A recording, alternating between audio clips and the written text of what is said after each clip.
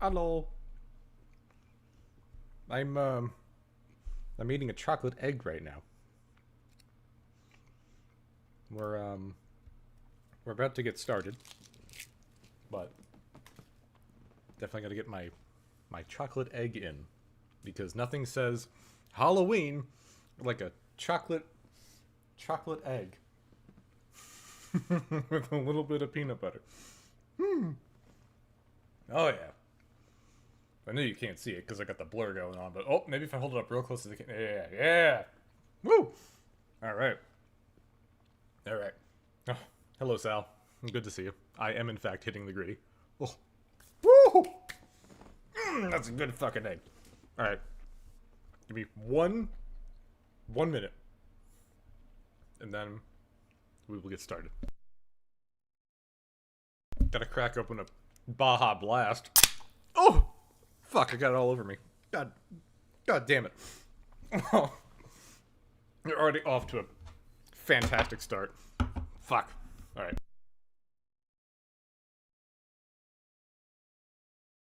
Fucking gotta get the control room over here to switch cams to the game.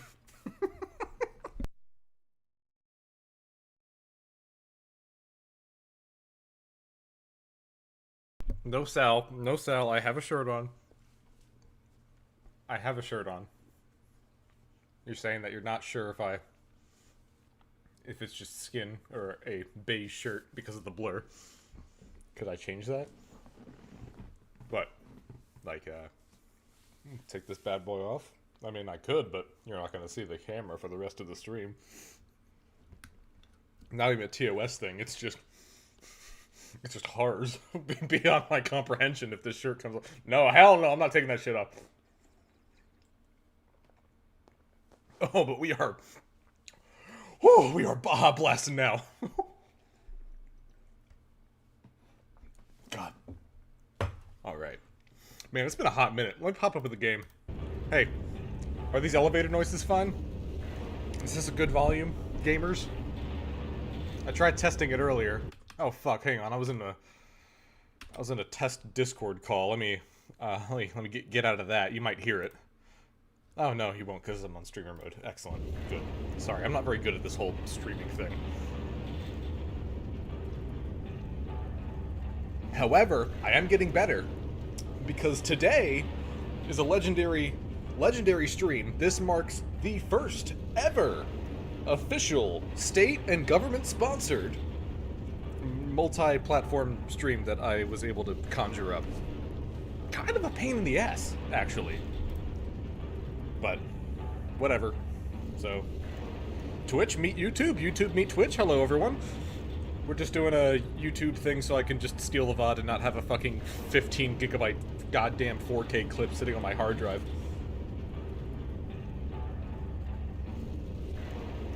Okay.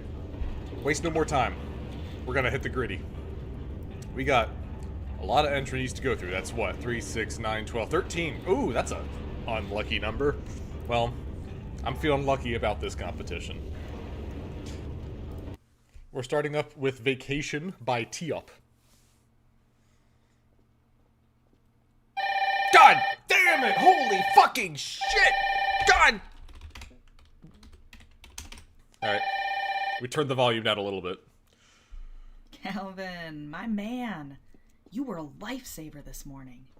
Now get out there and enjoy your vacation. You deserve it. You know how important work-life balance is. And besides, I know Riley has been talking about the park all week. Anyways, big meeting with Arbite. I gotta run. Jazz it. This is Vacation. Hope the volume's okay. I think we're popping off. All right. There we go. Now we got some soundscapes. I gotta get in that park. I gotta get in the park? Dude, sounded like you really had to fucking strangle that out of him. They got pumpkins. So anyway, for those of you who don't know, this competition, Balance is fine on Twitch. Excellent. Good shit. As for anyone who doesn't know, the grid is a series of mapping challenges made by level designers. And it uses basically a bingo card for points that you should hit. And actually, I did not look at what the bingo card was. I'm going to pull it up real quick. It doesn't take that long to... Okay, there we go. I got it pulled. I got it pulled right up here. I'm actually going to take a screenshot of this and throw it in OBS for us all to refer to later. I know what you're thinking. Oh my god, dog, just fucking get on with the entry already. Yeah, hold your horses. Hold your put those bad boys back in the stables. This is like, it's like watching a goddamn boomer try to figure this out. All right, boom. Add image. Add bingo card. Image file. Gotta make sure not to hit the Peter Griffin PNG on my desktop. There we go. Okay, so we'll come back to this later, but just for all of you to see, that's the bingo card. I gotta get in that park. I know how to get in the goddamn park! Okay. So, we'll get this bad boy nice and full screen and roughly centered, but not perfectly. And yeah, just take a good long look at that. Take a gander. Take a good long look, because we're gonna get rid of it in a little bit. 3, 2, 1. Bye bye. Gone forever. But anyway, Vacation here, which is a little bit hard to see on your screen, uses a bit of a diagonal pattern using the top rightmost square and some like a 4 diagonal thing. I don't know. We were really loose with it. It kind of just boiled down to just use fucking some semblance of a pattern on the card. But we'll see. We'll refer to it after I play through the map. Can't get into the park without Buddy Superfly. Oh, hello, Bone Boy, tuning in on YouTube. And hello, Sassy Ross. Without my Buddy Superfly. There we go. Hello. Hey, you're the one freak that's been running around the park this entire time. I heard your fucking footsteps on the intro. Well, that's a bit eerie. I gotta get in that park. I am in the park. Almost, probably. Okay, so obviously they want me to go here. What if I go here earlier? Hello. I like the thought put into the sound effects here. Get going! Fuck you. Everyone's rushing me. Goddamn. It's supposed to be a chill vacation, one full of a whole bunch of fun.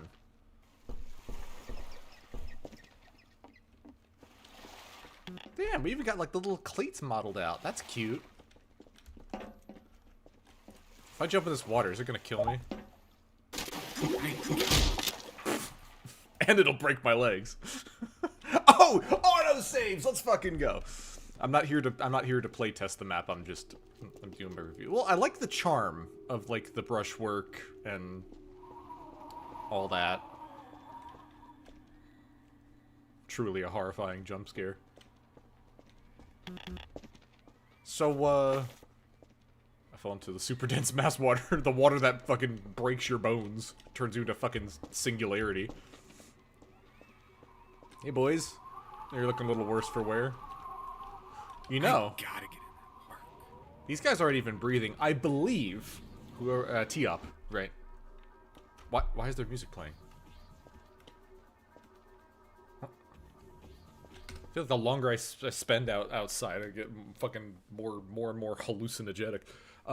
These guys on the bench, these are obviously scripted sequences and or prop dynamics. If you actually use an act busy for these citizens, they'll maintain their like thinking and like their breathing animation, and they'll look at the player if they're nearby, sort of like how they are in the train station. Highly recommend playing around with act busies for this exact purpose of, you know, this person running around or people sitting. I've been playing around with that for an urban environment for a big crowd of people. That if you it uses a microphone that if you I gotta get in that park. If you basically fire or like if they detect a gunshot near the crowd, everyone freaks out. Hey, it's Jazz. Remember how work is family? Yeah, we need you to head back to the monorail. Riley doesn't need big old dad to have fun, right? This is urgent. So just don't go in. Hit that exit sign instead. See you in a jiffy. See you in a jiffy, lube. General access. This looks like some kind of ID card. What's this say? I can't read that.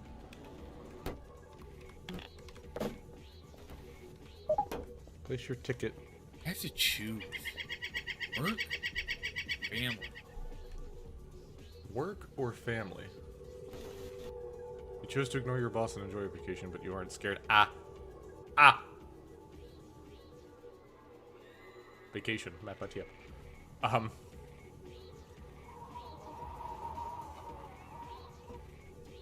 So, I thought I was going into the park, right?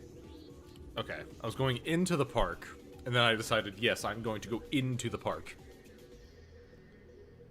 And not backtrack. We're obviously playing through that again, because I clearly picked the lazy bad ending. I think. I don't know. Oh! A phone that makes you go deaf. Calvin, my man. My man! You were a lifesaver this morning. Thank you. Now I get to finally Now go get on out there vacation. and enjoy For your real. Vacation. You deserve it. Thank you. You know how important work-life balance is. And besides, I know Riley has been talking about the park all week. Anyways, big meeting with Arbite. I gotta run. Jazz out. Okay, so by the way, if you're seeing like the text get fucked up, I'm playing this on a windowed 4K, so I'm not. This isn't a brag or anything. This is actually more fucking pain than it's worth on a Source Engine game. But I'm no way in hell am I gonna be doing this shit at like 1080p downscale. Looking at I gotta get in that part. Bone Boy, #1 chatter, nice. Yes, you are in fact the only chatter in my YouTube chat, and one of the first because this is my first ever YouTube stream, running in parallel with Twitch. I'm not smart enough to have the chat on the stream quite yet, but well, maybe one day. Maybe one day. Okay, so what I'm supposed to do probably is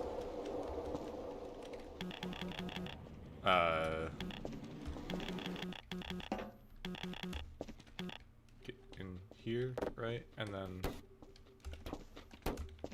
oh fuck. Oh fuck. Oh god. Oh fuck. Oh fuck.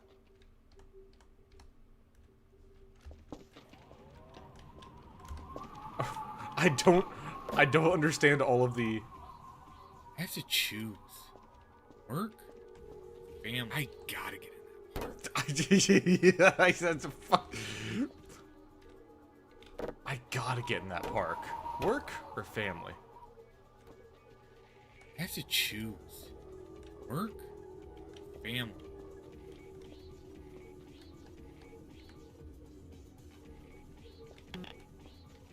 I think I broke it. We're gonna do a big fat hot load autosave. Ah! We're gonna do another big fat hot load autosave. There we go. Okay, so I shouldn't go at the exit, but I have to get in the park. Am I stupid? This is very obviously don't go here. This is very obviously line, but these all say exit is the thing.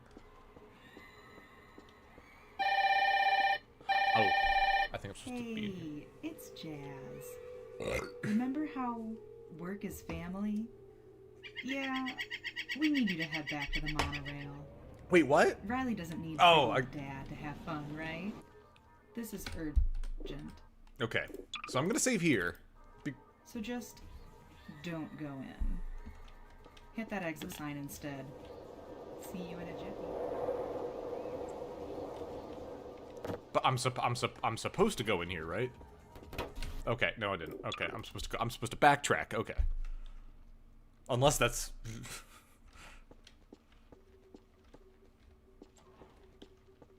What? What? I can't get out! I don't... wait, is there only really one ending? Or can I... Ah! What a... God screener.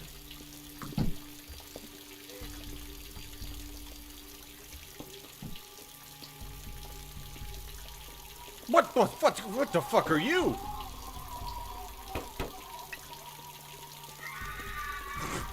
What the fuck is this?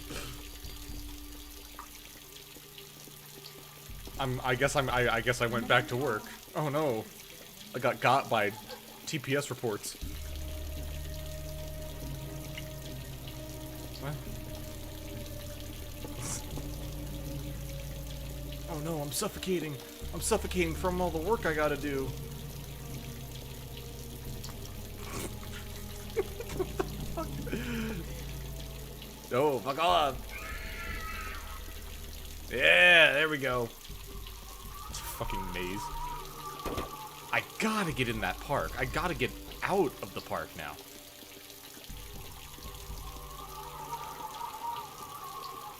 Surely this is the way out. See? I did it. Goddamn.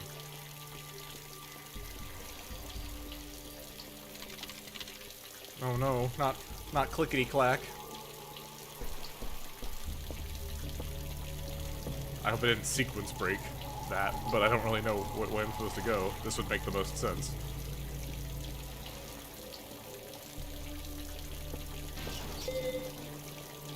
Oh no. Oh no. It's just a fucking K.E.R.N.E.L maze. It's just fucking. I feel like I'm not supposed to be back here, but. Uh-oh. Hey! Fuck. Get out of here. Johnny's suitcase over here. Excuse me, pardon me.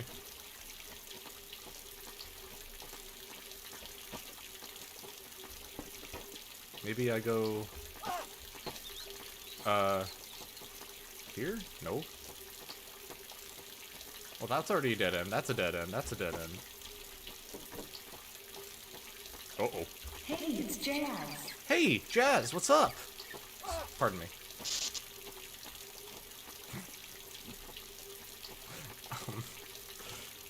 Maybe I gotta go all the way around here.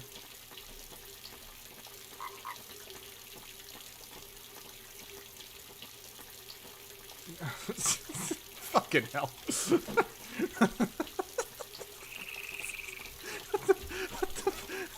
know how important work-life balance is. What the fuck is this? Okay. Okay. I would like to believe that there's a little bit more to this room than just funny maze.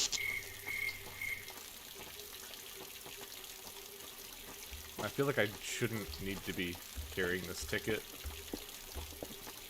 but I am anyway.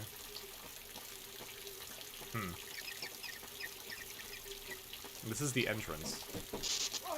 Never mind, that's not the entrance. Remember Pardon me. Well. There's pumpkin. Hey, would you like an ID card? Damn it. Riley doesn't need to go in there. Not the slowly moving monster.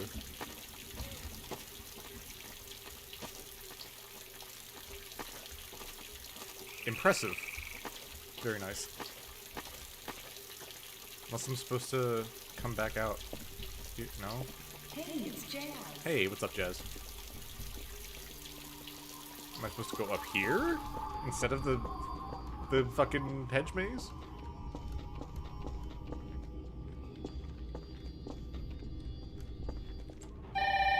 Okay. Let's see Paul Allen's hedge maze. Riley saw her favorite princess today, and she hugged her. It was so cute, and we wish you were here, babe. Hope you enjoyed your family vacation. Yeah, it was a little cut short. Okay. Interesting. Let me pull up the actual grid here. So we're looking at. Hang on, I gotta see this grid up. It did the top right for the slow, relentless pursuit, and then it did a diagonal from unknown entity, great outdoors, daylight, and background or subtle scares. I mean, yeah, that ticked all the boxes.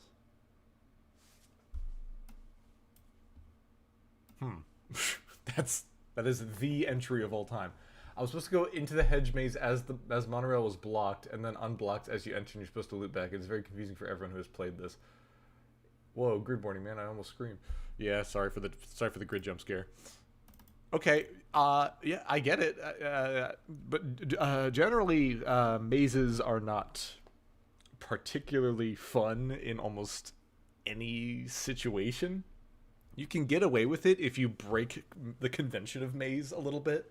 Like if you can just walk through the walls and, you know, destroy the walls as you satisfy. Something about that. Like, I get, like, the maze being, like, a one part of it. But the hedge maze at the end, not only was that confusing because you didn't actually have to go into the maze. Or maybe you did have to go into the maze to trigger some random thing. There's no feedback for that. Or was there 15 minutes destroyed on maze juice? YouTube emotes look silly. True ending. Okay, I'm all caught up on chat. I read all your messages. I'm really bad at juggling chat in the game, but basically my thoughts are I'm gonna load it in just for the sake of being able to no clip. Also, fuck, dude, I'm just gonna SV cheats 1 and do bloop. Damn, so that really is everything. I was expecting something to be done in the water, honestly, and I was expecting something to be done over here at this set piece. Excuse me. But nothing ever really happened. And also maybe something in this back room, which probably was planned considering there's power boxes back here, but I digress. And yeah, that hedge maze was a bit goofy because I was expecting to, like, kind of go back towards, like, this building and maybe use some of that space a little bit, or maybe something on that side of the bridge. And yeah, I don't know. It was definitely a stream of consciousness being done for creating this level, I think. The monorail intro was cool. It gives you an overlook of the park, but I feel like you could have made the park more densely packed and more interesting to spend some time in. You doing, like, some mini games, or you know, seeing vendors. Maybe have like a food item that you can press E on to eat, or something goofy. But yeah, it looked like it was planned to go back to the monorail. But yeah, I think, like, maze in the courtyard is fine, I get, for one. But then just don't do a maze ever again for the rest of the level. Seeing another maze in the hedge maze could have worked if the actual attraction was a maze. You know, how, like, just amusement parks have certain mazes, like a Hall of Mirrors or something. There's a lot you can do with an amusement park theme in horror, even in broad daylight. And especially working into the work-life balance thing, I feel like you could even further juxtapose a lot of themes between an amusement park and an office building. For example, I don't know, just throwing this out there, like a merry-go-round and watching the clock. You know, maybe the merry-go-round is a physical fucking clock or something. And also on the theme of clocks, you have, like, the ticket turnstiles that you could turn into, like, clocking in and clocking out, something like that. Maybe play on some more psychological hallucination shit. The briefcase monster was cute, I guess. My first impression seeing him was, oh, it's a briefcase with red eyes. Wow. Oh, damn! I made it big. We got a spam bot, and I don't know how to ban him. Fuck. Okay. Usually they only show up once, though, so we're chill. Anyway, we're moving on. I mean, that was a solid level. There's a lot more you can do with it. You have the foundation for something really good. I feel like you ran out of time, or you tried to squeeze something in, something like that just wasn't able to make it happen. But yeah, I could definitely see this being fleshed out in, like, a bigger, more fun. I was just focusing more on, like, the interactivity of the level and something more leading up to it. I feel like you made the space first and then just didn't know what to do with it after the fact. So you just threw a maze on top of the existing architecture or something. Because a lot of spaces felt good to explore, but nothing interactive with it. So a lot of it kind of felt empty. But that's something you can do with more time. Moving on to PERMANEO, The Depths Within by Sassy Ross, who is also in chat tonight. Hello. Whoa! No!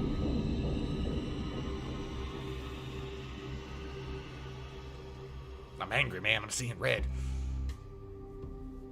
Damn, got the courier typeface and everything. But that's using the scan effect, so you were able to receive a tip on 3 missing kids. Craig, Jacob, and I'm assuming that's Harold. Sorry, 4K display. Some of the text is going to get cut off. There's an old storm drain under the highway out in the woods. Where'd you get that map from? That looks like a very on-brand asset, even though it's custom. Thank you for downscaling your shit. Corbin said they plan to go and tag the armory, maybe? Something. It never came back. Time to go search the scene. That's a big fucking board. Love the music. Okay. So, Woodland Hubbard Cemetery. This looks like a genuine, like, topographic map.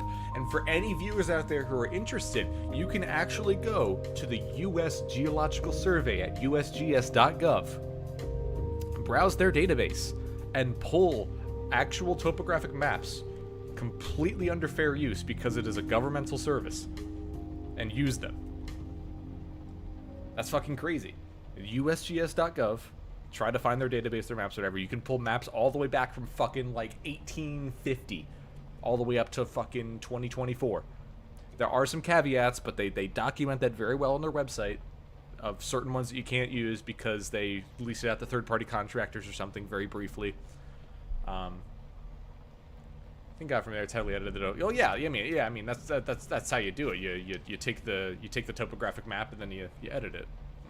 To make it yours. I mean, it does all the heavy work of trying to make a realistic scene, and you just add in the annotations to make it look interesting. Probably got my tax money's worth on maps. That's what I'm saying. No, USGS is fucking goated. They're great. Land surveyors working for the government actually kind of underappreciated. That and national park rangers. So I live around the Washington, D.C. area, and I was visiting the Lincoln Memorial. You know, the guy who's in the fucking chair at the fucking, it looks like the Parthenon, I think. The rectangular Greek temple, which was very obviously what inspired the construction of the Lincoln Memorial.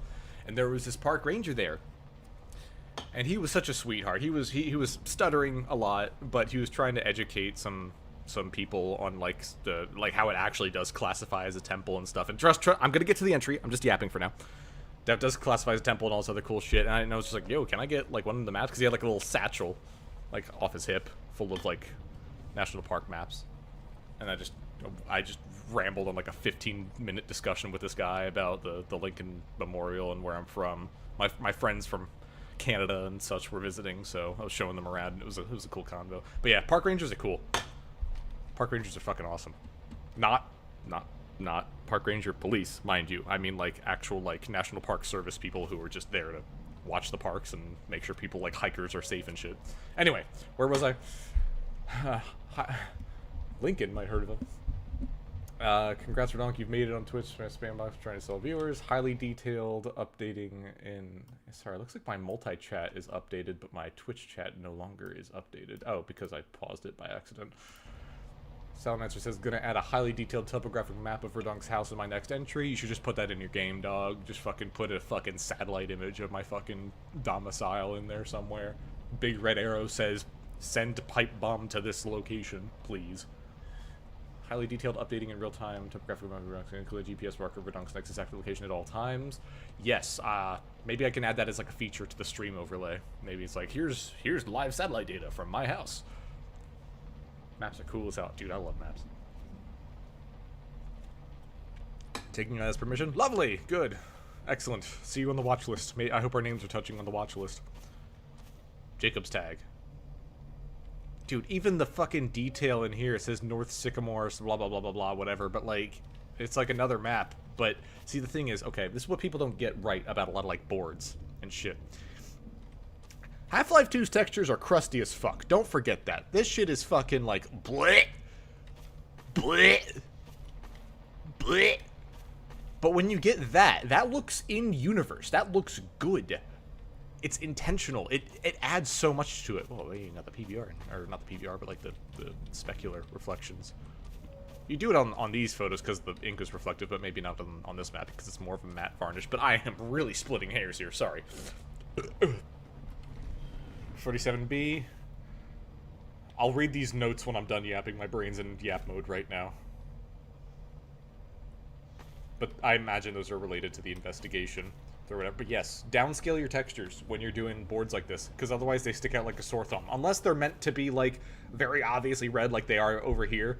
At least this big one is. Maybe you don't need the lawyer thing to be that big. But you know, you basically know what I'm saying. Just like downscaling that kind of shit, it just fits it. People subconsciously notice. These look like real photos. It would have been cool if those were in-game photos you took at the very end of development and put on, but we're really splitting hairs here. Don't mind me. Craig, 20, male, long hair, previously warned for tagging public buildings. Jacob, 22, male, short hair, received community service for public graffiti.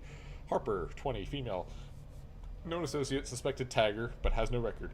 All suspects met at North Sycamore High. Known associate of the missing persons reported that the three had previously tagged a storm drain south of Sycamore Pines and often discussed plans to tag a similar unused storm drain in the woods north of town. Exact location is unknown, but several possible points of entry have been found on utility maps. Chef, one of the connections came through. I think we might have a lead on the entrance these kids were planning to use. Underpass access way 10-220. Just below the highway leading out to the north. Officer Raymond. Okay, now let's actually look at the map here.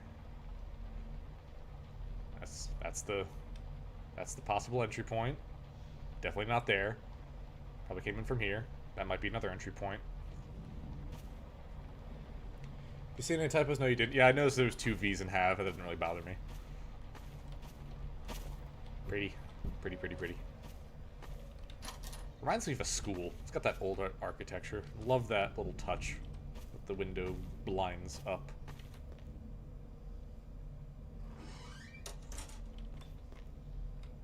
Sycamore Pines Sheriff Department. Applications open. That's very... what the fuck is this? When I'm ready, I'll head for the site. Not yet. Notice to all investigators. Please observe the following icons. Observations, not only case relevant, but may be useful. Important clues, which case may depend on finding these. Points of physical interaction. Definitely not going to be the guy that I'm going to have to face who's going to be in the sewer with me. Male, 38, bearded, pale, complexion. I can barely read this, but that's a good thing. Because if I really tried to digest that, I could probably uncover some nasty shit about it.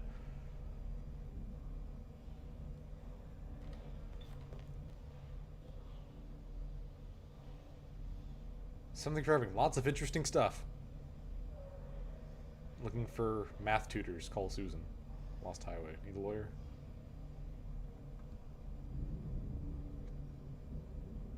Lost the good stapler. It doesn't bend all the staples wrong.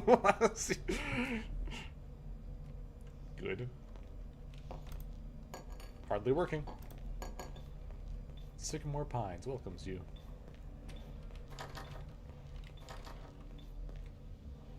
Love the extension here. This looks like an evidence room, maybe. These kind of details are what adds so much more to a level, because you easily could have just stopped right here at the doorway and made these windows opaque and not gone beyond it, but this makes it feel like a living, breathing place. Communication room. And that sense of place is what really drives a lot of these. Oh, custom flashlight sound. Well, really solid intro. I probably remembered about a third of the information retained to me about the missing teenagers and the interaction cues. Time to go. I hope that they are tutorialized anyway, even though they're not necessarily on the board. Oopsie daisy. I'm already fucking up the crime scene. Very good framing, good use of fog. Atmosphere feels great. Soundscape is great.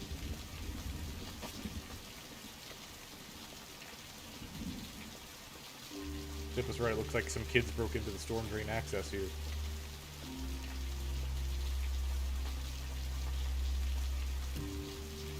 3 sleeping bags, 3 chairs, 3 missing. Remember, this camp was set up at least a few days ago. These spray paint cans. Good chance these belong to the missing kids.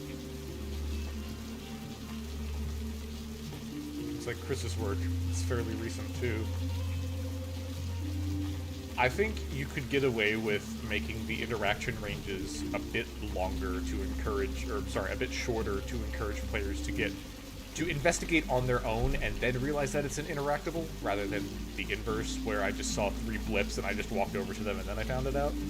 That requires some finer tuning and playtesters to see if people actually miss it or not. This is such a cozy little spot. Music is very good too.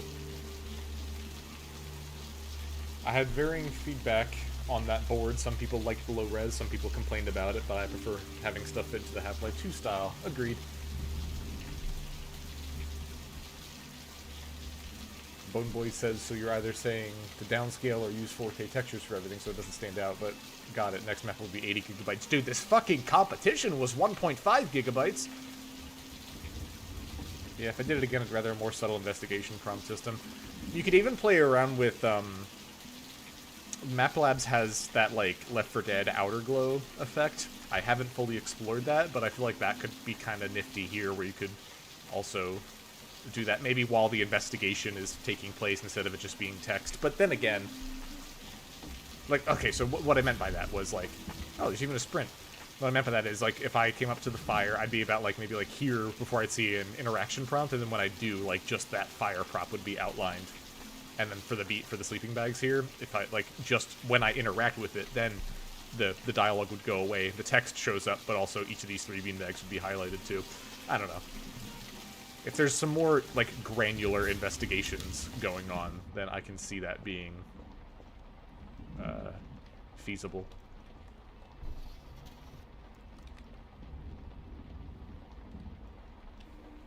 Make that 4 people lost and missing in the investigation.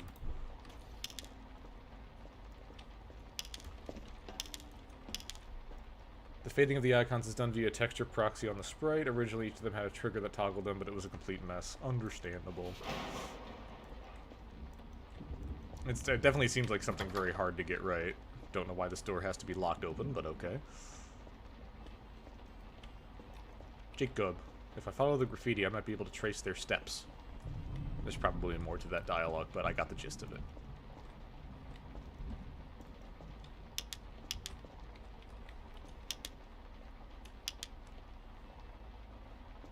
I mean, the static detail is very nice. I think this outside scene is very good because you have the movement of the rain and the wind on the wires. I feel like you could add some of that movement inside here using dust motes and possibly, like, you know, like that rotating fan or something in the vent. Just something to add some more life into this room. The set dressing is fucking fantastic already. You got the colors right, composition, actual detail is good, not over the top. I feel like from here you just need to add a little bit of either movement or energy to it, whether it's like the hum of the electric generator or, like I said, dust motes. But you still got, like, the sprites down all nice. Like, everything else is perfect. That's why I'm being really nitpicky, is that if you want to take this from great to fantastic, that's just my 2 cents.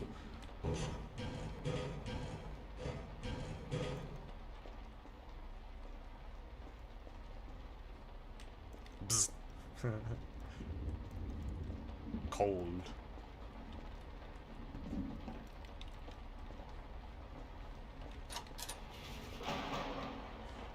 Should be okay if I avoid the wastewaters. Yeah. Hey! Hey! It's John MapLab! What's going on? Sassy Ross says, I think it's only cutting off the last few letters. Last one was Aries, and it got cut off to R. Gotcha. Also, I think some, like, micro-interactions here, like just being able to open the locker doors even if there's nothing in there, can add a little bit more engagement to it. Again, I am really splitting hairs here, but this is just like, you know, if you had the extra time to do it. If you're conducting an investigation, you could be more thorough in your exploration. I think players would be more inclined to slow down. That looks like a future part of the level. This doesn't. This catwalk doesn't look like a future part of the level, but it's dressed up just enough to make it believable. This is very pretty.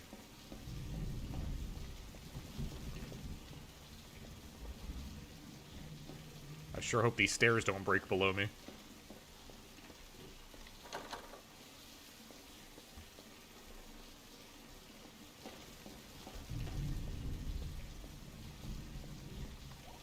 This place is in terrible shape. Maybe there's another way around. Yeah, it looks like the goop is gonna get me. The stink water. Good thing it's not in the fucking water supply. Surely I'm a sheriff and I have my trusty revolver if I run into any threats and not just a crowbar. Surely. This is a good claustrophobic space. Very slow start, but it's a very good, juicy start. I'm intrigued. Still water. That's what I'm saying. Jesse Ross got me good there. Damn it. Where the hell am I now?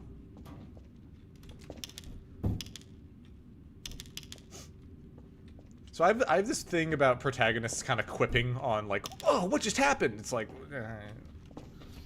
I feel like you didn't need that specific line here, not as just like a, oh, do you need it or do you not need it thing, but like more so, I was more immersed in the scare, and then I kind of got reeled back out of the immersion when I read my character quip about it, as opposed to being actively in the driver's seat.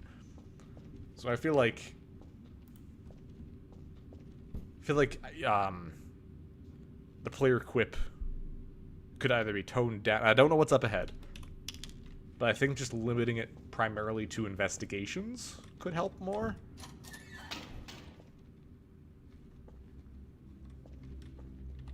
These documents are too faded to read, but they seem to be profiles for volunteers. Okay. Alright. I'm seeing volunteers and Latin and underground. I know exactly where this is going. It's a hard balance. I think being able to examine the broken vent to get that text might have been better. Yeah, I guess. I mean, I don't think you need the text at all for Where Am I Now? I think the player's already kind of thinking that. They don't need the protagonist to reinforce it. Blood? That's scary. We'll read the Latin first. Never heard of this place. It's not on any of the service maps. Something in perpetuity. Permanence and perpetuity. That's this. I do recognize this glyph from the board.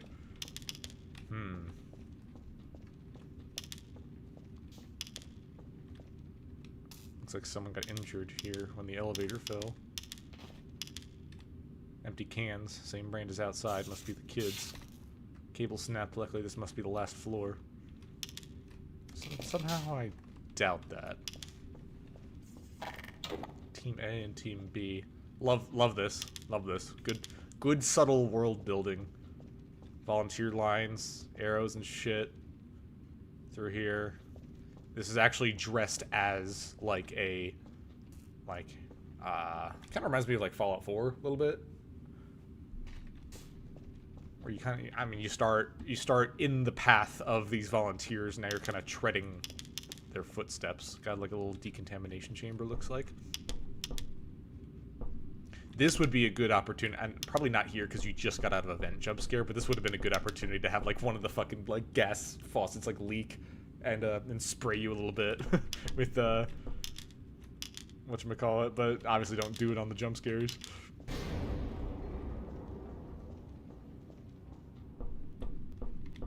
It's sealed, damn it. Is someone messing with me?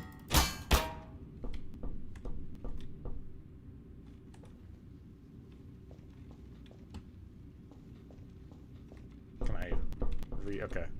It doesn't, you can re-trigger. It's okay.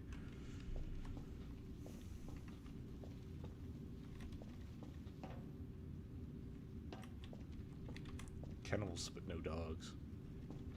Good. I like the brevity of that. Also, open vent. Bit scary.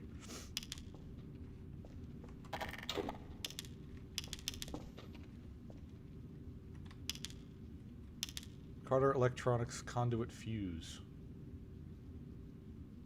Boosts, halves, and prevents. This will prevent a connection. I just need to find a conduit. However, there's also one here. to boost it. Okay, now I'm encouraged to actually look through all the shelves. Yeah, that's good. That's good. You've successfully made these generic enough to be missable as a custom asset, but also now that my eyes are peeled for them, they'll be quite easy for me to find.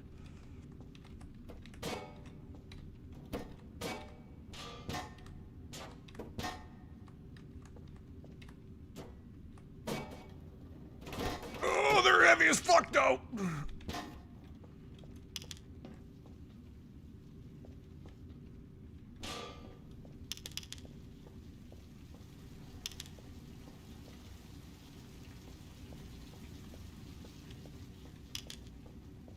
More volunteer lines? I can't make heads or tails of this.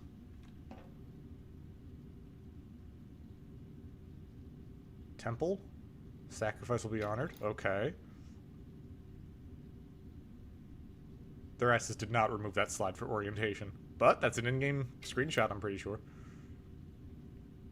All sacrifices must be made. Our practice is guaranteed safety during catastrophic events. This would have worked in Half-Life Alyx. Shake my head. Well, I want pizza but no games, but I can have unlimited bacon but no games. Dude, that's what I'm saying. Like games but no games. Aha!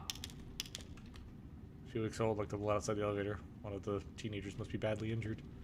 This place isn't structurally sound. I need to be careful. Just had to get it out of my system.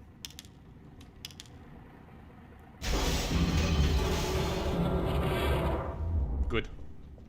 Good. Okay.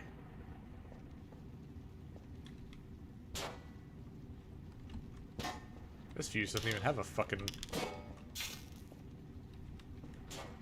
Ah. There's only one slot for fuses.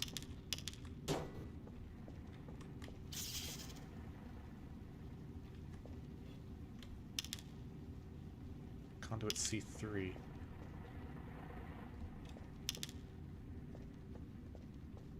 I gotta find the other conduits. Aha.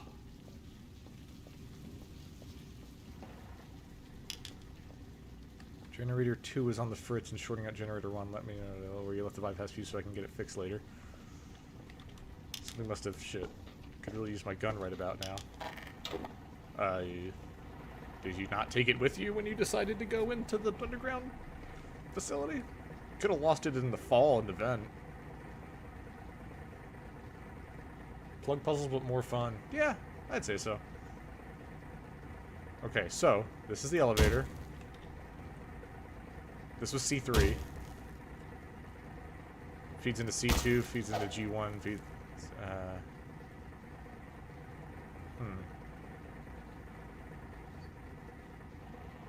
Oh.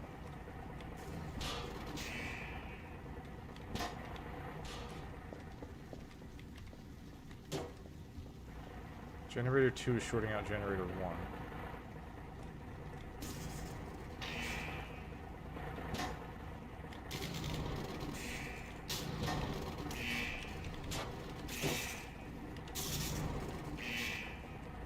Maybe I need that block connection.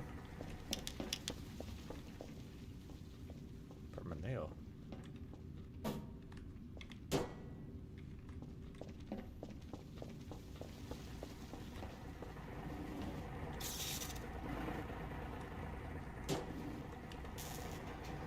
There we go. Easy money. Good little tutorial. However, I might need a subtraction at some point. What are we at on the numbers? I'm way over.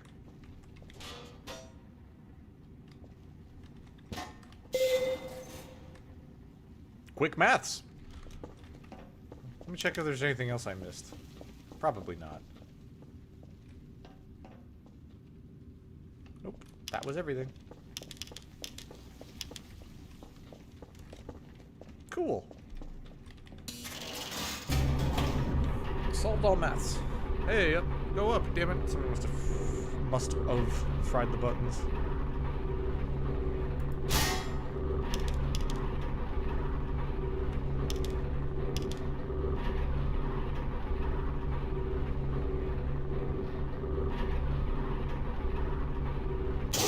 Ah, yes, the deadliest looking floor. Let's go there.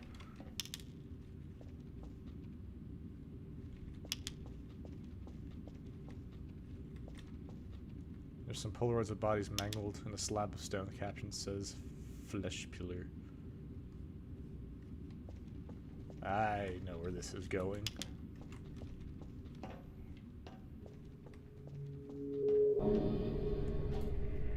Good sting.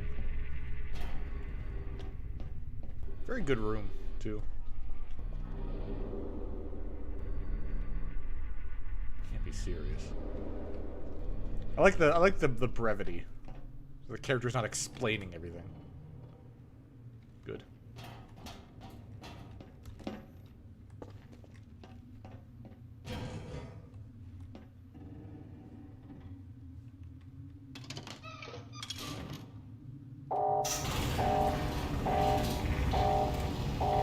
Classic Portal 2 blunder.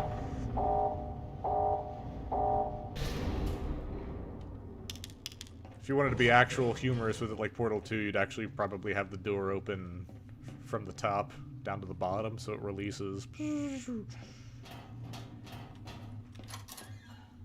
Still, very good. Very dramatic room. Hey? Alright, now we're getting sci-fi up in here.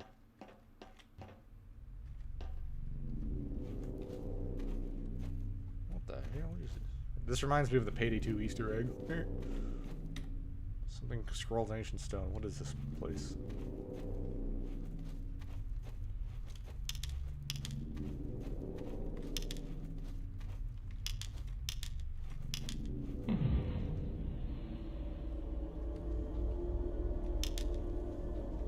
Ooh.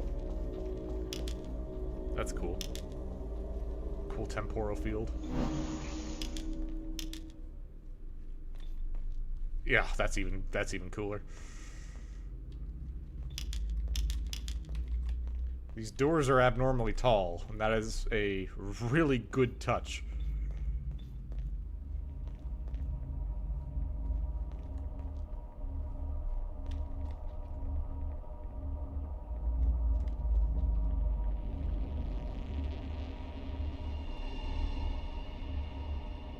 All the more reason to pee.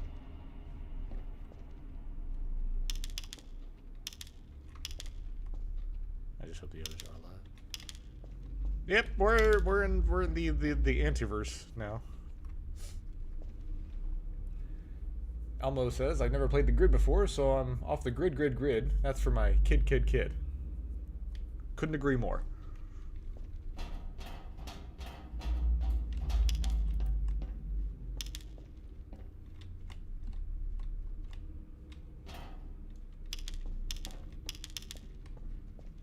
Interesting. Very interesting. Random furniture? It's so familiar yet so alien. This is very well done. I genuinely have no idea what creatures lie here.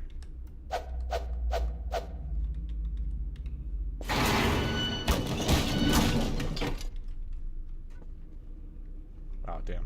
I thought I was going to be able to escape just in the nick of time. How many maps I forgot? Map laps. A lot.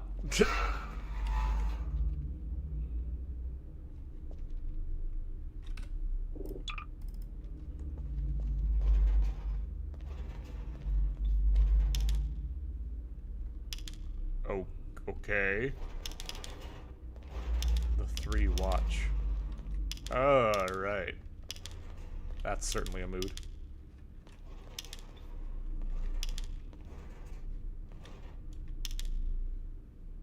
This is raising a lot of questions in a very good way.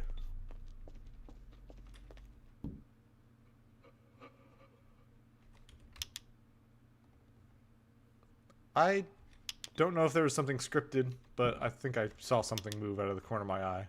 That was very good. Also, I love these rooms that are deathly silent.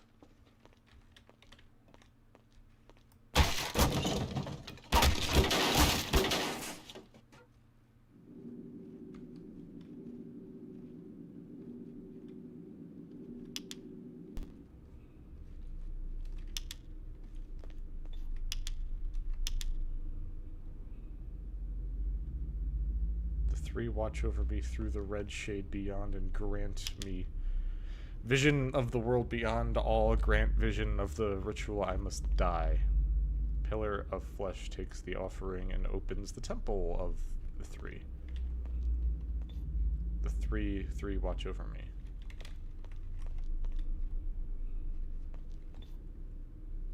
That certainly is a question to be raised.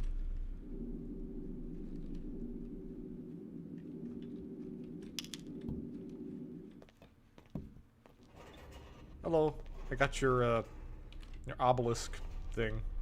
Enjoy.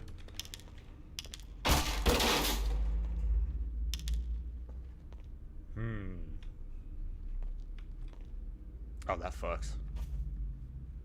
Ah, I see.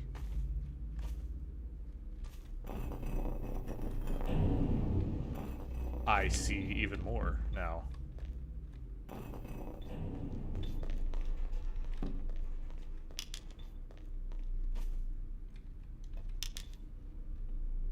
However, that one's busted.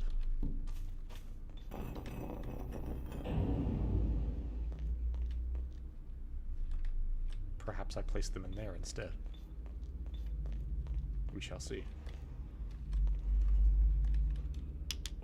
Override.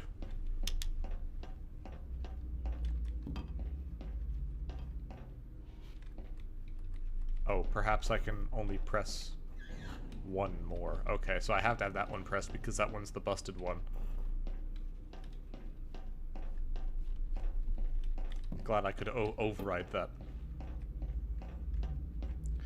However, that still remains one more, but I might need to use my body to open this.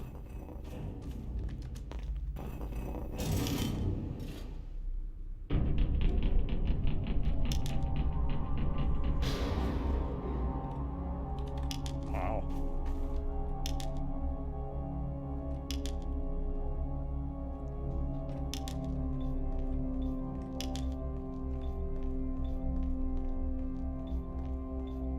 See something back there.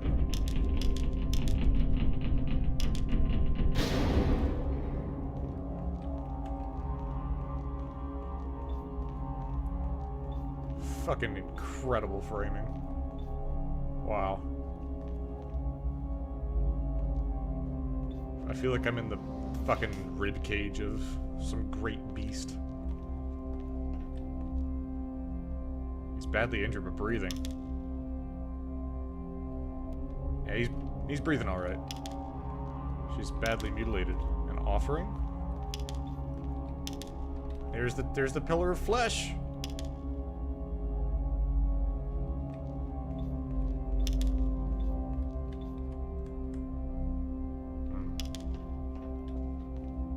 That shit is not OSHA compliant.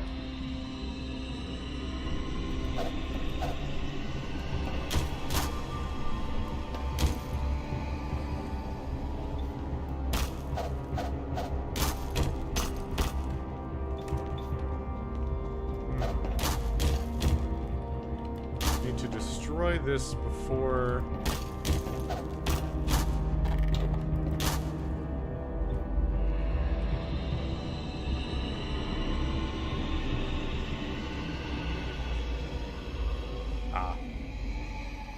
Okay. Now withdrawal powers, you kind of my cylinders. I got the bad ending. I will restart. Oh, you're gonna do that for me. Lovely. Okay, so let's put on our thinking caps real quick. Aha. No need to think.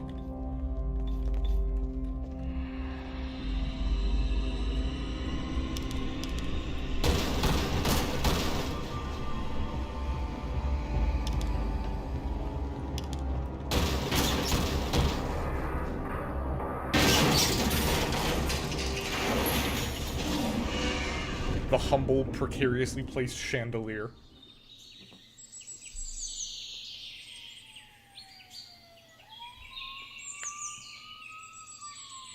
Okay. Yeah, that was really good.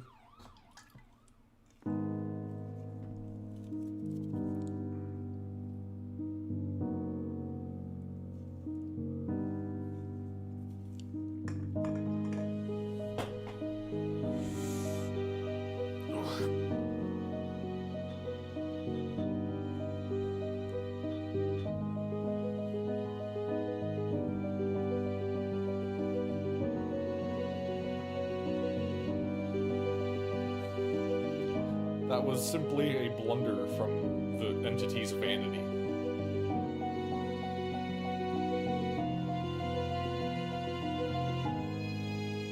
Tied from the forest and joined a group of underground investigators who welcomed my newfound knowledge. There's more of them down here.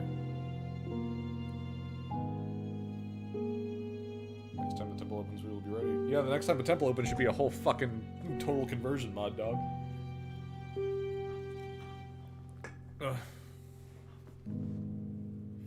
100 clues, 100% on the clues.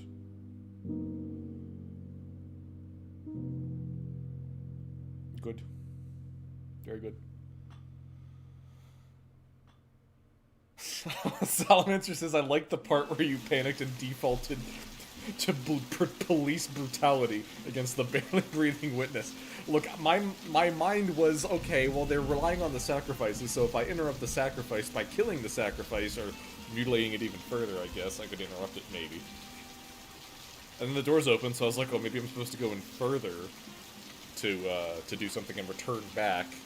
Although I kind of knew that if the doors fully open, whatever the horror would be, would, yeah.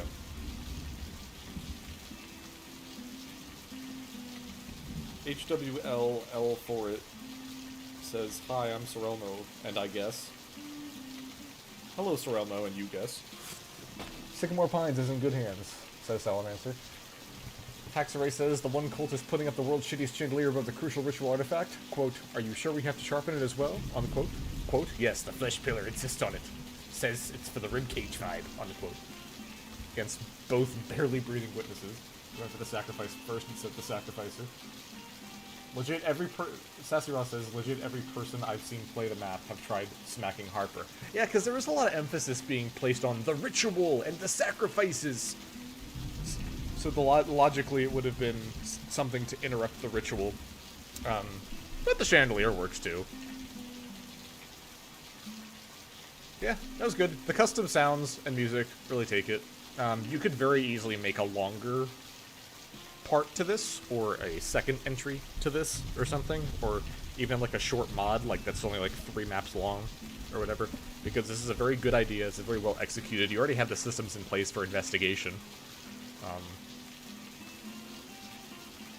Yeah, I think that that's a contender for podium, at least top 3, but we still have all these other entries to go through, all 13. It's a I mean, the light does focus on poor Harper. Yeah, I mean, but that's like for framing, that's for the initial interaction with the investigation. It's kind of hard to highlight very subtly the chandelier hooks. But we have been, in defense of the author, we have been smashing shit to fix things throughout the level. So, it does make sense. Bit weird that the gun was never a factor. I feel like we would have at some point had like a revolver in our hand, or some kind of service pistol, and then you could easily kind of like sweep that whole part under the carpet if like the first time the player falls from a great height or something by surprise, their weapon somehow falls out of their holster or gets stolen, or fucking something, I don't know, some kind of excuse to give them that initial power and then take it away. Yeah, that map was so me when I tried to get him in that stack at 3 a.m. Ha! The original idea, Sassy Ross says, for the system was to have fixed areas of investigation. Once you found enough clues, the scene would get overlaid as an illustrated visualization of the scene, but it didn't turn out. That reminds me a little bit of the echoes from The Division, which would actually kind of be pretty cool, but I think they were kind of okay as just keeping it as like, hey, here's some points of interest for you to slow down and thoroughly investigate. Then you can play around with the pacing a little bit more. If you were to make this okay, so for the size that this is, I think this is paced very well. Very heavy on the intro, but this is a very complex issue that requires a lot of, like, foretelling. You could probably have done something with the power generators.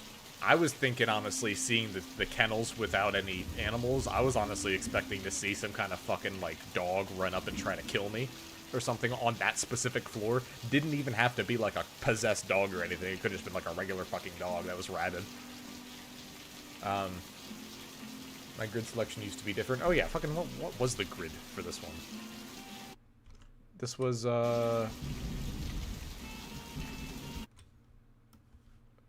top 2 and bottom 3. So friendly antagonist, cursed artifact, friendly antagonist. I guess technically the kids? I guess Eldritch, absolutely. Underground or abstract, absolutely. Unruly weather, yeah, sure. That's not bad. It really is hard to get a good-looking dog NPC in Source, though. Yeah. Division mentioned. Division, my beloved. Fuck! Sassy Ross says, the bunker is a little strange because originally my antagonist was a monster, but I couldn't work out a custom NPC to be effective as I wanted, so I changed to a more vague Eldritch one. Hello, Don. Yes, the vague Eldritch one. I think, honestly, not having even shown the Eldritch monster, except for, I guess, the flesh pillar, technically, but maintaining that semblance of the unknown is such good horror. You don't need to show a monster. You just need to be afraid of what's beyond the veil. And that's quite literally what you've done at the very end there. So, yeah. That's very good. That's very good. That's a very rich universe, and the level design style, the visuals are absolutely, like, striking throughout.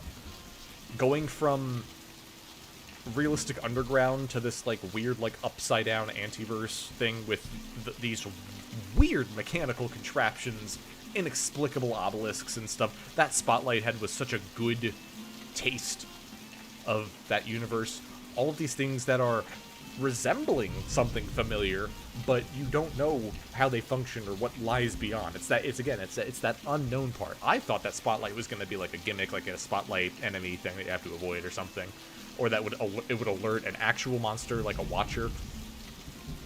But it didn't. That's fine. Again, it's a casualty of the entry in the timeline. But cool, weird shit like that you just don't really fully understand how it works, and it feels very familiar but alien. I think it was the Shadow Walker around the corner too. I saw something out of the corner of my eye.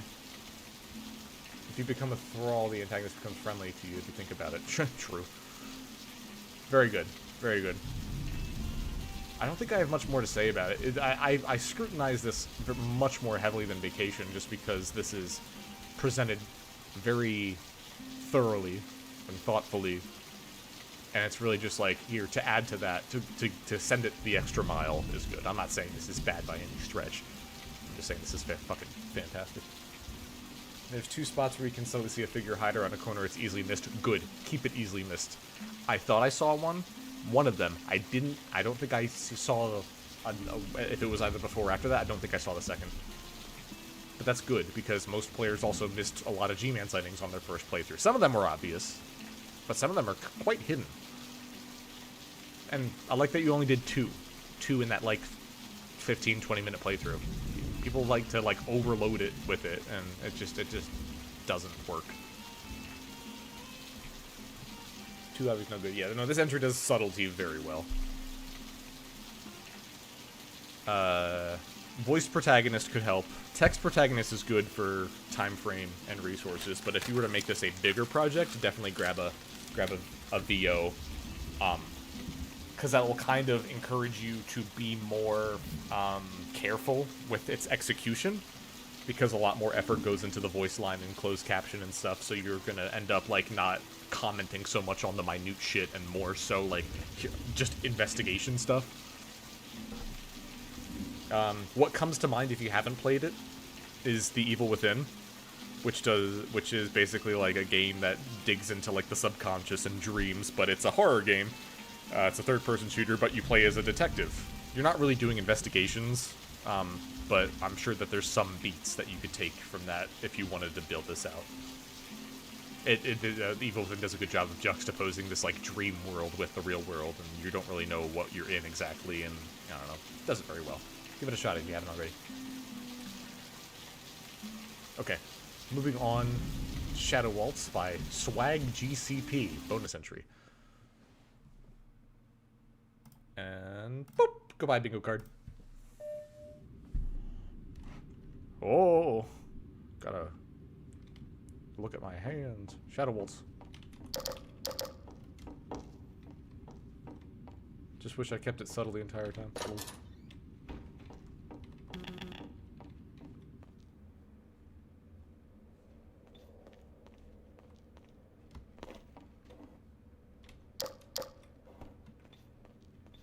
I've awakened in a room in what appears to be a possible mental institution?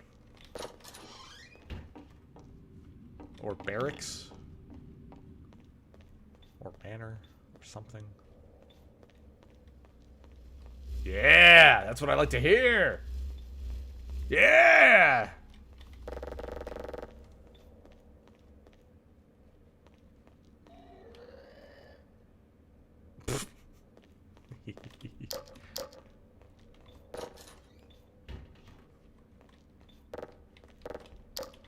Oh man, this is just like Outlast. I gotta go into the goddamn basement.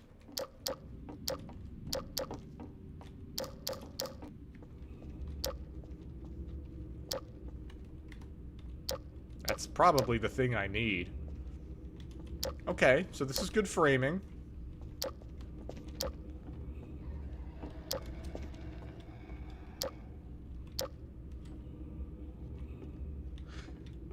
Another thing that's good about this is there is a mix of lit and unlit areas, so I feel this uneasiness in the mid space between dark areas, but the light areas still give me a place to,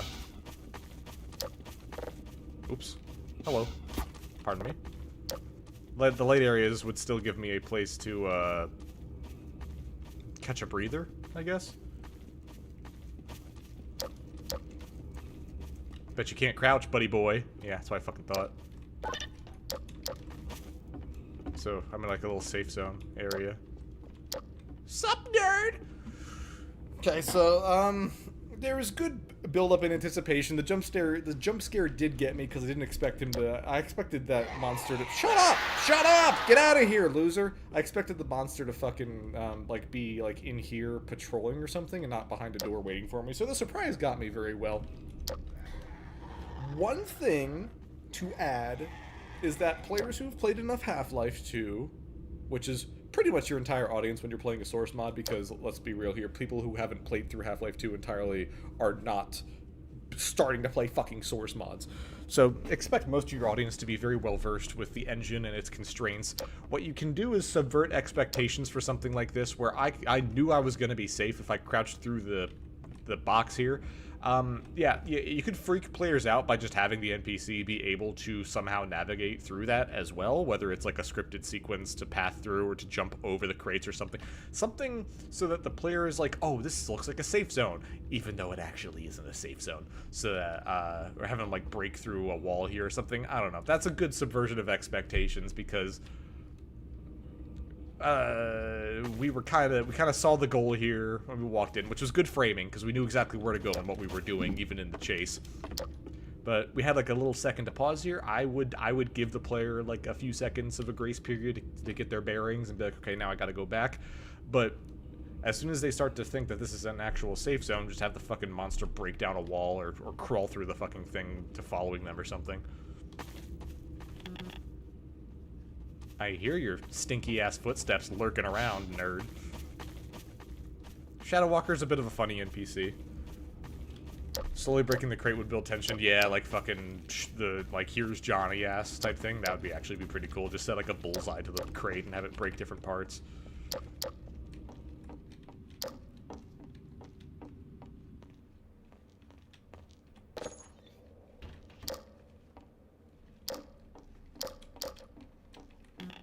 This actually is like a fucking mental institution, isn't it?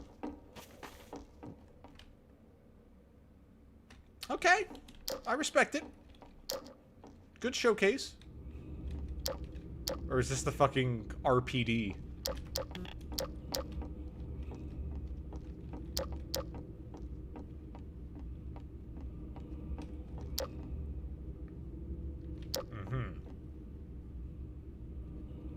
Okay, well, clearly we should go to the exit. Ah, we need another fuse. Supply crates, but I don't have a weapon. Explosives, but I don't have a weapon. First aid, but I don't need it.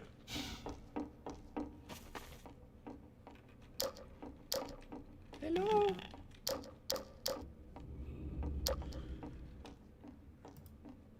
Salamancer says, I got the vaguely World War II European asylum vibes pretty well, to be fair. Yeah, that checks out. Haxray says, hey you, do you own a large chunk of land, prime material to build something, but no idea what to build? We at Generic Source Spooky Building are on call 24/7. We'll give only the most tasteful of constructions, with only the vaguest hints of a purpose. No insult meant for the author. Yeah, this, I mean...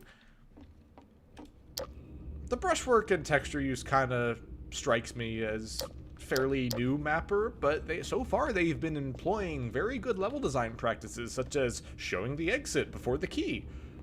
Showing the goal object before, not. Showing, see-through ways so that you can see previous parts of the level as opposed to completely obstructing it, so that make the space feel more open and give the player a better bearing on where they are.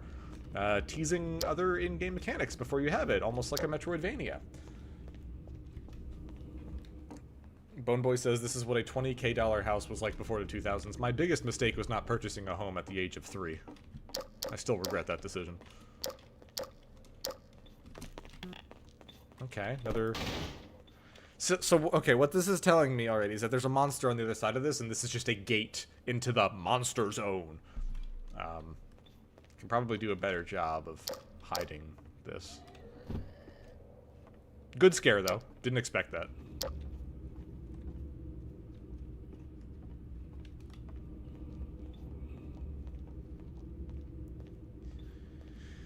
I'm seeing a lot of line of sight blockers, so I'm assuming that this is a stealth section. However, I don't think that, yeah, stealth is kind of instant in Source, so there's not really that much of a purpose. And then once you're in a chase, that's kind of it.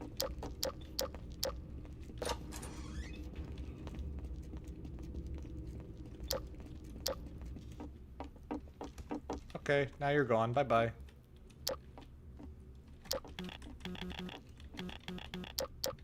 Fuck. Shut up! God damn. Viewer beware, you're in for a scare. I got fucking goosebumps up in this house. Okay, so that's a closet with the door open. This is a closet with the door closed. I wonder if there's a whatchamacallit. I wonder if there's another Shadow Walker in there. That is some some incredible guidance for the player. I appreciate it a little bit, but I kind of figured that's probably where I was supposed to go. But then again, I guess through playtesting, players would be like, "Oh, that's locked. I don't know where to go," but they would not actually look up. And then the author probably put the body up here, and then players was also like, "Oh, that's a body. That's weird," and then they would also ignore it. But now they have a fucking blinking light with a noise. I would put the ladder on the other side to frame this better. Just because it's kind of hidden in the back here, and players aren't likely to see it. But I'm picking up what you're throwing down. The thing is, though, anything that I can crouch or jump on is basically a safe zone against the Shadow Walkers, so I'm not really I don't really feel that much of a threat. Oh, this is where they're experimenting on the... Fuck, what did I do? Damn it, I wasn't looking.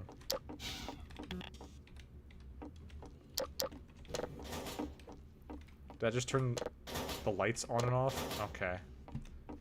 Interesting. I'll take it. Ooh, I sure hope that when I pick this up, the body from the surgery table isn't gonna be gone. Fuck! God damn it! God! You like that? You like that? That like streamer fucking reaction.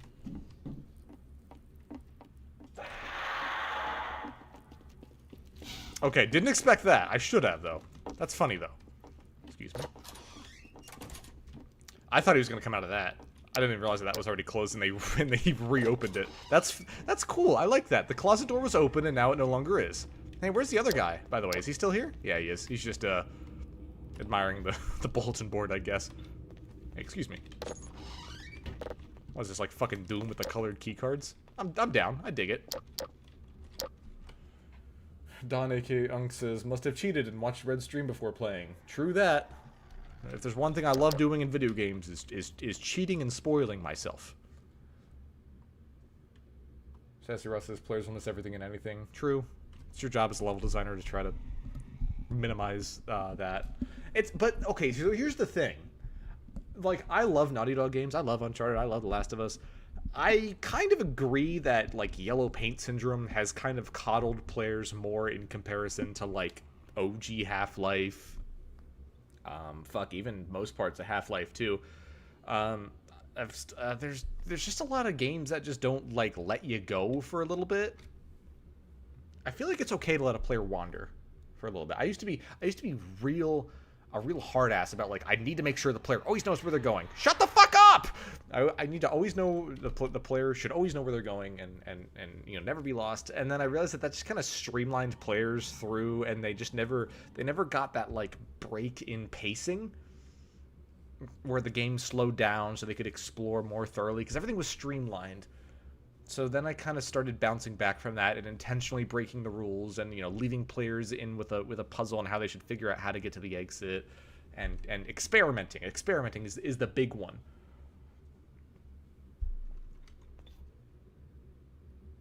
Which map did I play? Says Clems. Welcome to the stream. I've played PERMANEO. Really liked that. I played Vacation so far. I'm on Shadow Waltz right now. I'm doing this in chronological order. But yes, welcome to the stream. I don't mind. Don says I don't mind hints or guidance, but games that lead me around by the nose get on my nerves so much. Yeah, same. I will never put in like a waypoint for anything. Clems, did you enter this one? I can ping you when you. No, you didn't. Okay. Gotcha. But yeah, I think just letting the player go every once in a while is good. This is very obviously a cubicle maze. But like I said about Vacation, it's good to have a maze once in a while. If you don't overdo it. One maze per entry, please.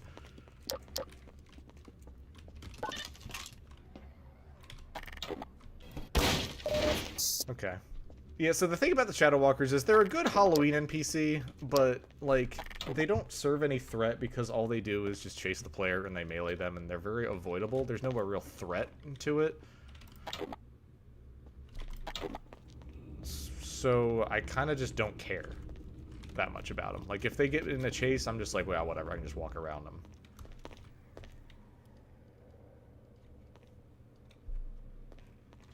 Captain Haxray says, oh god, chat's fucking going off now. Haxray says, yellow paint isn't inherently a problem. It's defaulting to just paint it yellow at all times instead of doing it in more creative broadcasting for the player. Valve really preferred doing it with lighting, for instance. Yes. Yes, interesting shadows is, I think, if you're factoring in interesting shadows as a game design element, whether that's to create, like, safe zones in dark spaces, like what you saw at the beginning of the level, where there's dark areas in between, but there's these little, almost like checkpoints of light, that's good. If you're thinking about the geometry of the level And, you know, think like slotted stairs, for instance.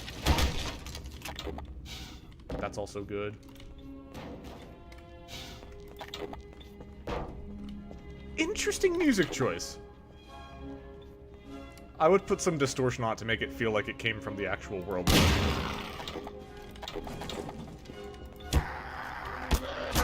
Monster closet.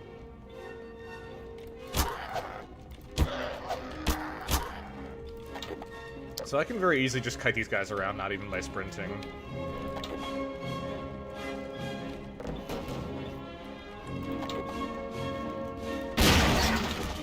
This is kind of funny more than anything. It is a waltz, after all. True. This is true. Oh. I have actual ammunition. Do I just have to do this for the runtime of the song, or do I have to kill a certain amount? I think I have to do it for the duration of the song. Halloween gets to be... Yeah, this is goofy. I feel like it's straddling a bit of a line between being funny and being scary, though. Like, I feel like it wasn't confident enough to go all into one or the other. If the author intended for this to be scary, I think this would have actually been very fitting if they did some kind of, like, gramophone distortion. I know the Waltz is classical and name, but I've heard this specific music track used in so many streaming gets lost in X game compilations and killing them in mass. Yeah, this is generally regarded in current culture as like a meme song. Surely this is tongue-in-cheek and not intended to be tense. I don't know. Whiff. Whiff. Whiff. God damn!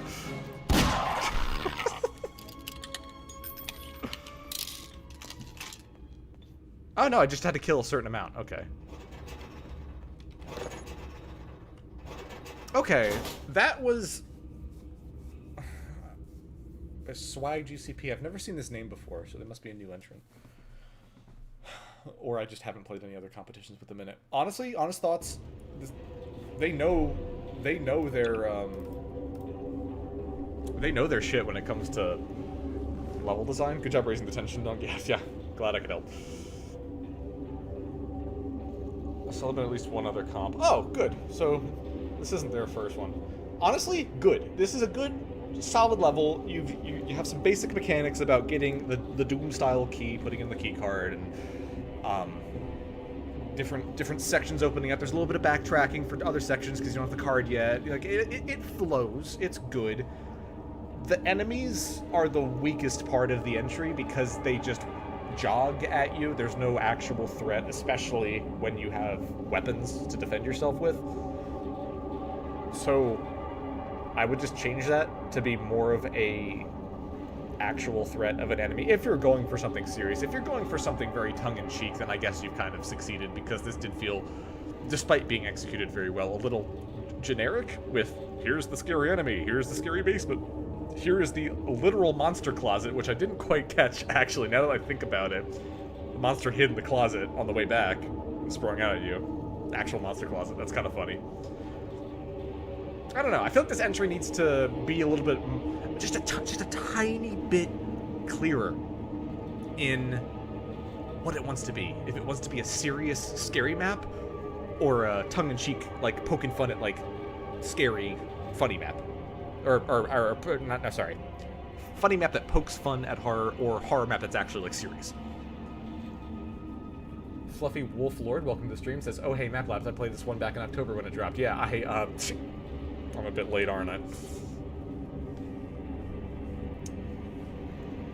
Captain Haxray says, yeah, I mentioned the Doom keycards, and yeah, Shadow Walkers with melees feel like pinkies from Doom, but without any other items to make them feel dangerous. Yeah, honestly, if you had like a, I don't know, I would just take a couple pages out of Resident Evil games, because you've kind of built your map like a Resident Evil game in a good way. That's a compliment.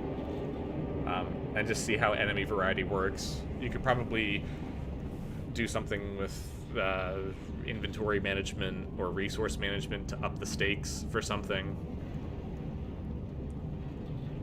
Don says, I liked it well enough. It felt like a lighthearted tension release after chases. Yeah.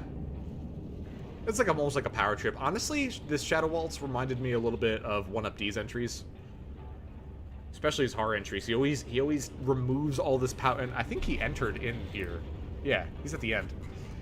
1UP-D does horror interesting, because you'll remove power from the player to deal with whatever this monster is, and then just, like, send the player on a fucking power trip at the end of the level to overcome the thing that has been scaring the player for so long. It works. It's good. I like it. I want to see his new installment and how he handles it, but he does a pretty good job of pacing it. Radial says, can't have audio up so someone reply in chat. I assume you won't be doing every entry in one stream. Boy, I am doing all of them. I'm gonna be here for the next, like, 3 hours. Blue Battlehawk says, oh yeah, my favorite time of Yart. Yart. Welcome, Blue. Captain Haxray says he does horror like the Ash Williams way. True. Sassy says, honestly, one of my favorite parts of Map Lab as a mapper is looking through all the source files afterwards and seeing all the different skill levels. I haven't really looked through people's source files. I kind of just, like, I play them and I just base it off of that. I suppose if I was curious, I could poke around. If there's anything a mapper did that specifically, I was like, oh, how'd you do that? Then I guess I could take a peek, like how I refer to valve levels sometimes for complex logic. But, yeah. Yeah, I do appreciate the broad range of scales. I think, honestly, my concrete feedback with Shadow Waltz, my one thing to say is to kind of dial in on if you wanted it to actually be funny or scary.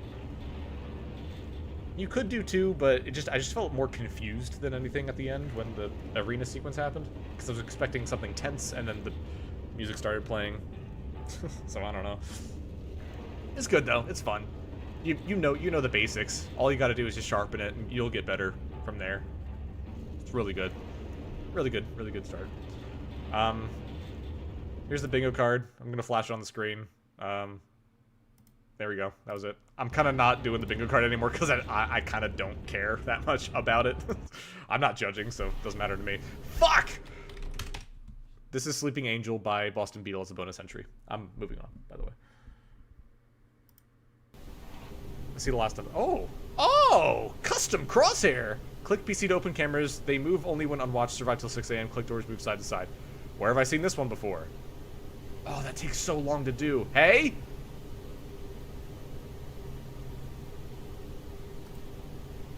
I can't actually click repel. I can't click the repel button. How do I get out of here? I do that. Jesus fucking Christ. Okay.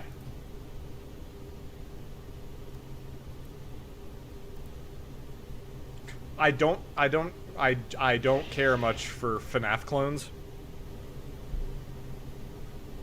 It's the same God damn it, dude. How do I repel? I can't fucking click the button. Do I press space? Do I press E? Do I press a button? Nope. I mean, the presentation's good, but again, we've played this before 100 times. The novelty is cool. Glad you did this. Love the post processing. If / when I die, I'm not gonna restart. Because I imagine that this is all that there is to it. Oh, probably because I'm playing on a 4K display. This is fucking up the GUI. Can my mouse not reach repel? Yeah, it probably was. Again, I'm not playing on a common resolution, so that's probably part of it. We'll see how the death mechanic works.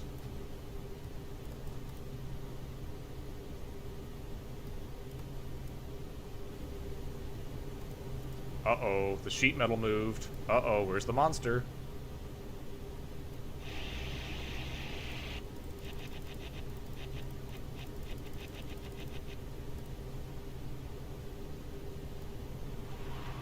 I will say, though, this point-and-click style of navigation is good. I would like to see an entry done in that style, where you have to like move left and move right through different views to interact with the environment here. I feel like this was a big, I don't want to say waste of time, and I don't want to say mistake, missed opportunity to use this system and turn it into a point-and-click adventure. Beef Bacon had an amazing point-and-click third-person horror map. I don't think I've actually played that competition. I know the one you're talking about. I don't think I've played it.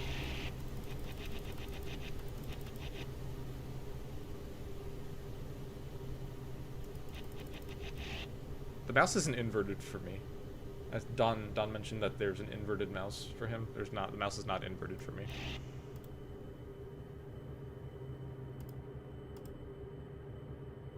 Also, it's almost 3 a.m. and I haven't seen a single scare yet. Aside from that, but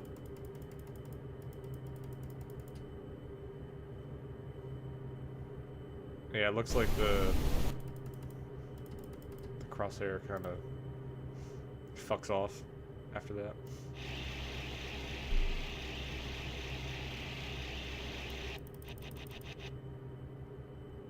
Don normally plays with inverted mouse, but this made it difficult. No! It's the scary sheet metal monster!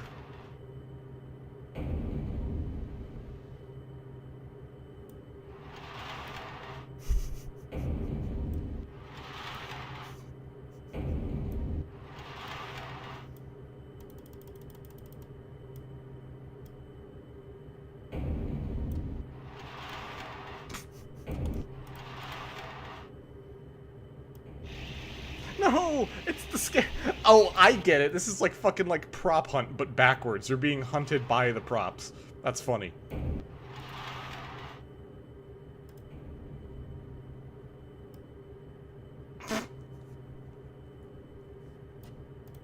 Amazing.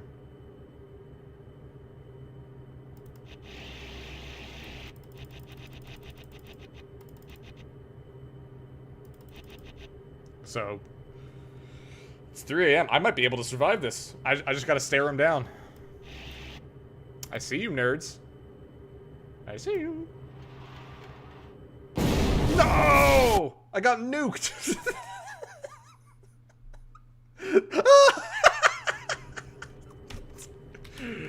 Okay, good presentation. Honestly, don't do a FNAF clone. Just make it a point-and-click adventure. This is really cool, really novel. Your presentation is spot on with the low res and shit, and the way that the props move around.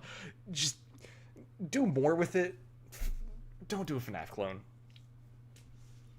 You just wanted a hug, true. I do also like the concept of a reverse prop hunt where you're being hunted by props. I don't know how you could make it scary because it's just fucking funny as hell to have a fucking floating like bench chasing you down, but I'm sure that there's a way that you can make it work with the right atmosphere. Yeah, there's not much else to that. Just take your system that you did there and make something that's not a FNAF clone with it, and you'll fucking go. You'll land among the stars with that shit. Moving on to Arctic Snow Pup's entry, the Eldritch Caverns.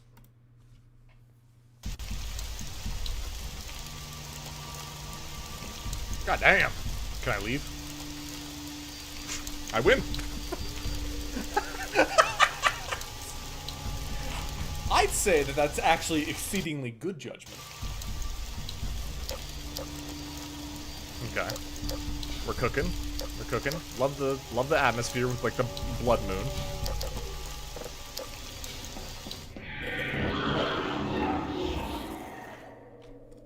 Okay. Eldritch displacement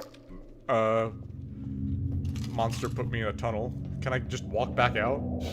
Oh, nope, they sealed me in. Do these jiggle when I smack them? Fuck yeah! Okay, clearly I'm supposed to go there, but what if I don't? What if I don't do that? Ah, it's just an empty room. Episode 2 style caves are quite difficult to do. So far, this is nice. I think generally episode 2 style caves is not worth the time investment. Red means scary, don't you know? Is it Flesh Pillar Part 2? Flesh Obelisk now! Dead cow. I know these are Left 4 Dead assets, but it's still kind of cool seeing a, Oh, hello. I've read the Forbidden Grimoire.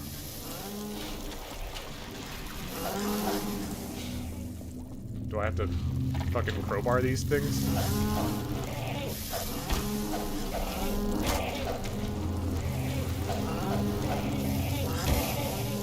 Crowbarring a fast-moving thin target is not the most exciting combat.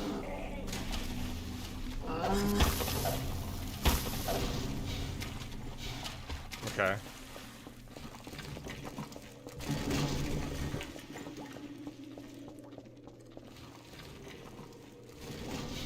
Do I just go back the way I came then? Okay. I did it! I solved the Eldritch Abomination. Oh no! Oh no! It's a hound eye with custom models. No, because like the cows are used in like rituals, right? Like traditionally, they weren't just like randomly placed there because scary dead thing. That's good.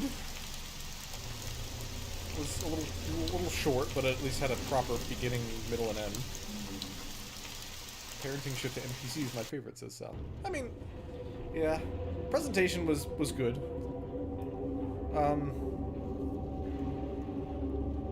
I feel like there could have been more intrigue building up to it. It kind of hit similar beats to PERMANEO. It was just very distilled into establishing whatever, going deeper into whatever the thing is, and you finally find the big scary thing, and then you're like, what the fuck is this? And then you have to deal with it. But I guess PERMANEO didn't really do a conclusion in the sense that you had to find your way back out and escape. You did through story beats, but you didn't actually do it in gameplay. Still, I digress. The backtracking is a cool element. Could have done more with it though. I feel like if you could, if the level was longer, you could have made more out of the backtracking. Oh, you guys had the same grid. Well, that checks out for similar beats in the entries.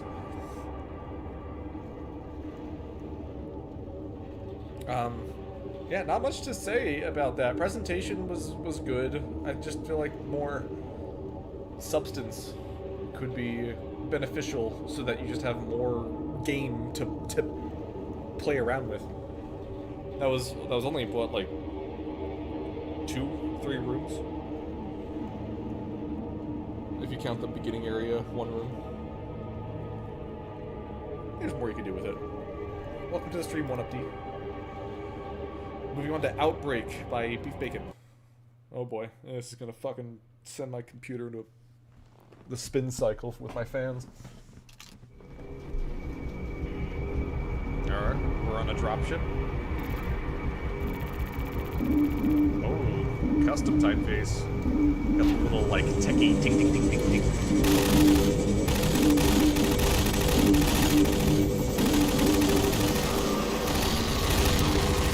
Oh, okay. Love the underbarrel flashlight attachment. Oh, wow. Does this reload?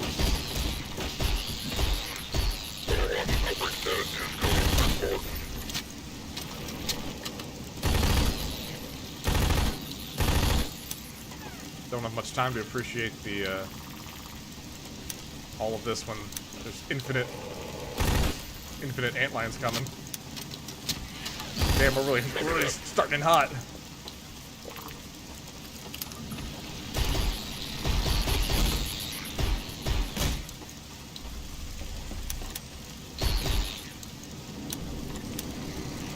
Hey! Damn. Alright. Let's get in through the front door. No can do. Can I climb this pipe? Nope. Ah, excellent. Hole. Okay, well, I mean, unsurprisingly, initial presentation is great. Lots of abnormal shapes. A little bit of verticality in the helipad, the front door step, the little car park down at the end. Also framing it with this old church hospital sign.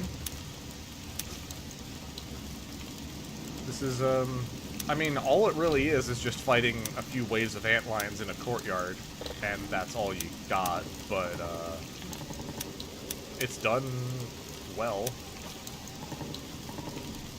mixed use of colors between the cools and the oranges, or the warms from the spotlights of the church, with the cools from the Combine tech to create a good sense of conflict. Pretty common thing to see in Half-Life. The glow sticks are an interesting touch, because these are very much different colors from the others, which led me around here into the supply crate. I thought this would be a way in, but it's just an extra bonus, apparently. The fog, the rain, the sounds, especially the spotlight effects, which appear volumetric, but I wouldn't be surprised if they are custom models, or... I was going to say sprites, but they honestly look like custom models, so that might be also what's on these guns as well. Definitely a unique feeling compared to traditional Half-Life 2, which I will say, specifically for horror, I'm a big proponent of this. To make it feel scary, it needs to feel unfamiliar. If you're using stock Half-Life 2 sounds, stock Half-Life 2 weapons, stock Half-Life 2 enemies, probably not going to be scary. However, if you make things custom, you don't know. You as the player don't know what the fuck is in store. Aha, little goodie. That little hello? Oh, that little section both tutorialized the pistol with the recharging ammunition, as well as offering a little goodie. Excellent. I'm noticing a considerable amount of color correction, making the dark an off gray, which makes it feel like I'm looking through a little bit like a visor, without making it explicitly look like a visor.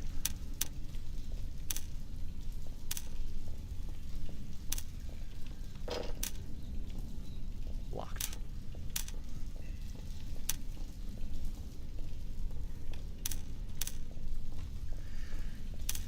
Talking again about the light spots and the dark spots, it's very easy to miss that geometry if that glow stick wasn't there, but standing almost anywhere else in the room, you can see a little bit of faint light, but especially if you're somewhere where you're overlooking the room being like, oh, where do I go? You see that. This is good use of tasteful lighting. And then this serves as a checkpoint to the next source of light, which you might be inclined to go here. You could totally miss this part, but this just looks like a side area to make the world feel a little bit bigger, unless I'm going to be backtracking through there. Go here, see there's no door, and then you see the next couple of steps. Ah, hello, friend. Oh. You look fucked up. Uh-oh. Got some fucking Soma distortions in here. You know, come to think of it, this does hit very similar beats to Soma in terms of how the lighting is set. And the general atmosphere of it. Click, clack, click, clack. Aha! I do have to backtrack through there. Surely there's not going to be a scare on the way back that will surprise me.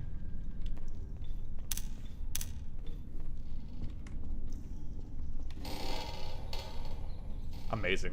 Fucking chef's kiss. Well, yeah, I didn't want to go back through there.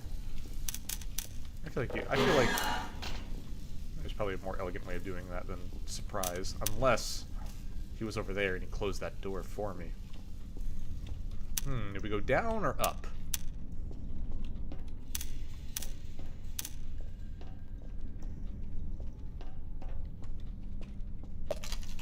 Go down, and we have been rewarded.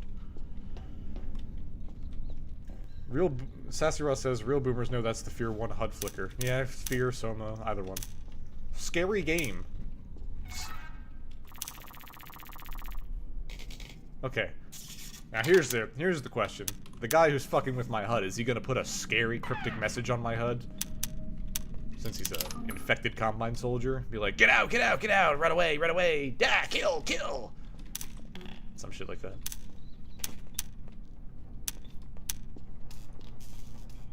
Saw you again, nerd. I could go up there.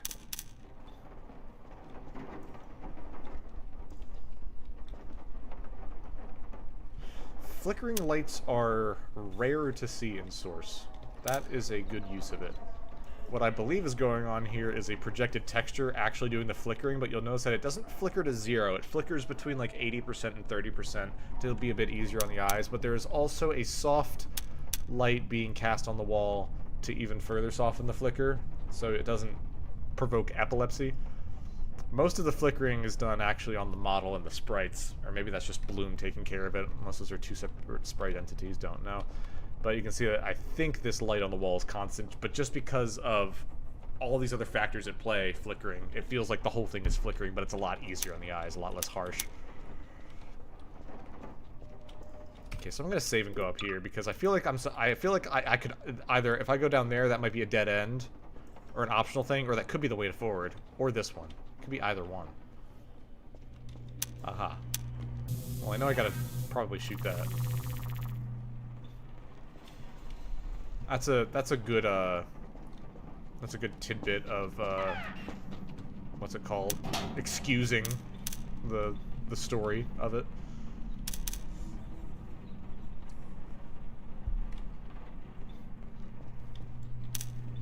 Okay, so I'll come back and destroy that, but first I want to see what's down here.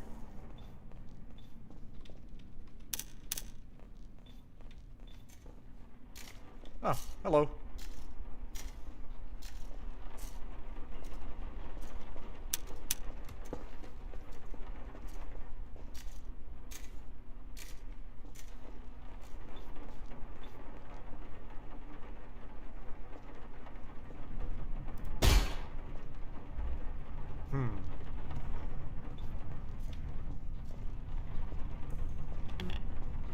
This is a puzzle of some sort. I might need an energy ball, so I might need to come back here later.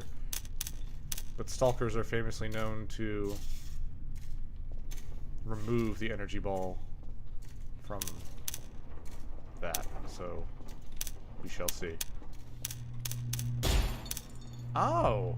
Interesting, there's glass there, so I will need a grenade, but I know where the grenades are, I just can't access them currently.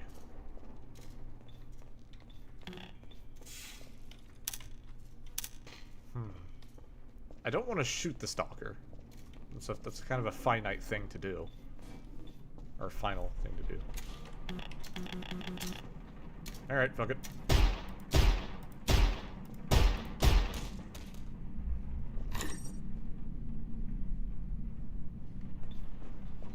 I feel like I wasn't supposed to do that.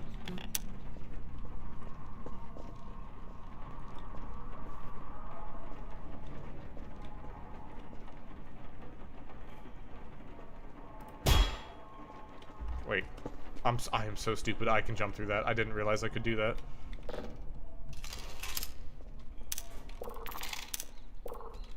It looked a little thin, honestly, but it is fairly player size shaped. I'm a little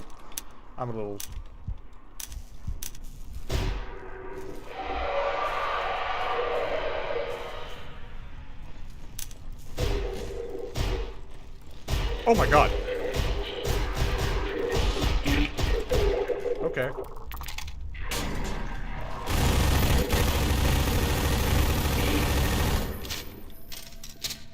All right. Okay.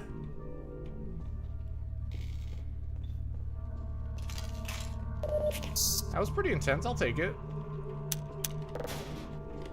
Bit of a monster closet, but that's fine.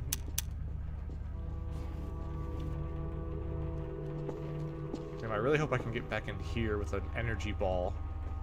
That would be some good reusing of the space and being like, hey, you don't have the tool for this yet.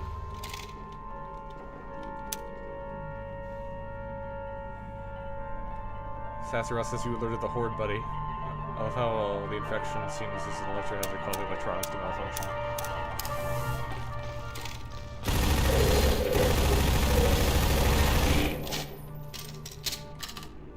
Good, also good didn't expect a part 2 to that fight, but that works.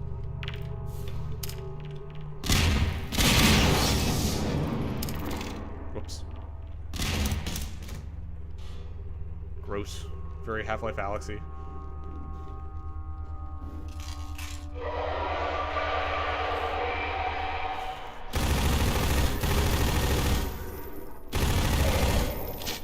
Knew you were coming. Just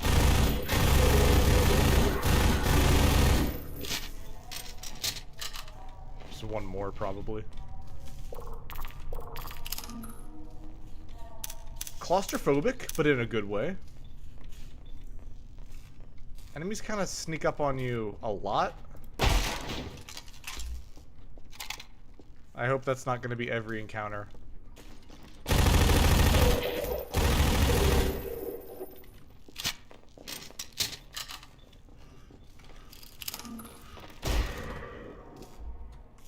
But I do like the touches of, like, this space was designed for these enemies.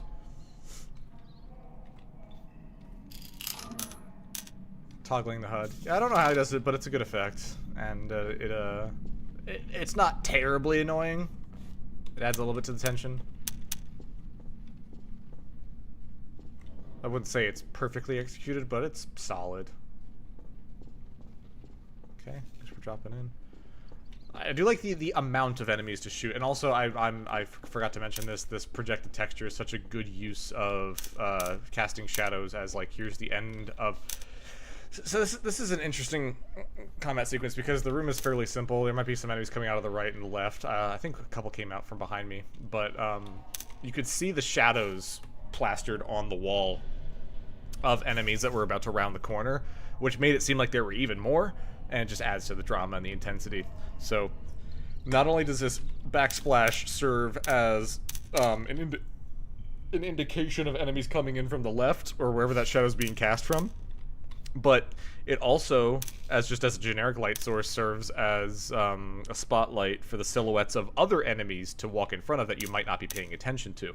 So, very, very cool. This light serves multiple purposes, and of course the detail is accentuated by having this very specific high detail wall model be thrown up, as opposed to something a little bit smoother. It just makes the whole thing work very well compositionally. Even though the actual layout is fairly simple, it's basically just a U-turn with an extra side panel. Another door that I can't open without probably an AR2. Spoke too soon. Okay, does this only shoot combine balls? Aha! But I only get one. I see we're back here because that's reception. We are really maximizing the amount of space we're doing here.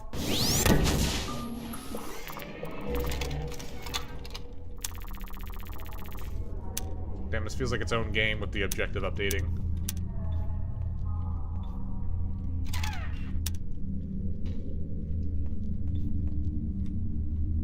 The foliage in Half-Life Alyx always freaked me out a little bit. I was never inclined to get anywhere close to it.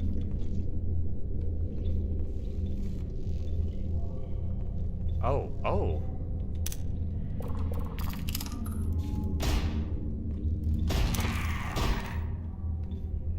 It's like the fucking wall guys in Last of Us Part 2.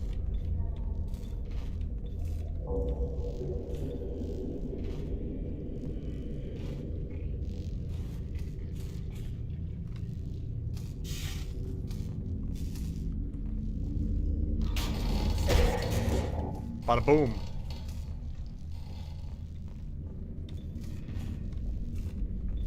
So this is an interesting space because I can't get through that, but enemies can, so that's got me constantly watching my back.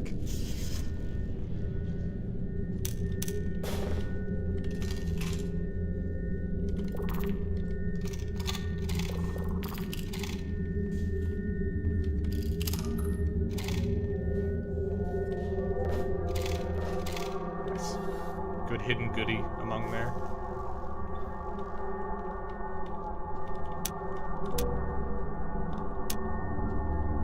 Yeah, the visual direction here was very obviously inspired by Half-Life Alyx. It's hitting so many similar beats with the way that lighting is portrayed, as well as you know, like the volumetrics of this gray, the actual, like, even like the colors of the lights are specifically like fine-tuned to resemble that of Alyx. A lot of similar geometry too. Impressive.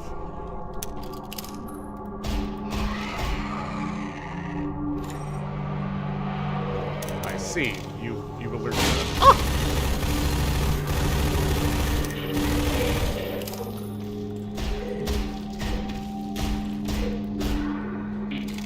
to the squad. Don says this is Half-Life music, but it's warped or modified. I think that's very tasteful. Feels new to me. I didn't even notice it. If Valve drops 21st SDK, to love if they also take the chance to fix subtitles for Half-Life 2 Workshop. I wouldn't know the first thing about Half-Life 2 Workshop. Fluffy Wolford says Gordon's ass would walk in here with no HEV helmet and somehow walk out fine. Probably. Haxray says the Zen fungus looks like the kind of thing you step on, it squishes and explodes, squirts some gross fluid, and then you die from some alien infection over the next week. I hate it. I feel the same way. But a lot of this looks like retextured, like stalactites and stalagmites from episode 2. But I am curious about the boils and the foliage. I wonder if those are ported from Alex or just faithfully recreated.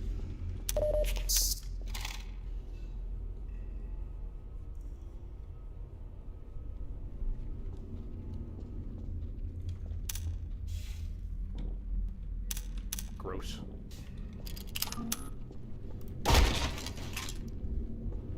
This is... Gosh, the detail is... I wouldn't say overwhelming, but it's definitely prevalent throughout.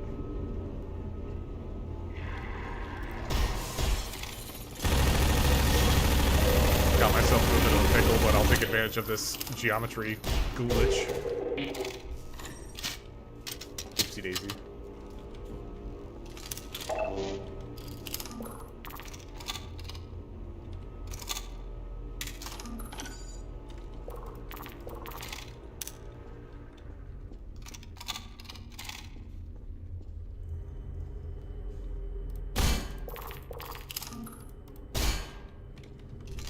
Clever.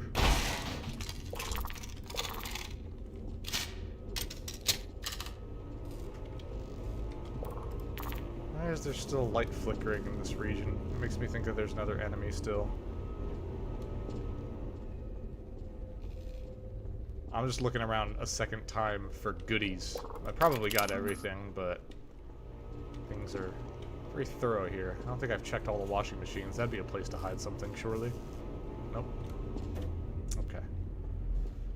Well, onward and upward.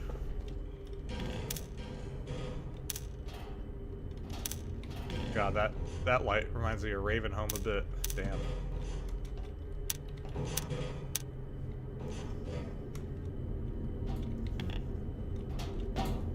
Well, I hope this elevator doesn't do anything weird when I stand on it. Hope this elevator doesn't do anything weird when I drop on it.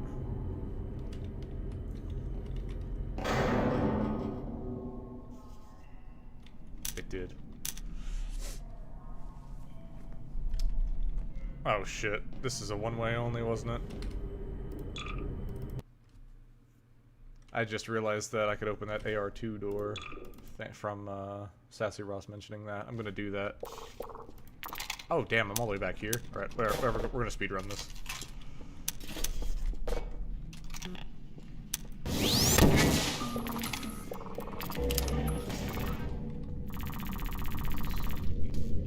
So does that do anything if I just walk by it?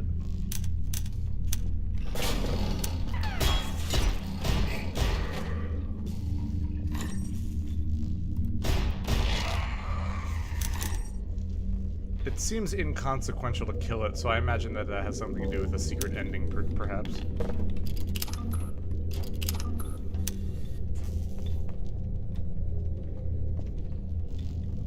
Okay, just right quick, I'm doing one last sweep.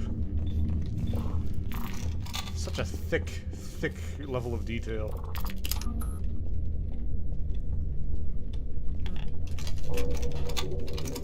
Test out the AR2 down here.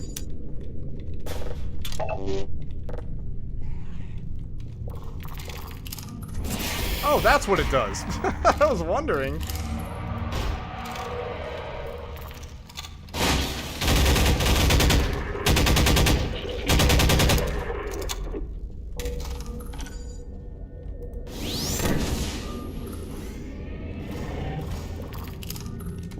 Got a little stuck there.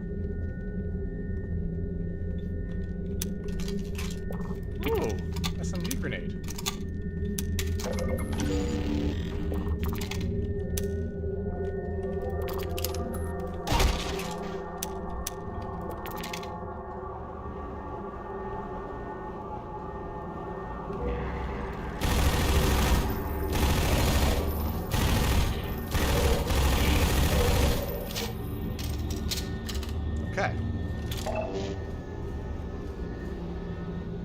Damn, where was that last?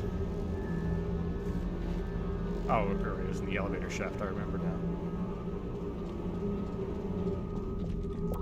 I also think that the movement speed has been tweaked, but it's not noticeable.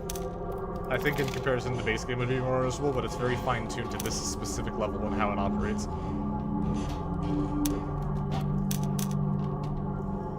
Okay. Where we at? Okay. Good. Not you too.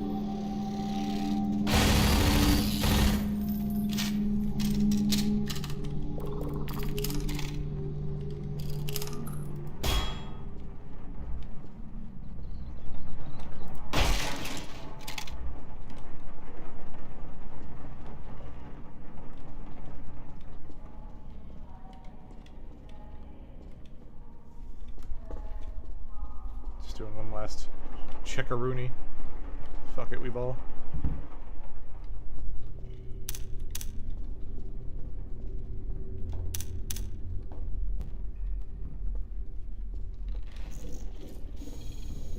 The fuck are you? Cut that out. Oh.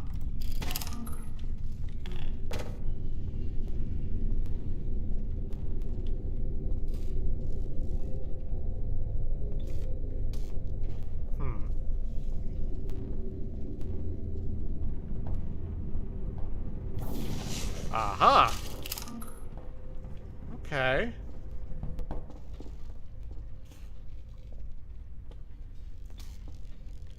Oh, I've been here before. They just closed out the levels and changed things around. Man, this is very intricate. Don says save, not trying to be ominous. Yeah.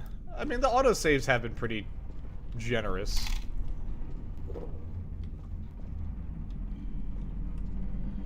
Does it shoot me? No?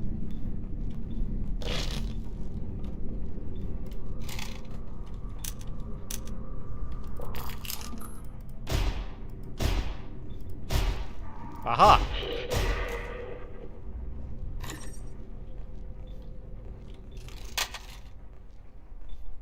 You shouldn't have.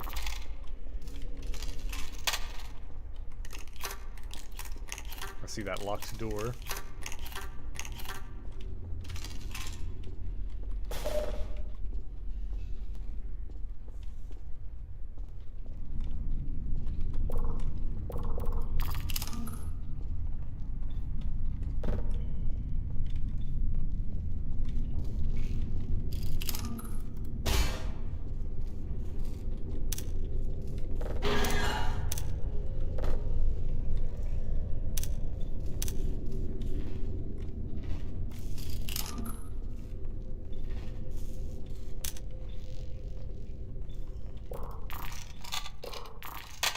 Someone's gonna get a face full of buckshot in a few seconds, probably.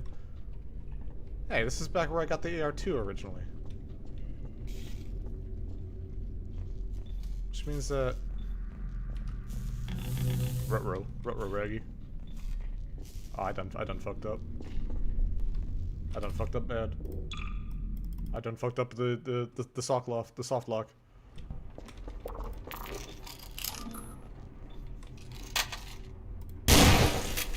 Damn!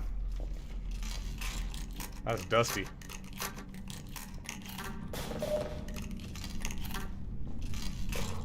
Okay.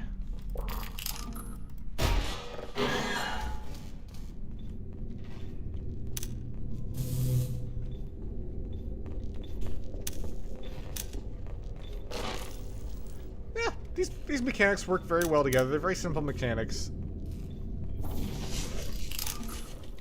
But it works. I was reading the text, asshole. Okay, it's fine. All this needs now is an enemy that you can kill, but he gets back up again. Like Dead Space.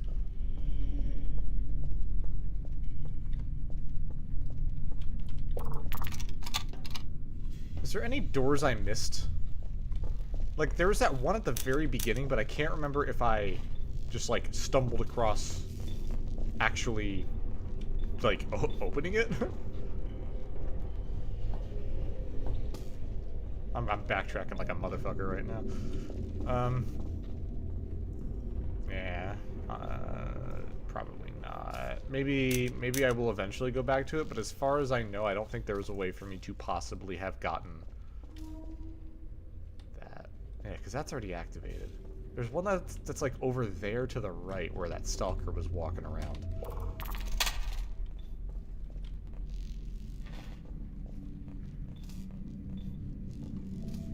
Very scary, very scary, very scary.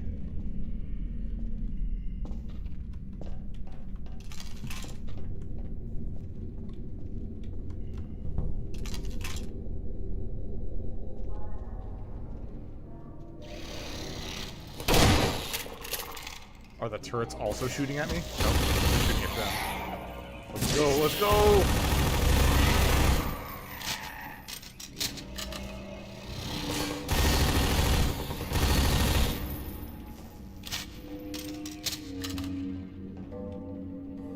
Friendly! I see the little goober. Do I have to remove this to... Can I put this somewhere? Nope. Wait, those are friendlies. Hey, over here!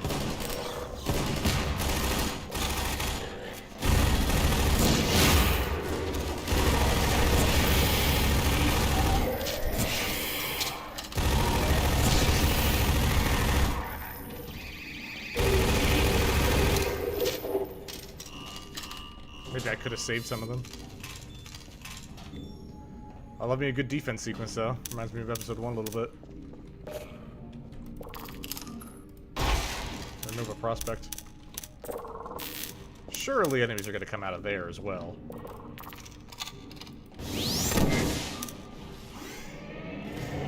Yeah, I like these systems interacting with each other, the resource management, all of it. Okay, I know I gotta activate that to do that, but I'm thinking probably maybe put my turret here at a longer sight angle.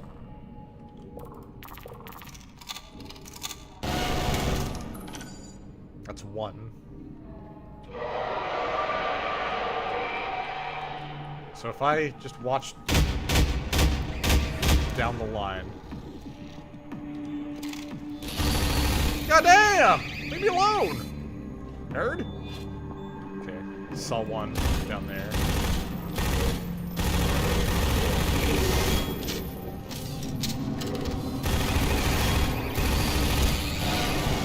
Stage 2. Ah!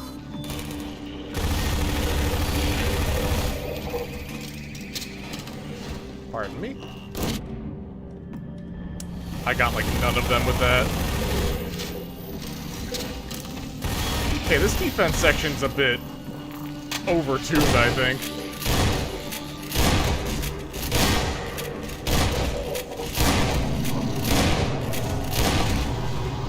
Holy fucking shit, dude. That was like...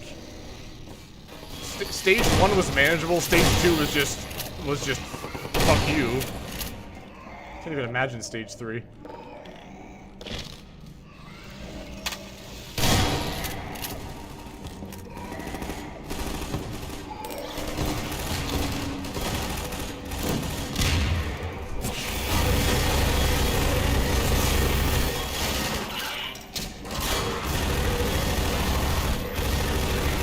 Okay, I guess they're scripted to die then. Fuck me, I guess.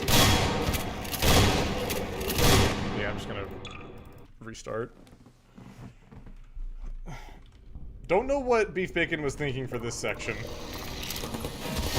It's a lot.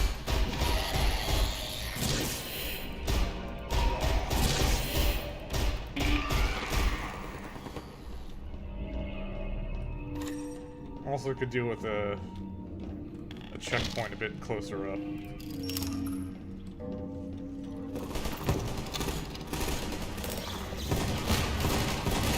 I just gotta let these guys die.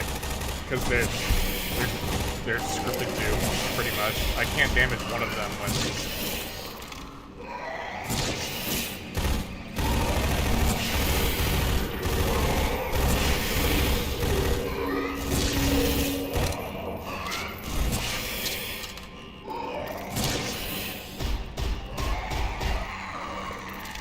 Fucking annoying placement of enemies, honestly.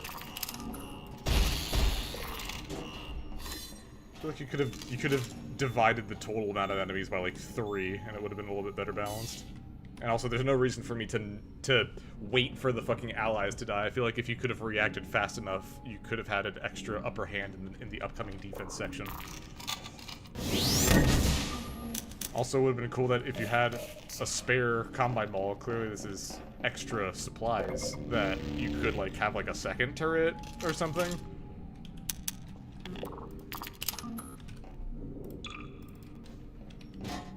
But yeah, what the fuck was the deal with like 13 enemies coming in stage 2? There's actually no good place to put this turret. Just one antlion can come by and swipe it. There's no, like, I guess, like... Oh, man, I guess I could fucking cheese it in this room, but I can get swarmed and overrun.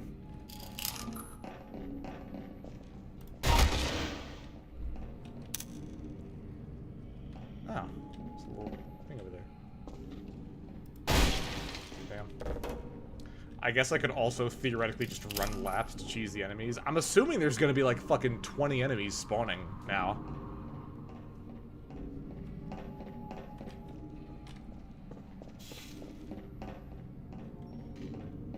So, like, the thing is about a defense section is you gotta have some vantage point, right? Don't get me wrong, this is beautiful, and this is probably passable to some degree, but I'm looking at this turret, I'm like, there's no good place for me to place this, like, anywhere.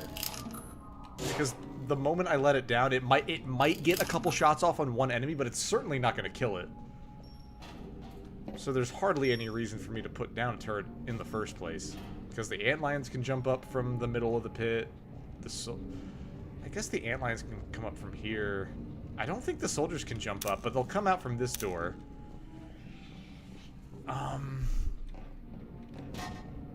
There's no vantage point in this defense section, which is the part that I'm struggling with, is where to put this turret. Because no matter where I put it, it's going to be in a spot where... Looks like this door wouldn't open, so I could maybe, but it's blind to that sight line. Yeah, there's just straight up nowhere good to put this turret. And I'm not even talking about like, oh, it's the perfect spot, it can't get hit, but just like, I need it to fire off more than like 3 shots before it gets knocked down by something, and that's just simply not possible. So I guess you're just gonna go in a random corner somewhere.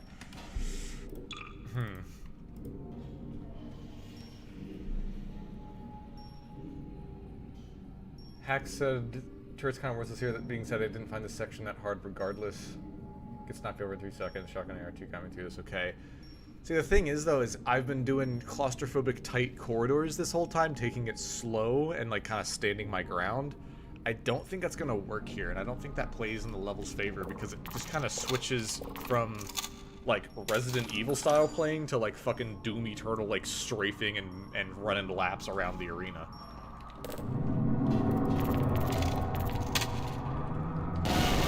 Both are fine, but switching the tracks so starkly is a bit of a strange choice.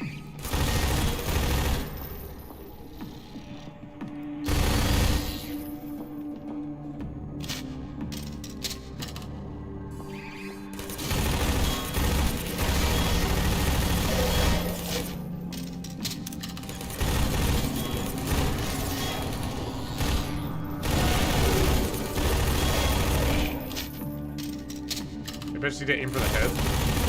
Oh, fix the shotgun.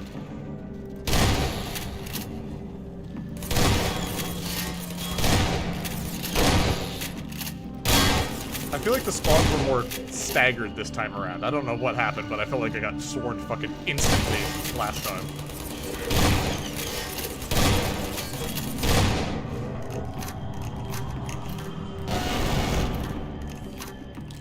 I'm also not very engaged because I feel like this is the most strategic spot. Because I'm just looking down that sight line and maybe that sight line and that one. I wasn't really engaging with the space. I was only sitting in one corner of the arena. I feel like this entire space could be redesigned to better benefit the defense section. Because as it stands, there wasn't really much for me to do. Because no matter where I stood... Oh. That's one way. No matter where I stood, there was always going to be some drawback to it. So I just picked the side of the least resistance. I don't remember the shotgun Zen Combine even use the shotgun. They no longer know how it works. I think they're just carrying it as like an item drop, so that you can artificially have more shotgun ammo. I mean, the combat is satisfying. It just felt like the room shape didn't work out very well, but it is a tricky equation to try to get this right, because you do enter from here and you're going around and then you're defending from the same room that you had to work your way through. I don't know. I don't know how I would fix this. Sorry, fix is a strong word. I don't know how I would change this, because I don't think that my advice is even an objectively better fix. I think it's just a change. I guess you could probably do more with this half of the arena and maybe the bridge. I don't know, because you can dropping down that platform is a fun mechanic. I just think there needs to be more than just the main donut loop somewhere. But I don't know how to go about it. I just feel like there needs to be like one or two extra things to this room, like a side path or a cubby or fucking some defensible spot, but with more emphasis and thought put into, like, okay, well, if you eventually get overrun, where can you fall back to? I guess you could take some layout inspiration from the antlion standoff in episode 2. But I don't know. There's only 2 entrances with the tunnels. There might be a third back there. I wasn't really paying attention. You could theoretically spawn enemies there. And then antlions can come from anywhere from the center, which is a nice touch to minimize holding.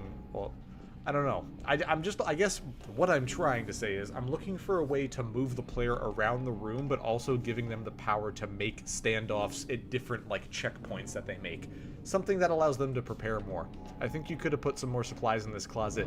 Not necessarily ammunition, but maybe like tripwires or landmines or another turret or something to better boost your defensive capabilities without explicitly making yourself more powerful with ammo, health, and armor. Anyway, I think that's all I have to say on the matter. Still, solid encounter. First time, I don't know what the fuck happened. It feels like the spawns were doubled or something. We were just down here. So what did we do? We activated a power generator. Right, okay. Were those enemies spawned in later, or were they just always there? What the fuck? Did I miss these?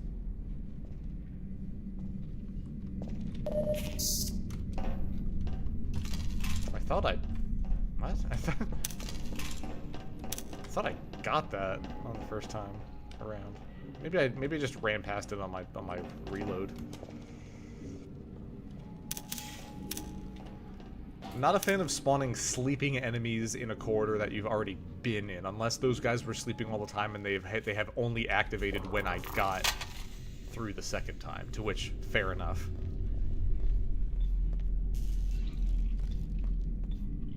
That's the way forward. But what if I go back?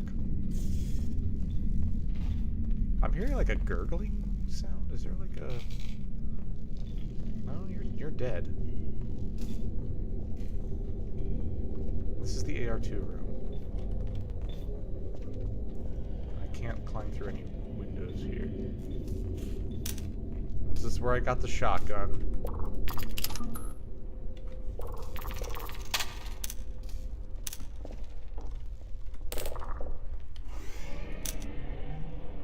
That's the way forward.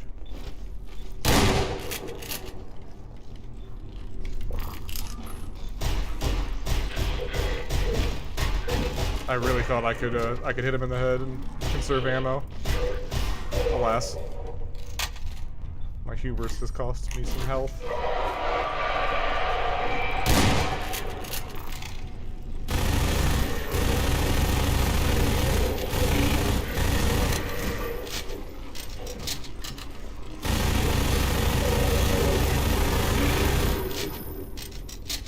Am I supposed to be going back? Maybe.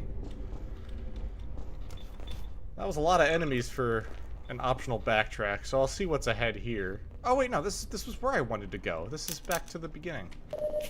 Okay.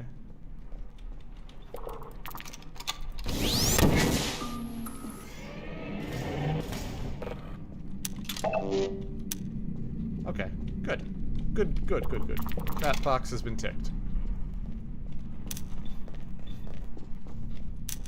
Okay, so the actual intended way was this way.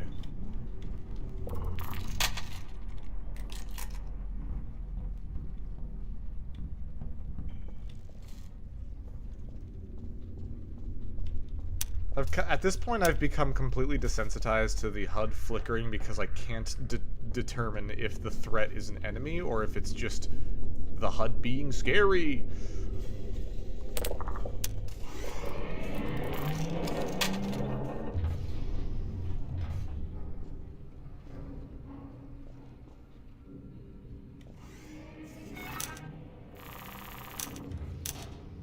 Initiate fatal dark energy recursion extract if possible. Okay, now this is just ripped straight out of fucking Nova Prospect.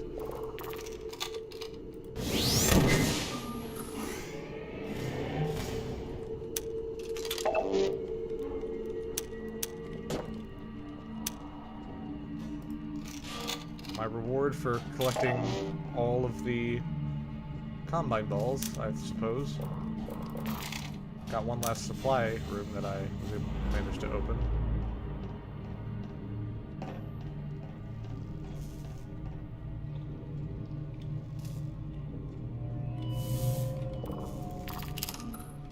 Okay. Only 3 consoles. There's a 4th one there.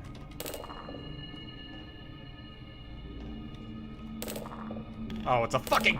God damn, it's a fucking binary puzzle. I did it! I didn't mean to, but I fucking did it. I feel like I luck my way into those quite often.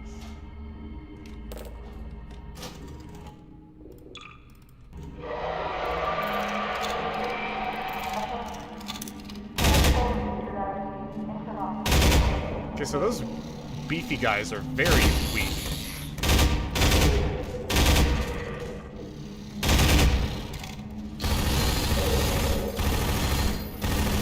Or not the beef, the guys that have like skin.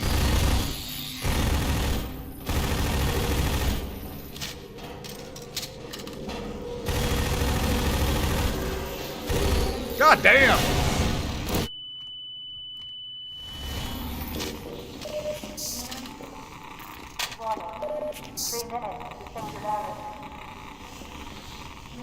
Three minutes? My ass is gonna last 3 minutes.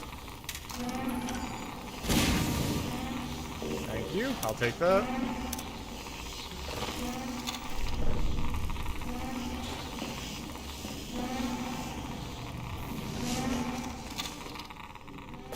I feel like I'm on a time crunch now.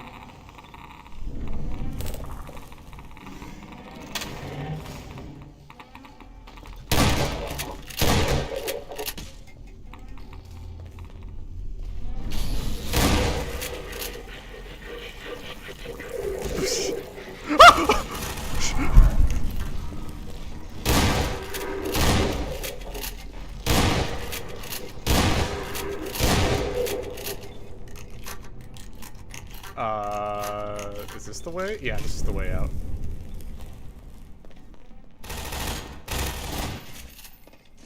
Get the fuck out of here. Fucking House of Horrors. Oh, great, you set up emplacements.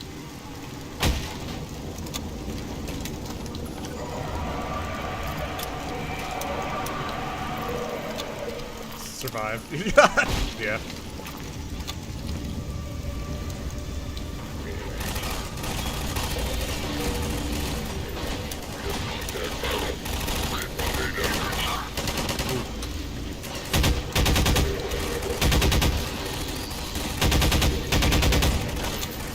Okay, I'm digging it.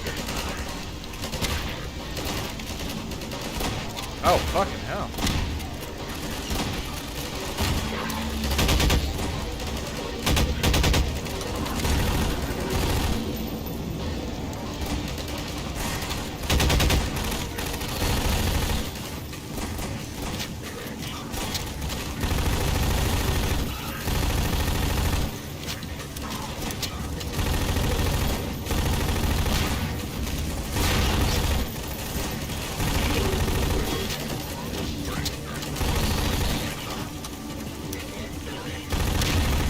Wow, what a name.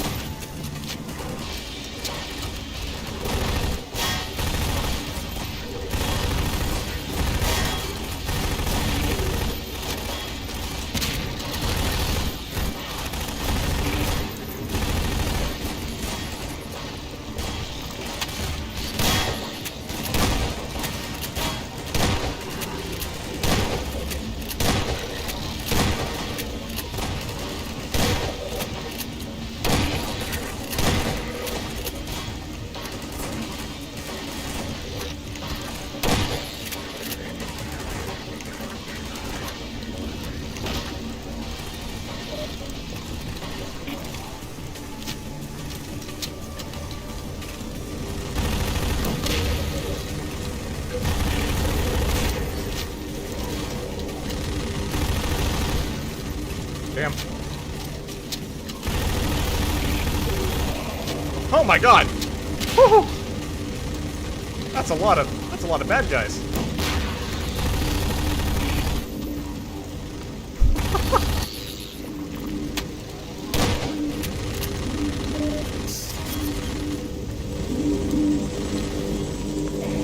Okay.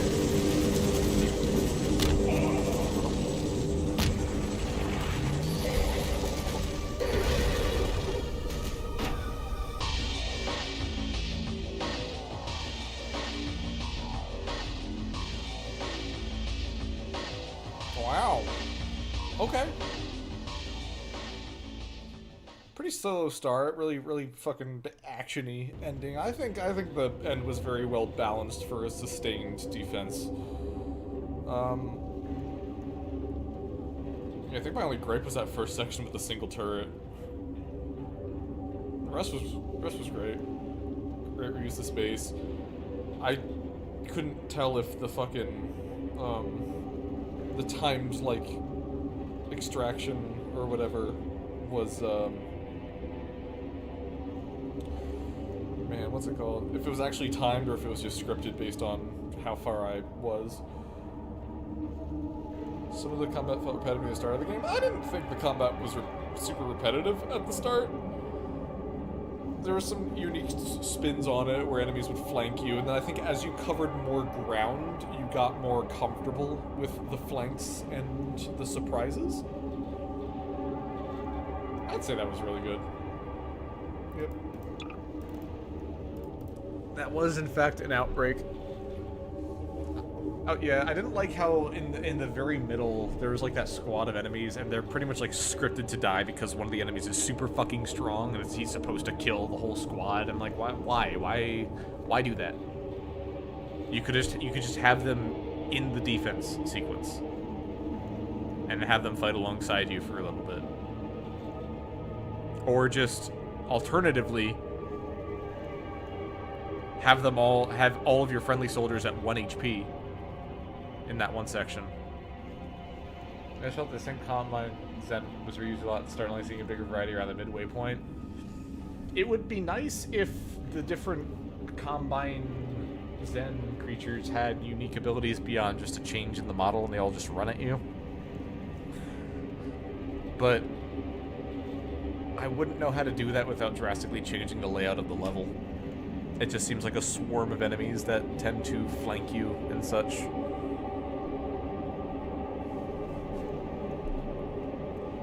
Yeah, lots of thoughts about that one. I mean, overall, looked really good, played really well. Not much else to say about that. Minor gripes. Presentation was good. I think reusing pretty much every room in the level was smart.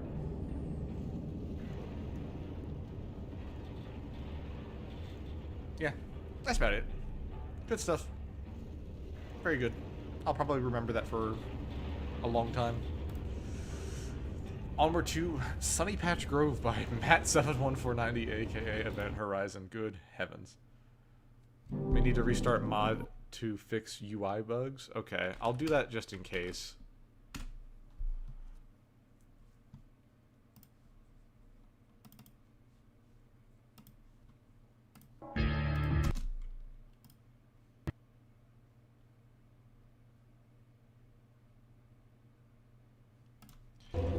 Okay. Just in case, just in case, just to be sure. That was a pretty heavy mod that changed a lot of things. So we'll do a fresh start. This is Matt's entry. Classic Matt. Here in my house, 23-7 Sunny Patch Grove, and the residents of 238, 239, 240 Sunny Patch Grove. The residents seem to be missing today. I should help with their chores.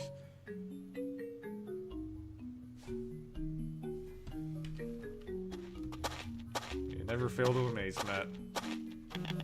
Genuinely, I think out of everyone in this community, Matt, you genuinely cannot predict what this fucking guy's gonna make every competition. It's always something new. Salamander said my only complaint was just the mental load of Dark Maze for like 30 minutes. Yeah, the level did kind of feel like a maze. I wish it opened up a little bit more. I wish it. I mean, you could probably get away more with like a courtyard. I don't know. What else would a fucking like mental institution have? Cafeteria. Yeah, things like that. Instead of it just being hallways and small rooms. Water the plants.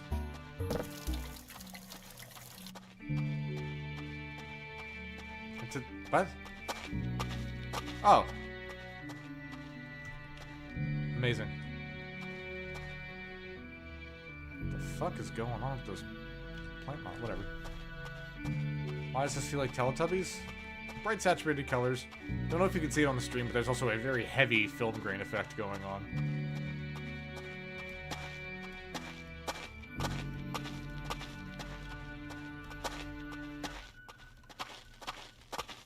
Find the missing batteries? I'm not there yet! Found one.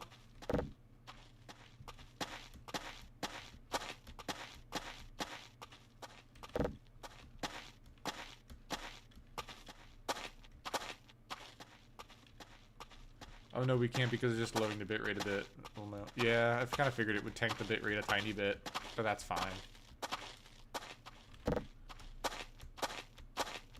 If this were the YouTube film grain, that would entirely kill the bitrate. Yeah. Head to the farmhouse.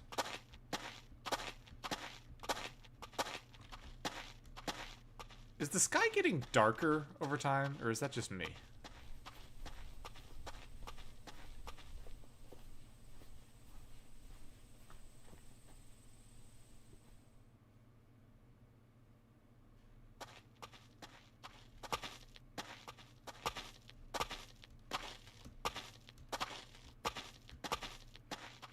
One Up D says, I'm sure nothing scary will happen in this map.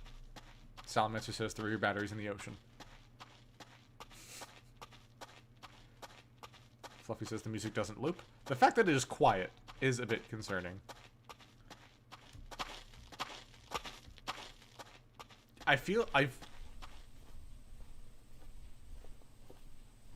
It's also very weird hearing, like, a hyper-realistic, like, guy out in the forest sound. Knowing Matt, I wouldn't be surprised if he fucking actually just went out into some random fucking, like, neck of the woods and just recorded himself walking on a trail for, like, 5 minutes and just used the sound in this entry. He is the type of guy to do that. Bone Boy says, for all you YouTube haters, we have perfect bitrate over here. Good. Good. Excellent. I was more worried about YouTube bitrate than Twitch bitrate.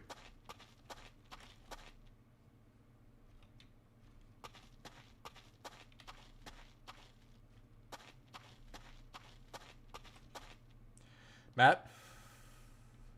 Matt? Matt? What are you doing here? TF2 reference? What? What the... Salamancer, what the fuck do you mean TF2 reference?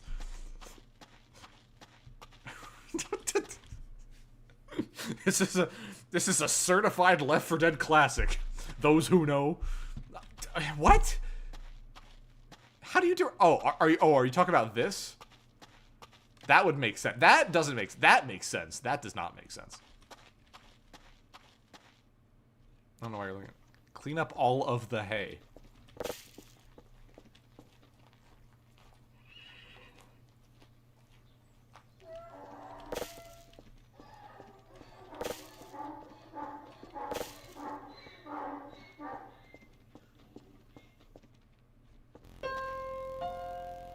Yep.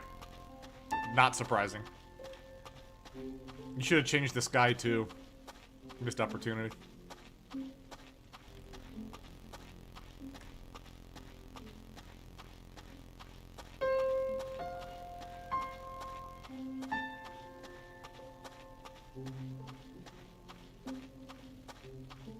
Oh, okay. Good framing of that humanoid figure. Oh! God damn! Don't do that fucking hyper-realistic fucking bullshit, dude. Oh, you're fucking... That wiggle in my brain like a worm. Fucking freak. God damn. Question is, was that a model, or did you actually, like, fucking like a rotoscope you, like, peeking out from behind a wall? Again, this is Matt. He can do... this is the scary thing about Matt when he does horror maps. Because he could do fucking whatever. He's got fucking batshit insane ideas.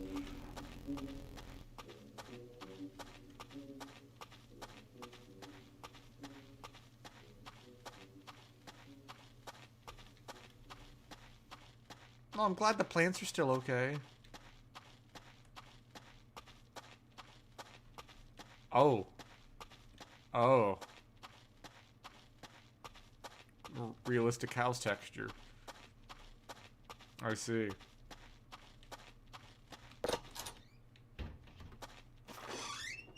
Oh, fuck, man.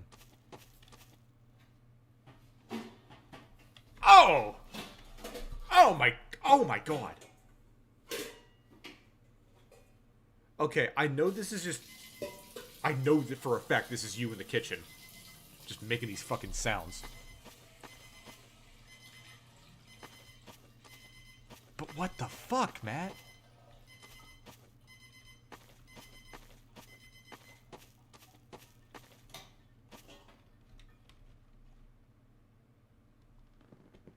You did rotoscope it, you cheeky motherfucker. That's... You're...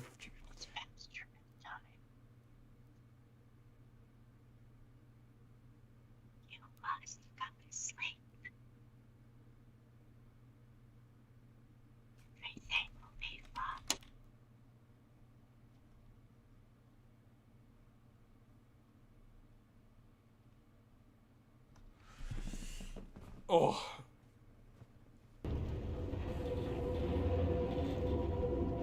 You fucking freak, Matt, dude. That was the best fucking,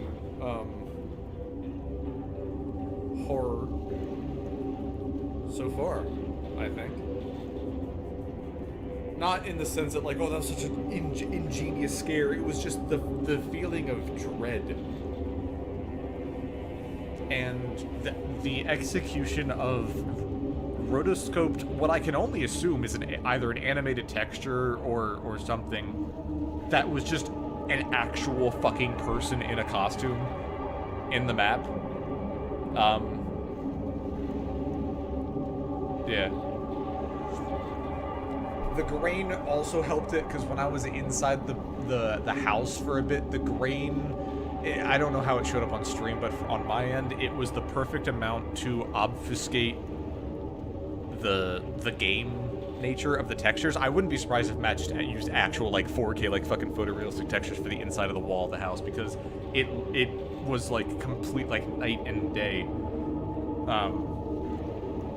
And the sounds of him just doing random shit, like, out in the real world, like, recording that shit also added to that. Very good. Very good. Very, very good. This is the best Source horror map that I've played that tries to not be a Source horror map. Once again, unpredictable, batshit, insane, off-the-wall map from Matt. Okay, and now we got a fucking Fallout Boy title from Shoes 1085. I can never remember these in full. Okay, alright, we're driving. Lauren! Look out! Oh, that's a bad downshift. Engaged. Morphine administered. Great driving, Gordon. Thank you. I guess it's been a while since you drove a car, huh? Knowing Source modders, actually, it kinda has been. According to the radar, it looks like there's a supply cache here. Yeah? Maybe we should just head out. Yeah. We need to get to White Forest. Okay. Been a while since I've seen not only an episode 2 themed entry, but one that had Alex in it. The fuck does this mean? We'll find out. Oh, can't go that way. You gonna comment on that? Nope. Okay. Alright.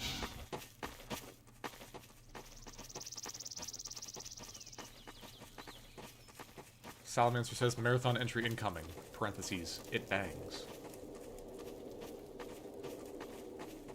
Fluffy Wolf Lord says I love how this feels natural despite reusing dialogue.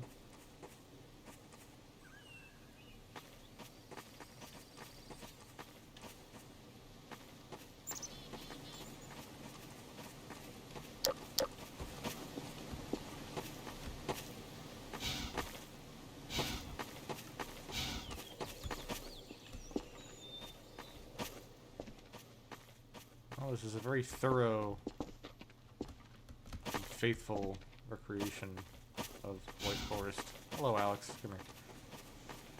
So, I could go down there. Oh, it looks like a cave. I could go across the bridge, which seems like the easier path.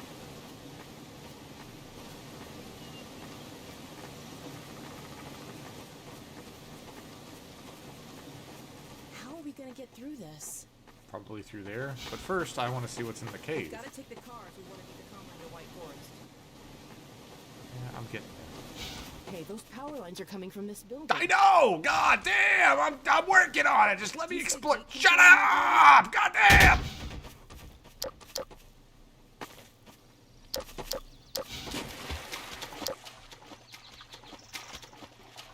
Damn, I was really oh, that's pretty. I set my reflections to all, by the way. I try to crank up my graphics before I load in. Ah, goodie. Goodie, item, item. Item, item, goodie. Item, item, goodie. Goodie, item. Goodie, item, goodie. Thank you.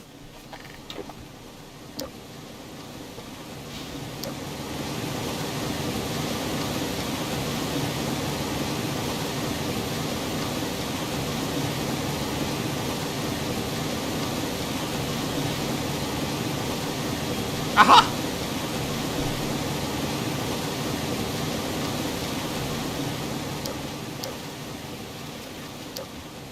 Guys, the thermal drill, go get it.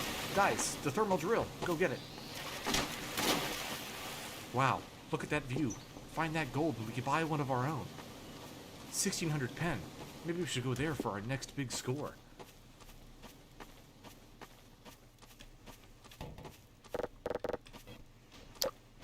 I'm just a humble lumberjack. Chopping my wood. Oopsie daisy. Alright. Oh! Oh! Gravity gun!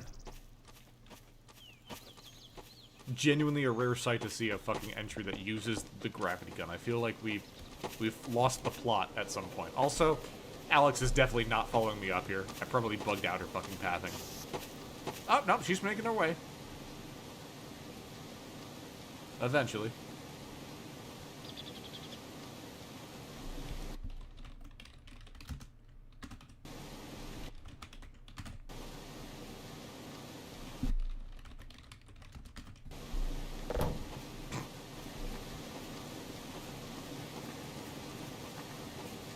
Yep.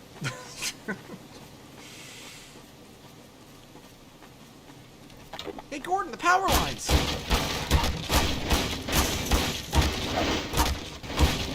Try crowbarring those boards, Gordon. Oh no, it's locked. What do we do? Maybe we could try shooting the power box, Gordon.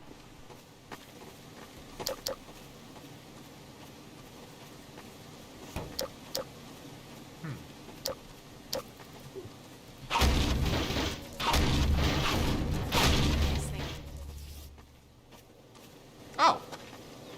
Yep. That's what I was thinking. Definitely. Wasn't gonna look around for things to stack to get up there. I was definitely All right, I'm opening the gate. doing that for you. There. Got it.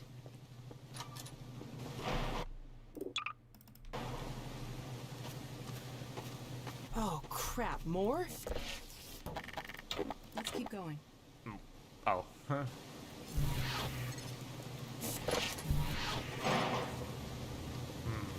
Should I just leave him here or take him with me? Also, it's a brush dumpster.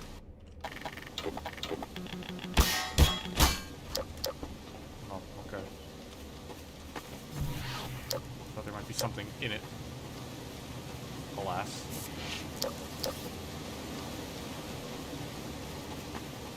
Radio says, finally here. I was going to wait till I got home to watch, but then 3 hours passed waiting. Welcome. I am halfway through? Just over halfway? Yours is next. Oof, dark as hell in here. Oh no. Question is, should I be taking this gnome with me through the entire level, or are we gonna eventually backtrack? Hang on. No. Because, like, surely there's something to do with this gnome. Surely there's something related to bringing this gnome throughout the... Why would I convert suit energy to auxiliary power?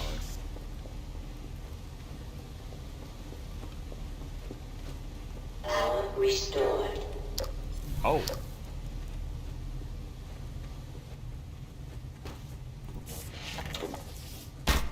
That'll open up later. That's a dynamic crop if I've ever seen one. What the fuck do you mean more of them coming? There's just two...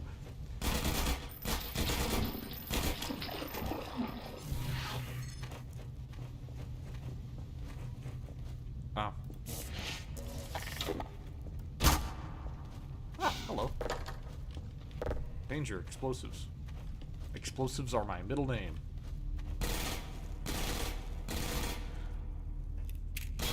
Get a little bit closer, Alex. A little bit closer. There we go. We'll put you right here so that we can find you later.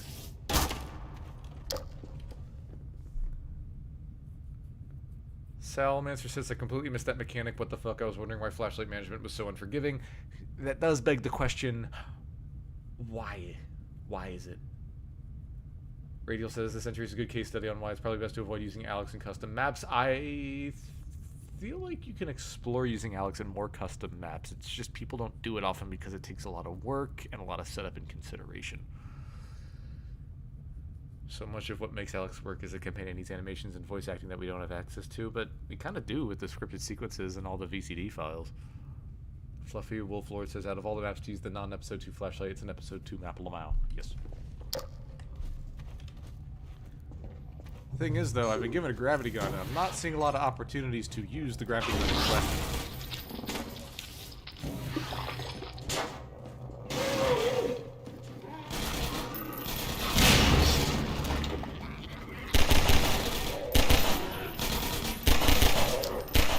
God damn it. Restored. Oh, hello. That'll do it. Didn't mean to do that, but okay. Alterations detected.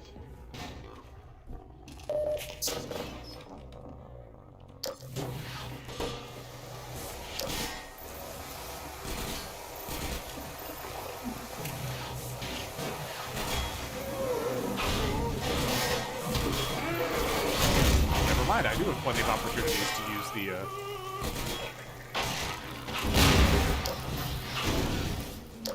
This is well done zombie combat. And I will elaborate further momentarily.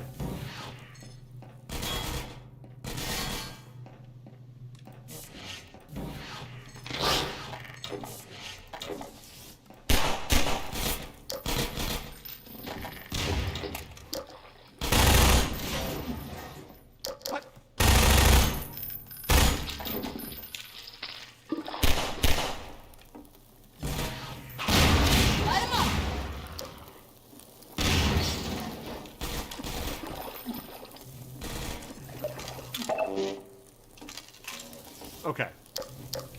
This is good zombie combat because it is a claustrophobic, hazardous space with lots of physics objects, which is beneficial for you to use as the gravity gun, but it's also beneficial for the zombies to swat it at you, as well as to use it as temporary cover, because the fast zombies are hunched over a bit, so they can hide behind crates and barrels and the like, and the regular zombies can swat the same items at you.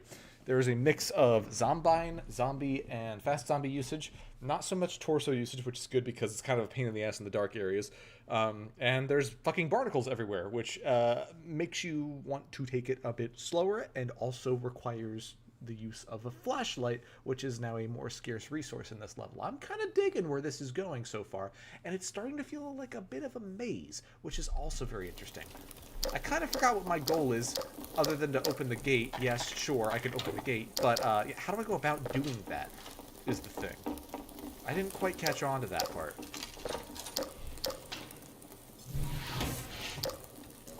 Ah, this loops back here.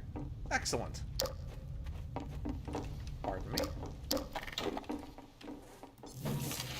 Also, I'm definitely noticing the lack of the amount of ammo I am receiving from ammo drops is less than what I would normally receive, which adds a little bit more tension to it. Very good. I have to be more careful with my shots, and I'm further encouraged to use more of the physics system, which is the crown jewel of the Source engine. Or at least use my brain to be more like that. Be more clever and efficient. Use the environment. No one's telling me to do this. I'm just being offered certain tools to come to my own conclusions and experiment. That got me. What the fuck is that? Is there something in there? That looks ominous.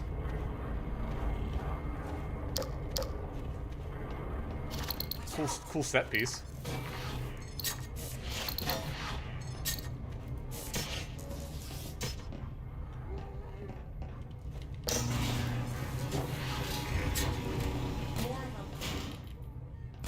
What is that?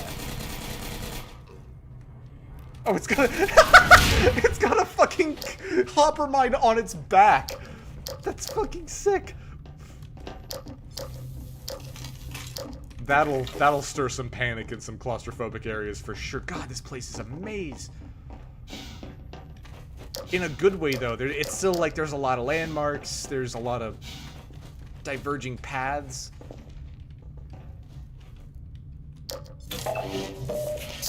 Health and suit are going to be a very valuable resource in this level. Between the auxiliary power and just how my health is very, like, mid.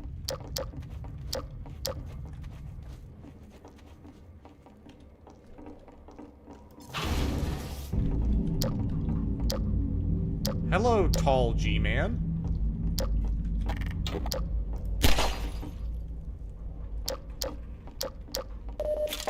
The fact that he's not going away concerns me. It makes me feel like he's gonna be like a regular enemy. Okay, before I activate this, though, I'm gonna save and see what's up top. I feel like there's a lot that I have yet to explore in this level.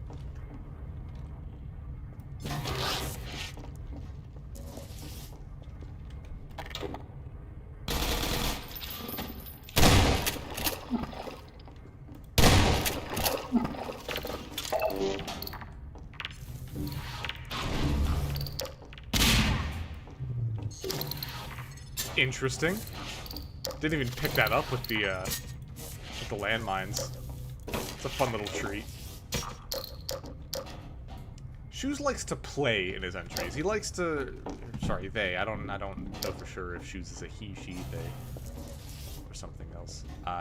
Shoes likes to play a lot in their entries.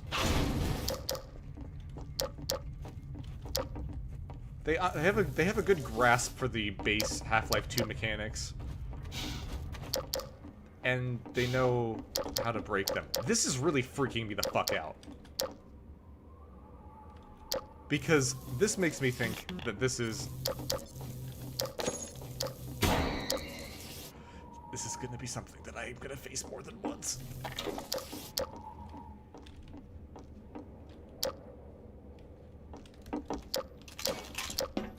I'm really stocking up on supplies.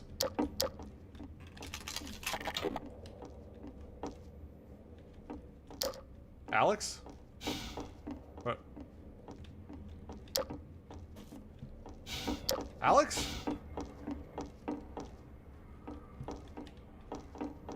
Please come with me.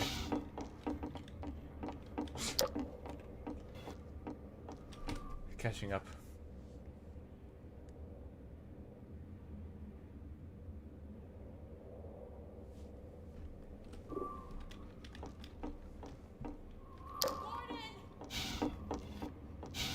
I'm still here.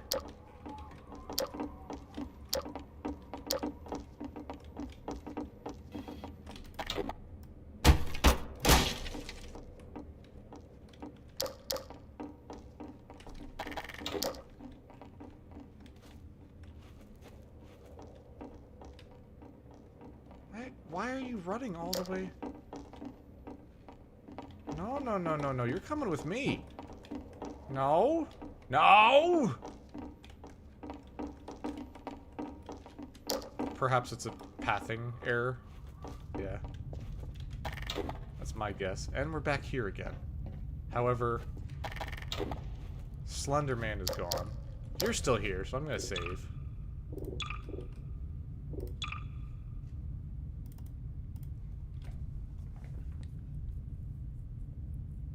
Replaced with a duplicate? Yeah, honestly, having like fucking like assimilating monsters, like pretending that it's Alex. Did you hear something?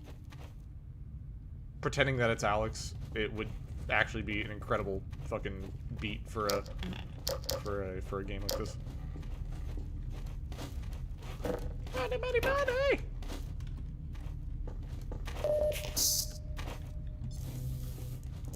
I'll take what I can get. Watch me get like fucking pushed down the elevator shaft. God damn! Don't do that. Do not do that.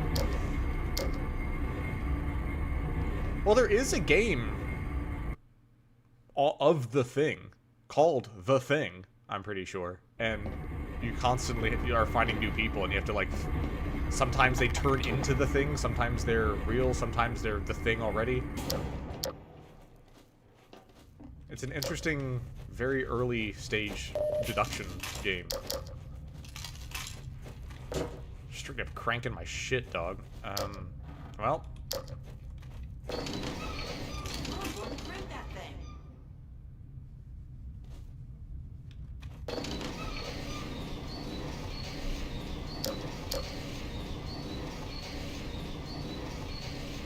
Sorry I'm late, I was cranking the hog.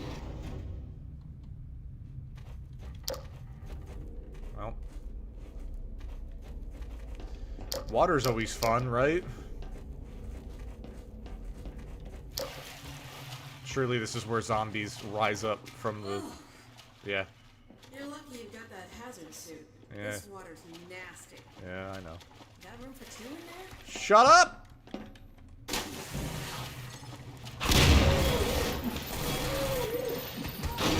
Hey? Keep your light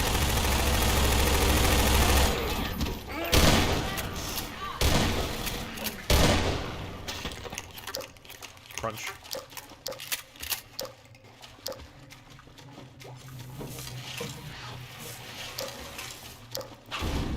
Oh, what a shame you can't knock these boards off with a gravity gun.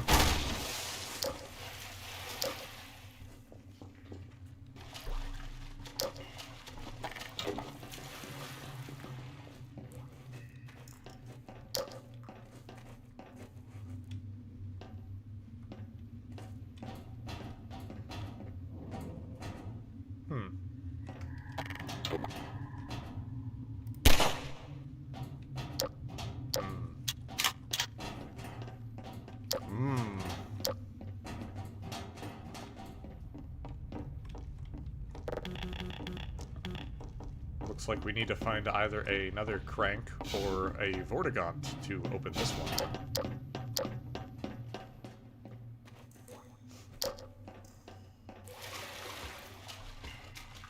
This level is making me rack my brain. It's a well-made maze. It has defining features. I don't feel lost in it. It just feels sprawling. Good way. In a good way. Like, I know where, I mean, I do have generally a pretty solid sense of direction, so it's harder for me to get innately lost, unless everything is identical. She just does not like AI nodes today, doesn't she? Gordon? Oh my god, I am right here.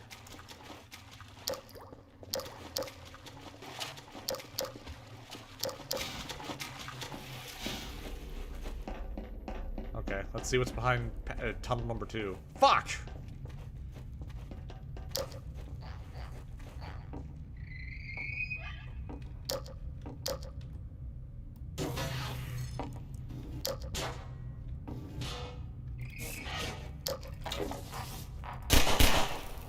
I don't know if that's actually going to be worth doing.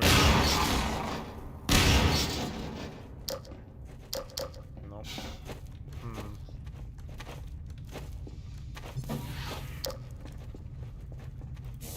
Okay, so I can't get in through here. Oh! Wait. Can I crank it? Can I crank it?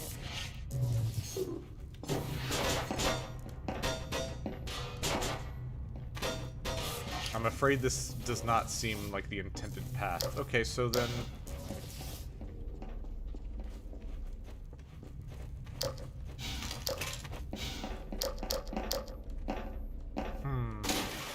Maybe I do have to go down here.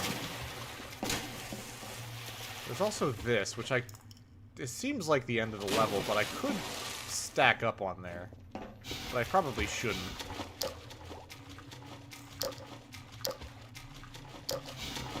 The only thing I can think of is I have to jump onto that elevator, which seems incredibly fucking sus.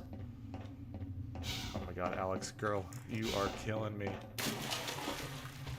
It's probably because she's considered in a dark zone, despite there being ample light down here, so she needs my flashlight on to be able to follow me. Well, before I do anything risky, I'm gonna save and figure that out later. Alright, let's try it. Gordon! Gordon, be careful! Alright. I did it! Suck it, loser.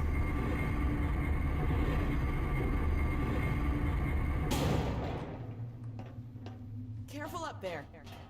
I'll keep watch out here. Yeah, you do that. She's probably gonna die. Or turn into a fucking mimic. Some shit. Anything down here? Down the dark, scary tunnel? No? Not a thing? Okay.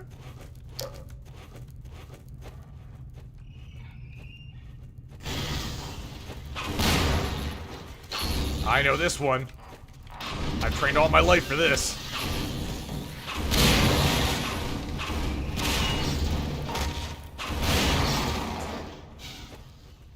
Fuck.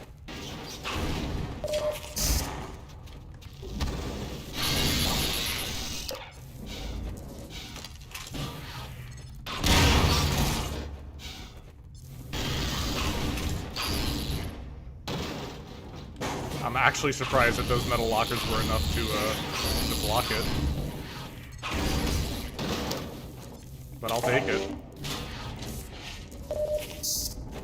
Damn, we're kind of rocking it on the supplies.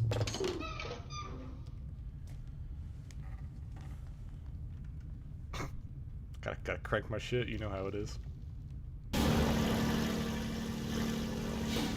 #1 cranker right here, certified John Crank.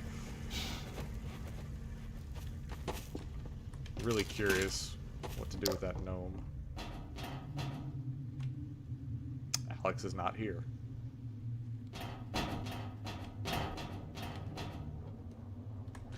Okay, so I'm having a brain blast right now. What if this whole entry is supposed to play like a traditional Half-Life 2 one, and it's just like corrupted? Like, there's a lot of like subliminal, subtle shit going on. Like, Alex is no longer here to greet me. That, the G-Man we were talking about earlier. Okay, question is, there's no way I'm gonna be able to grab this off his back, right? Oh my god, you're quick. You're quick. Don't nuke me! Crazy.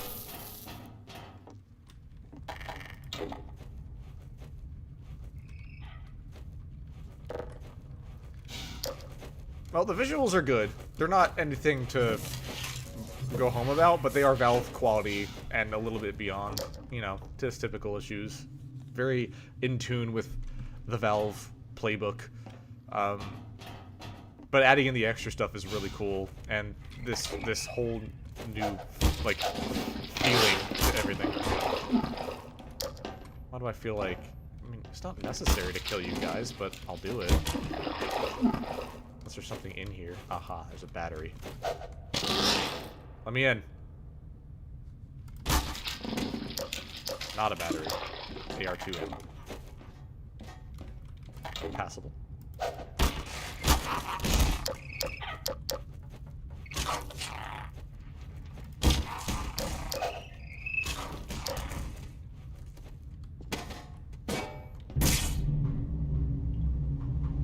It's Cheeple!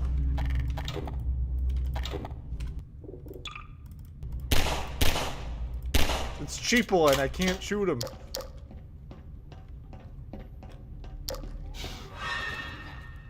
Okay. Okay. Admittedly, you got me there. That was freaky.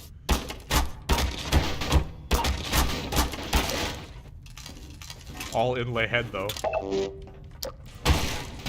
Fuck you. That's not a supply.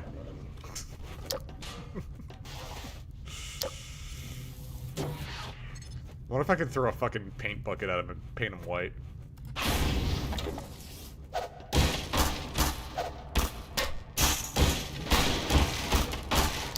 Definitely not a monster spawn closet. Definitely not.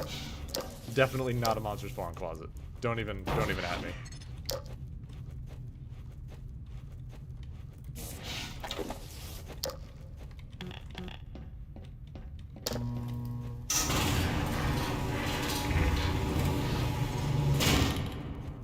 Oh. So you did all right without me. Oh. Guess it wasn't. Let's go. Okay.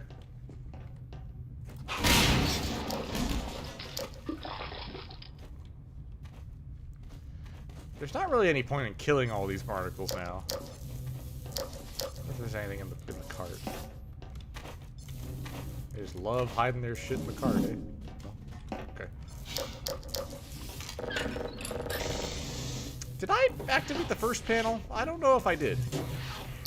Wait, no, this is the first panel. I need to activate the second panel from here. This is weird how she wasn't down there, but now she is. Yeah. I don't know. Could be a developer oversight, or it could be intentional.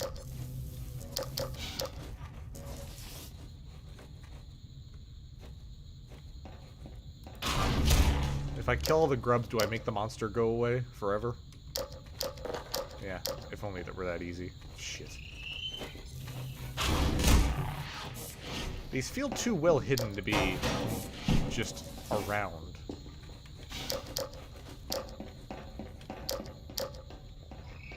I'm gonna make an effort to kill all of them.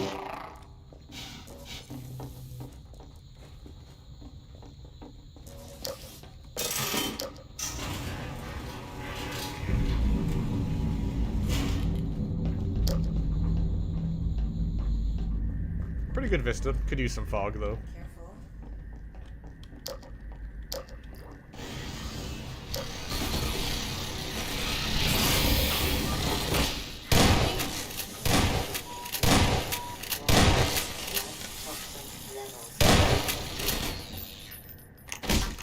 Good shot. That was a pretty good sequence. Pretty good sequence.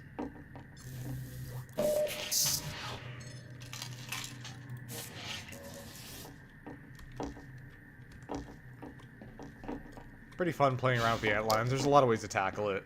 It's not a difficult sequence, but it allows you to get creative, and it's a pretty unorthodox combat encounter. Just wanted to double check, are you on Mapboys 8.0 and or fresh install of it? My map requires 8.0 features to function, and that trumped some people who didn't realize they had an older version. I don't know. Steam apps, source mods, map base. As of January 2025, yeah, that could be pretty old. What's the latest version? Map base.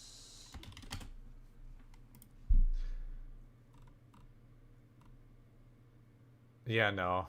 I need to download the new map base version for yours. I have the old one.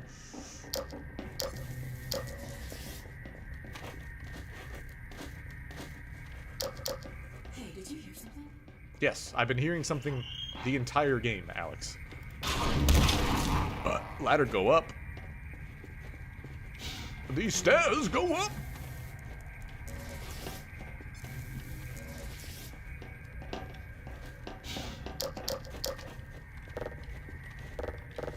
Oh, am I too fat to activate that? Okay. I'll wait here. Okay, yeah, you do that. Dismount points, people. Never leave home without them. I could probably gather all those weapons from over the crate using my gravity gun, but I feel like I'll probably be in that room in person, so I'm not gonna worry about it too much. This is fucking nerve-wracking. What the fuck? Yeah, we're getting the shotgun and crossbow out for this shit.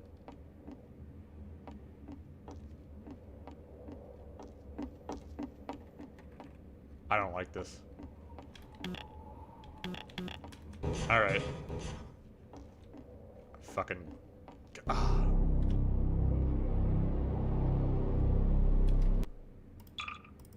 So is it just gonna jump scare me again? Or is it actually gonna, like, hurt me this time?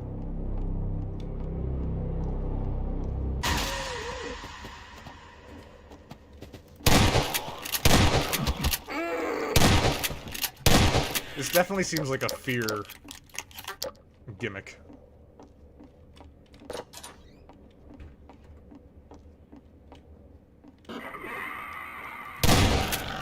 Okay.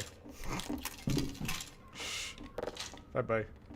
Gun misfires, shoots Alex in the fucking forehead on the way down by accident. Whoopsie daisy. Hello. Nicely done. Thank you. Let's go. Alright.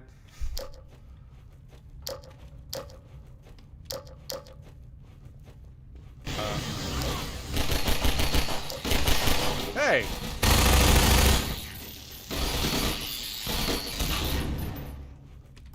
Okay, that was an interesting parallel fight. I like it.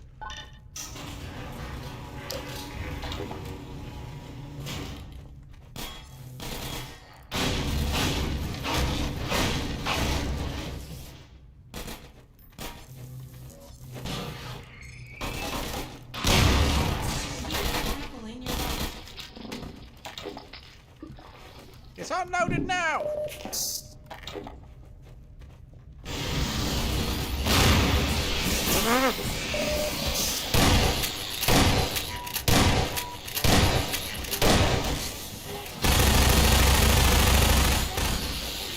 Oh no. I get what I'm supposed to do. I don't really mind that as much. I just gotta kill everything really quick.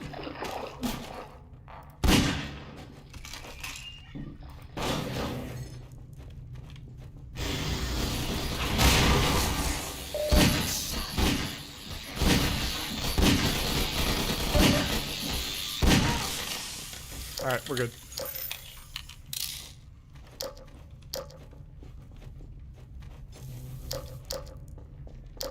Let's keep going.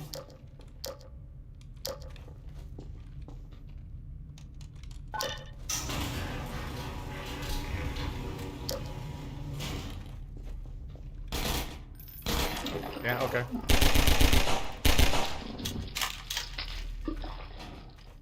I really hope I don't have to take the gnome through this whole level to do something about it, or if the gnome is just a prop without any actual special properties.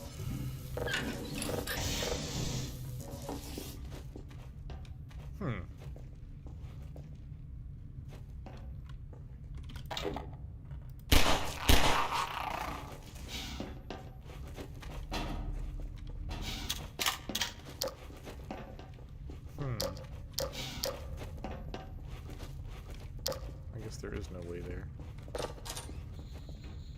Ah, but the lights are on now. Don't know what you're all about, but you look like a monster spawn closet hole thing. Fucking, what was I supposed to even be doing? Do we go back up now? Probably.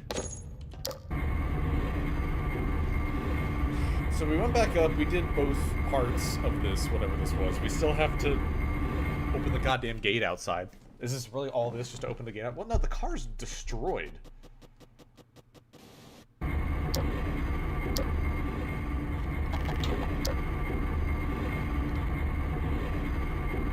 my.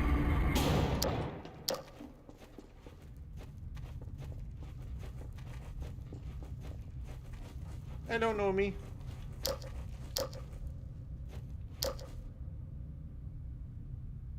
I think that was it, right?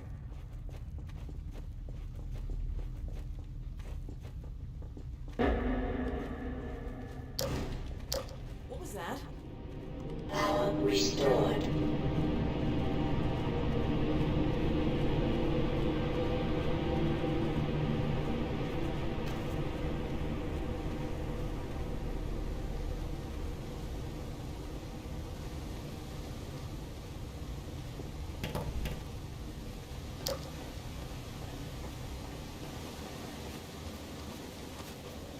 Oh, the car is back on my radar.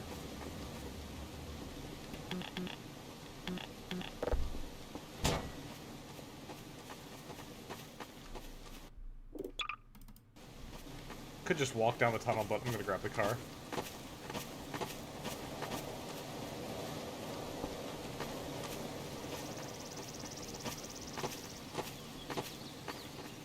So it's interesting that the car is showing up at a weird spot on my radar. I don't know, I guess that is where it belongs.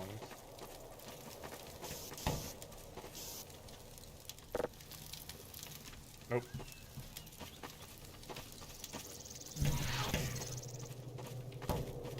Damn.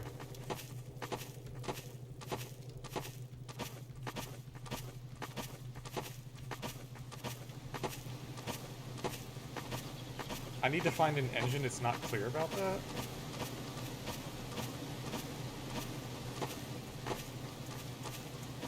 Okay, so if I save and I just walk though, can I just end the level?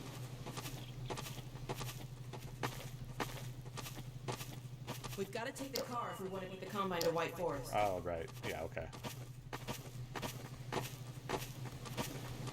That's a good use of dialogue. Okay, well, then I can just keep little Nomi out here, then, surely. Oh no, I can keep him by the car. Can I ABH by pressing spacebar at the right time? Am I that goated? Oh, fuck yeah, dude. See, look, no scroll. That's all spacebar, baby.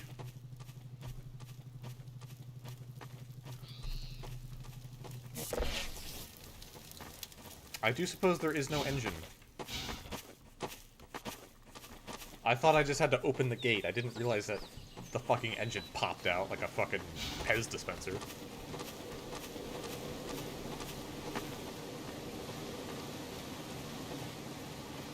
Pretty map. Like the Fear vibes. I like the signage outside of the facility that indicates that there's fucking something weird going on, but it's hard to determine exactly what it is. Something anomalous. Juxtaposed against our typical comfy gameplay.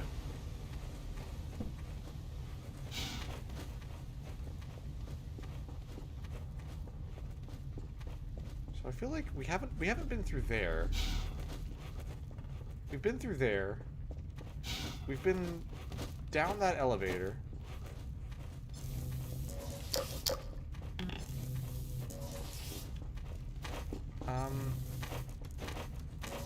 Maybe we try the left again? We turned on the power for something.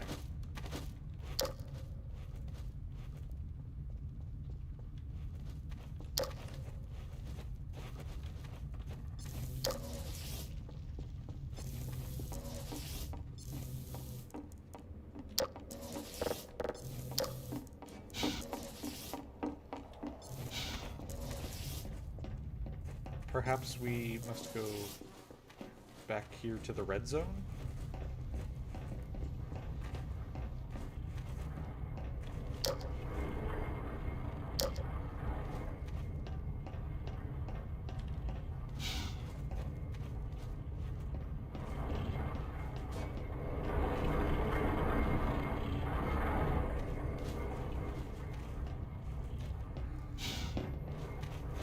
Why don't I hear a zombie just now? We've been through all of this. Did up do anything?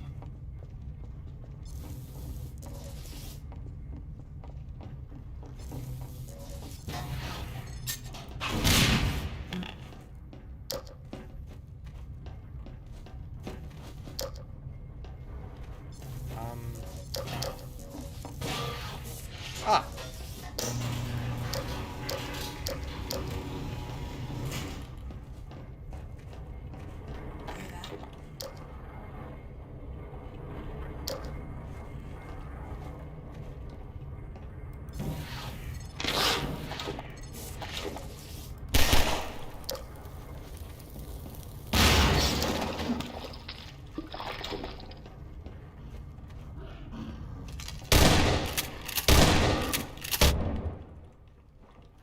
Very cool enemy.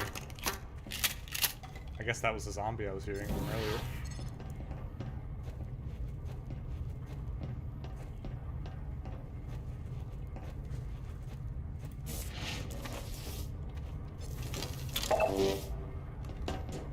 Never fails to hide goodies.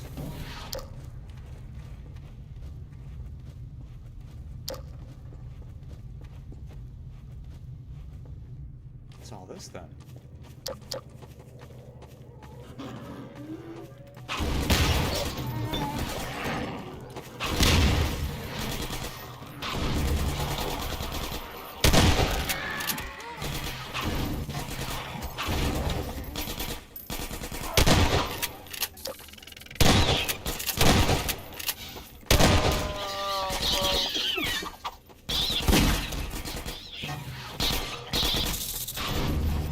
Okay. Very, I mean, I think this map shows just how fun zombie gameplay can be when you're not fucking crowbarring a fucking stupid, shambling, slow-ass zombie 100 times over.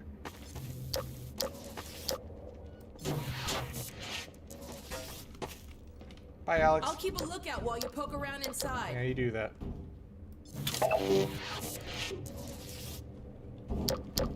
I hear aircraft outside, I think.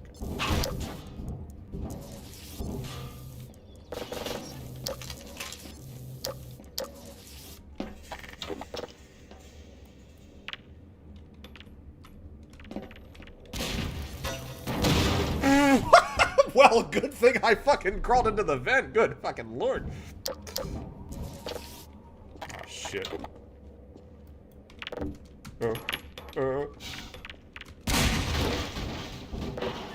I did it. I'm a scientist.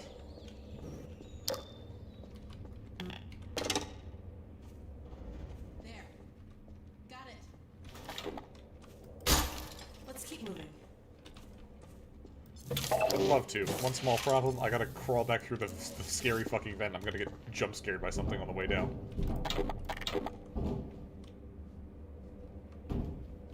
Right here. Right here's where the jump scare's gonna happen. Still fucking got me! God damn it! That was good.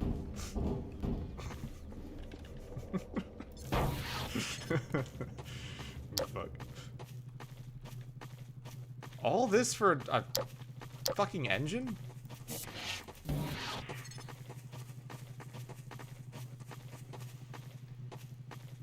Oh wait, no, this'll double back to the car. Did you hear that? Girl, you need to stop fucking saying that. Been doing that shit all game.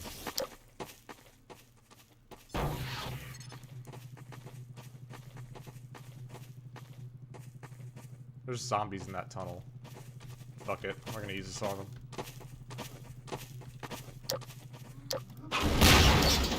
Bye-bye.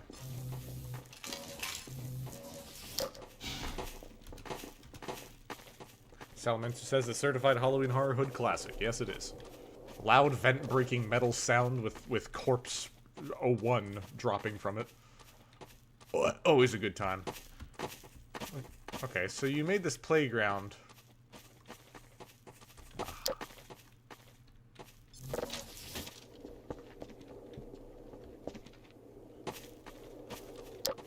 Scary. Hey, no, don't you get stuck now. You know better than that.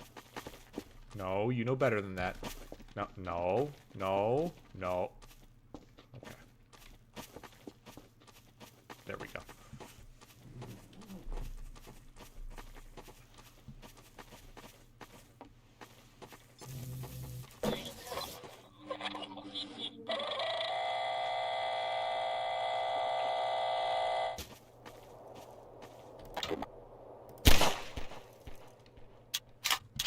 Don't mind me.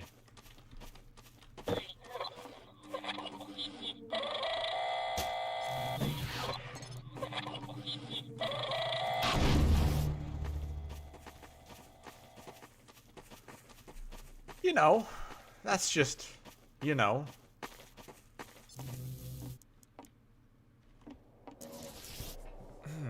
Okay. That's the supply cache. Probably the engine in question. This looks like a suicide cult room. What the fuck?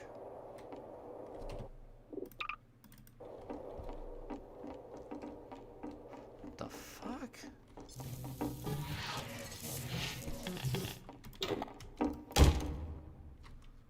What the fuck?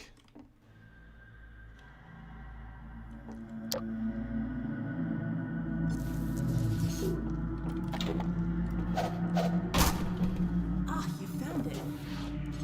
We gotta get out of here. Let's get to the car.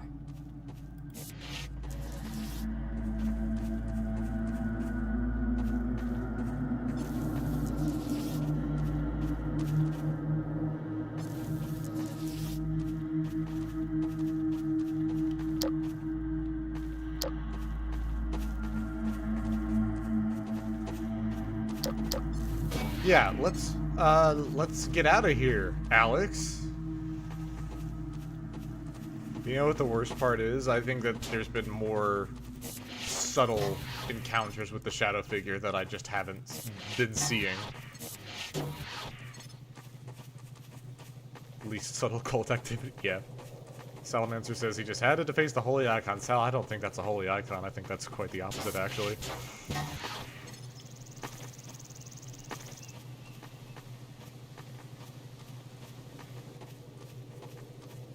Okay, but I'm curious about something. I'm curious that if I bring the gnome up to the cult room, that that maybe that'll do something. We'll see.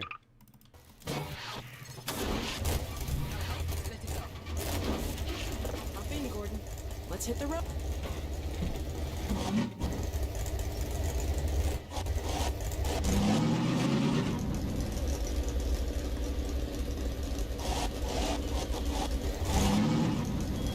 My Pookie is in my lap. I think, yeah. Is it. Brought the gnome to the end.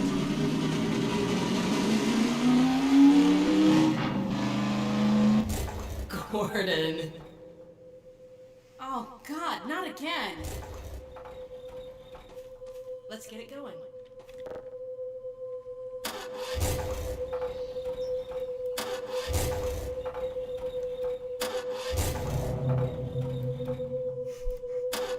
What's going on? You don't see it? It's Sheeple, right there! Start her up again, Gordon. Do what you did last time. Watch Sheeple be in the fucking passenger seat next to me.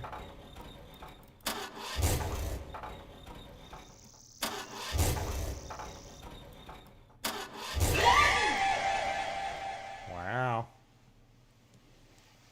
It doesn't have to be this way.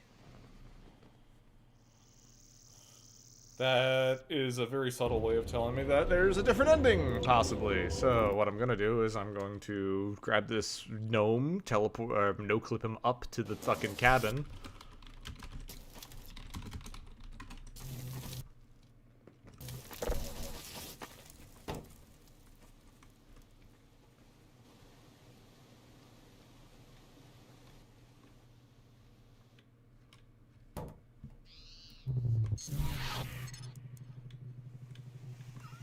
Okay, so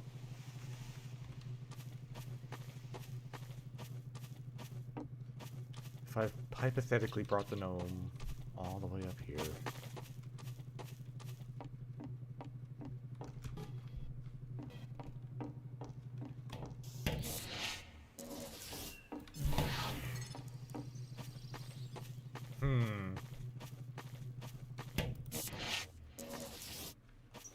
Maybe there's not another ending. Maybe the gnome is just a prop.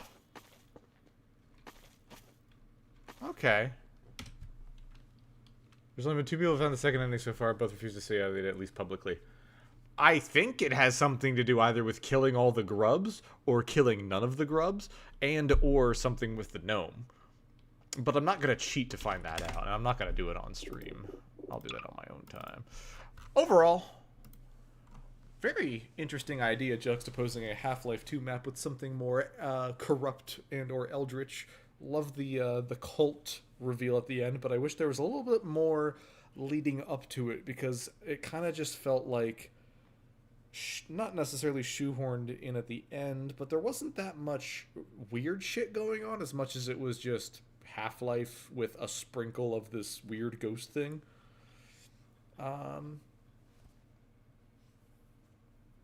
But yeah, interesting level. I'll have to poke around and see if I can get what the second ending is, and if I do it, I will also not tell anyone how to do it.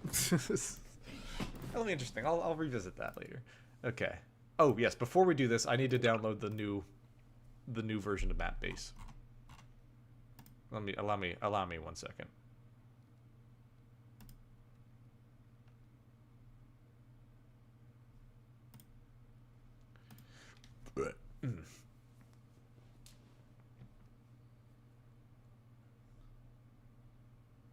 Funny for how a cult obsessed with eyes that Sheeple had none. Yeah, I think that was intentional.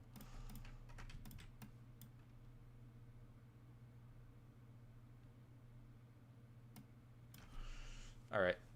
I'm moving shit over. We are replacing all of the map base folders with the latest ones. So there's new DLLs, which means that there's a non-zero chance that my settings might get fucked up somewhere along the line. But alright. Restarting.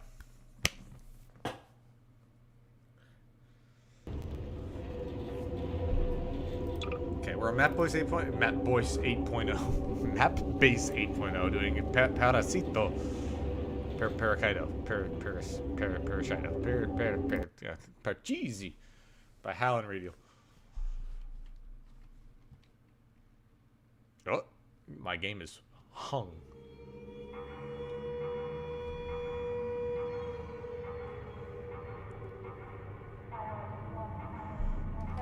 Priority warning.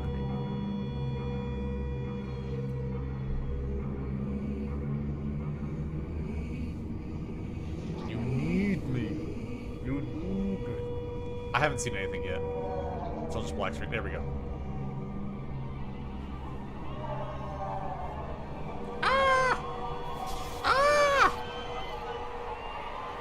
Ah!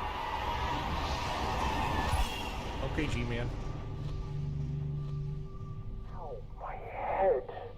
What the hell happened? Oh, my fucking head! I need to go to the store and get some cigarettes! Oh! Money! Here comes the money.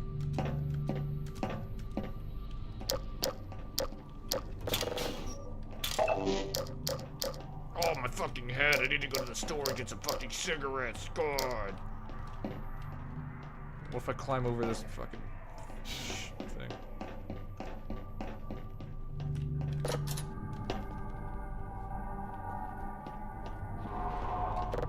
Well, what the hell? What is this place? By the way, this is like bathroom, sink, right? Okay, radio. And nothing room? And room that you gotta crawl over thing to... I'm sure it'll all make sense in the course of, well, I'm really not at liberty to say. Hey, hey, hey!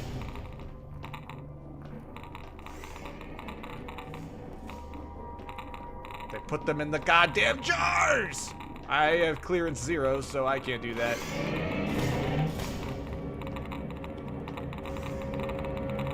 They put them in the Matrix. We're all batteries. This is so red-pilled. This is so lambda-pilled. Sorry. Half-Life Burnout's taking over.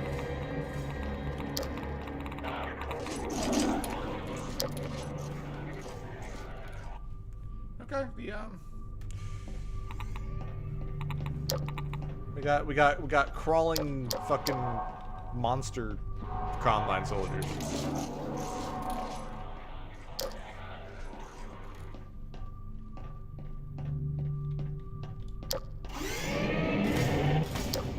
Huh?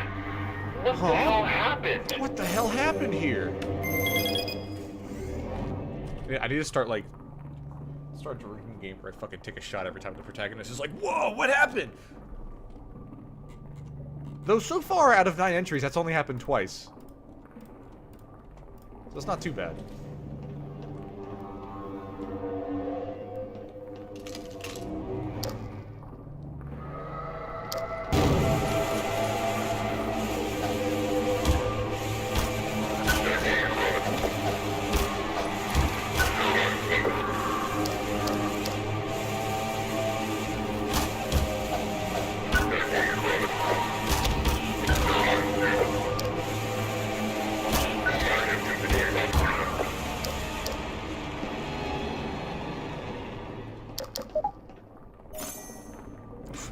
Melee combat's powerful, make use of it.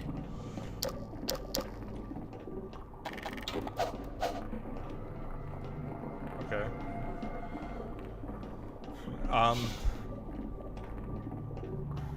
I guess these are the closets that they spawned out of.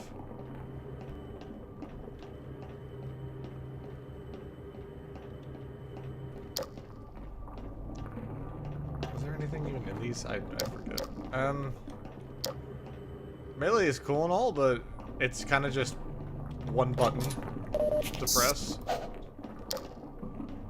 I remember there was one entrant who did a, you gotta be fucking kidding me.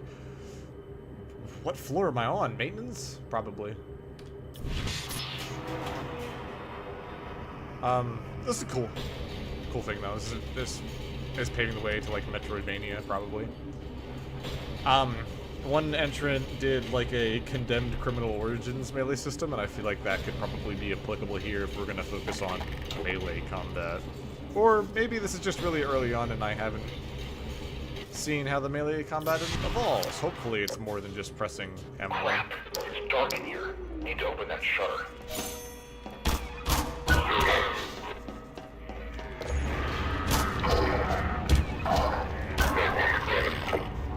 What? No. Oh, I thought opening the shutter would, The train yard. There's a supply train still down there from last week. With a rock behind low more security. Well, we were just a skeleton crew of like 16. Maybe the others found one and stashed it somewhere. Just need to find some proper firepower to defend against these things.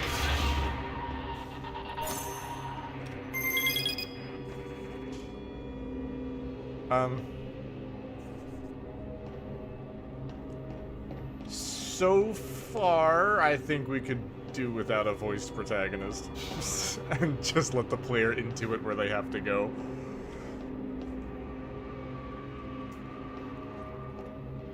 The story has shifted from, oh, what happened, where am I, to, wait, I think these guys, I remember these guys doing this, and now I can do this! I thought that opening the shutter would reveal a gameplay mechanic of, for some reason, these parasites, if they're exposed to, like, sunlight or the sky, that they would die, which is why I rushed to the panel to open it. Also because the protagonist called out that, oh man, it sure is dark in here, I should open the shutter! Yeah, turns out that that's not that important, it's just a visual set piece that I ended up interrupting by enemies trickling in to slap my ass.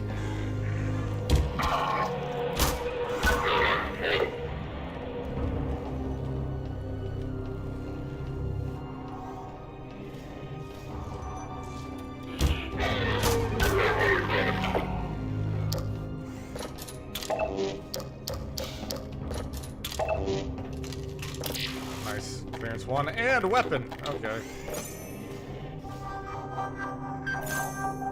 What? That's the Half-Life sound.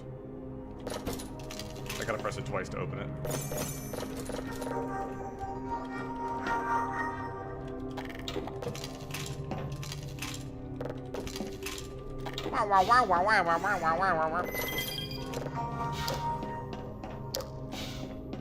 Damn. I gotta keep mental track of all the tiers of clearance. Okay, this is very obviously inspired by Dead Space because... Oh, right. That's a thing.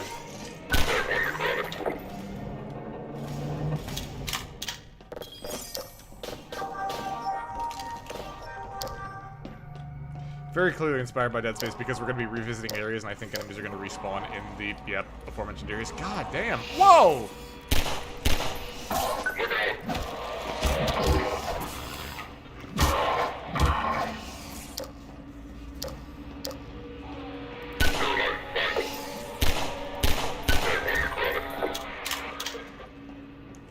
Freaks. Freaky zeekies.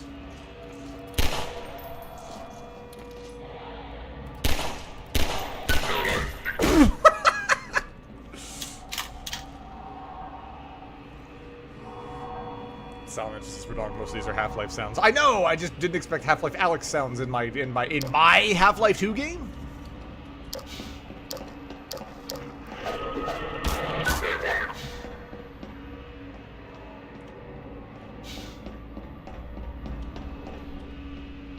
So I guess I kind of chose correctly out of all of the out of all the floors to go to. Oh, fuck.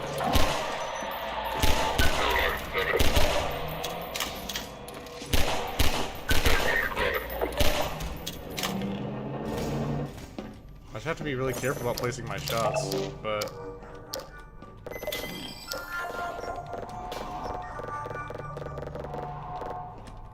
Open the door! Open the door! Oh, and clearance level 2 gets me an AR2.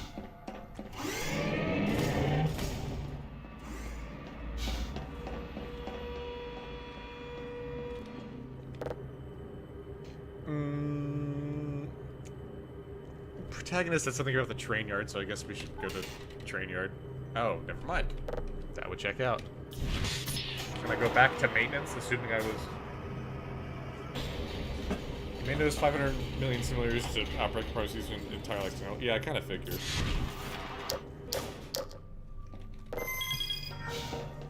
The question remains... How similar...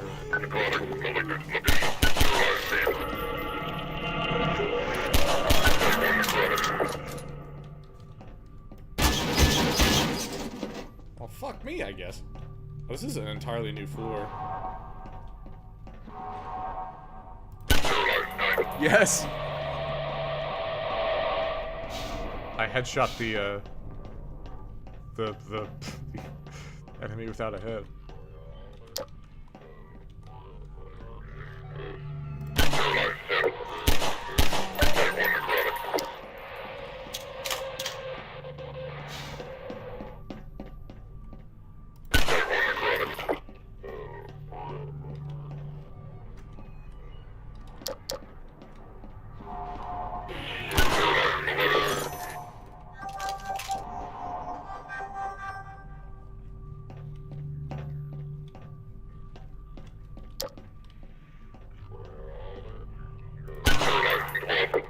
Playing it like a stealth game now.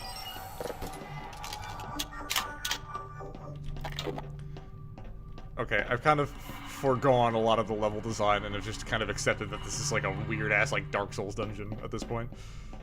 With beats of oh, hello.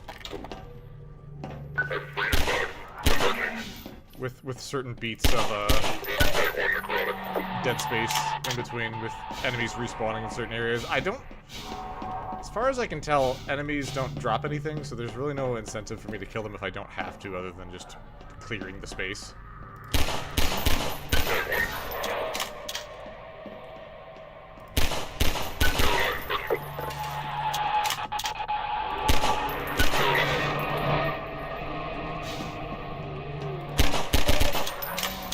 Right, I can't spam. Oh, they do drop shit. Okay, there is an incentive to killing them.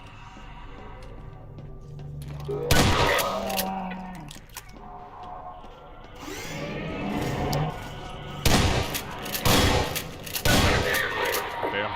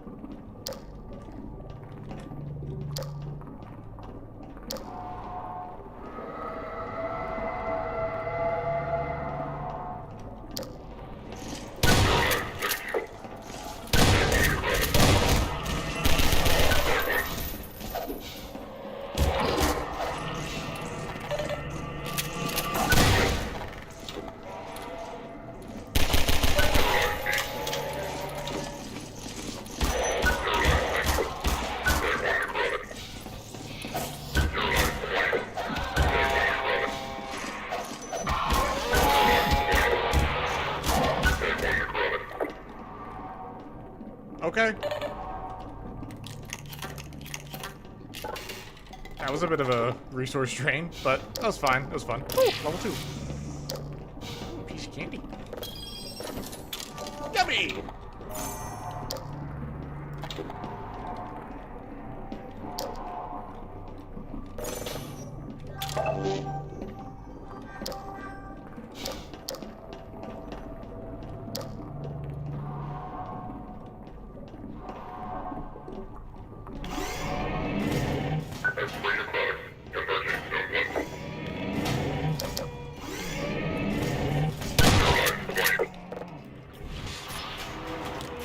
Okay, I'm digging it.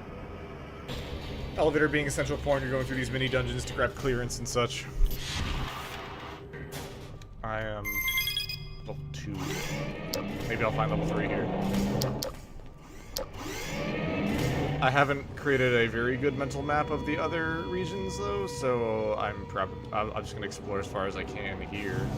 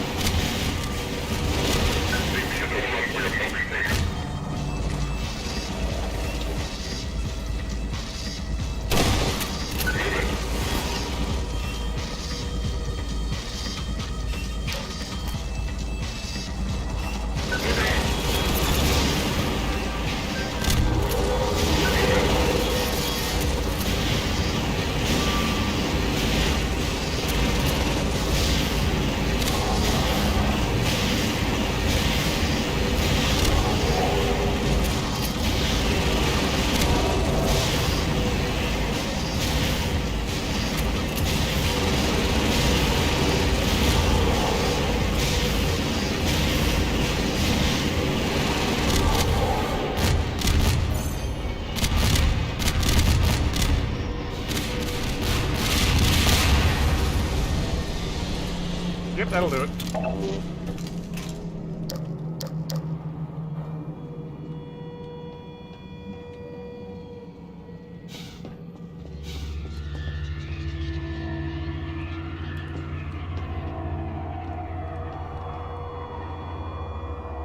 Cool. Alright. That was a nice little, like, mini boss. I feel like you could have activated the space a little bit more. It was like a bob and weave, yeah, sure, but there wasn't really that many hazards aside from just the front-facing stuff. It would have been cool if the gunship shot. Oh, and maybe this was a function that I just didn't notice, but maybe if the gunship shot some of these casings, it would have released some of these enemies into the battlefield, or maybe something that would require the player to pop off a few shots from here, but something would require the player to move to a different emplacement, just to not just stand in one spot so long and do that. But overall, pretty solid. Good set piece, though.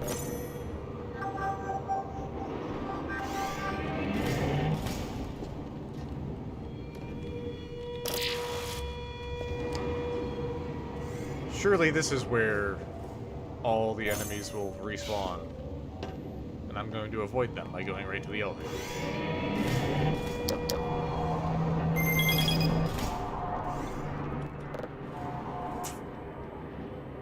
Haven't gone to VATS yet.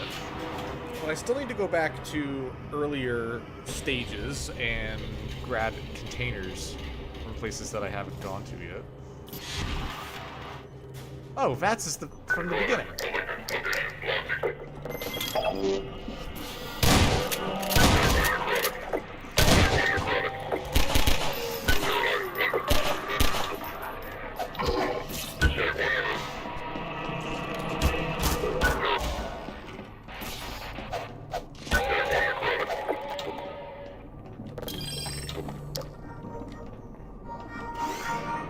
Before I go there, double check.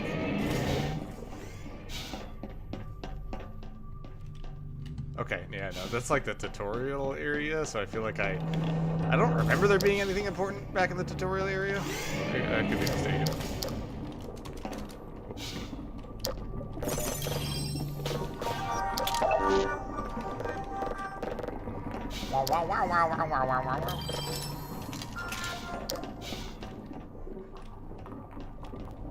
Okay, we are done with VATS. We came from hangar, we cleared up hangar. Let's go back to maintenance.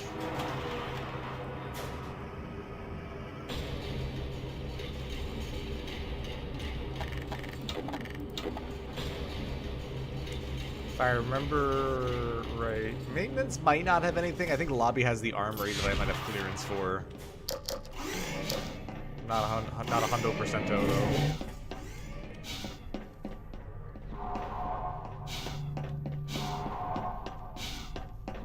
Aha! Huzzah, more pistol ammo.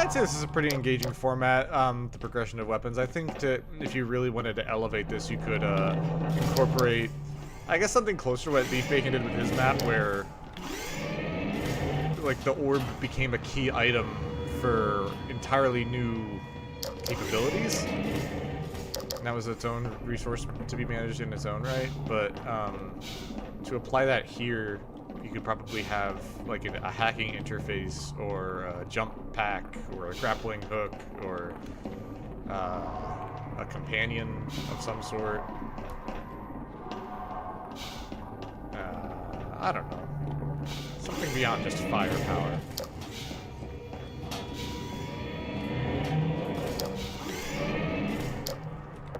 Lobby. Lobby is the last place we can possibly go to get grade 4 clearance, and then only then can we make it to the train yard.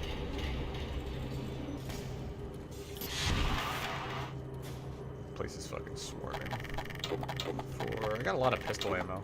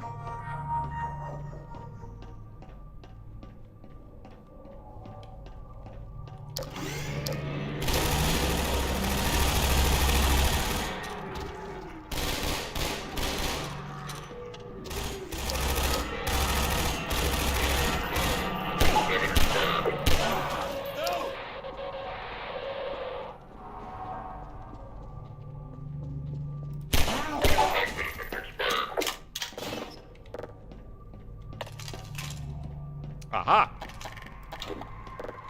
Submachine gun spotted.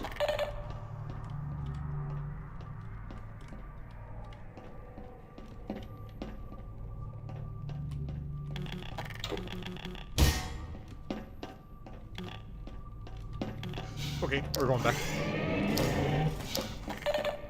Don't even know if I'm supposed to have the submachine gun, but we'll see.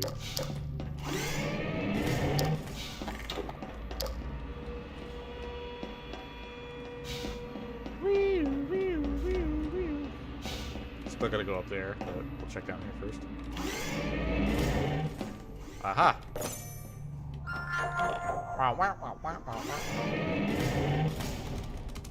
I am supposed to have the SMG. Really wishing I had clearance for these. Something about gene editing?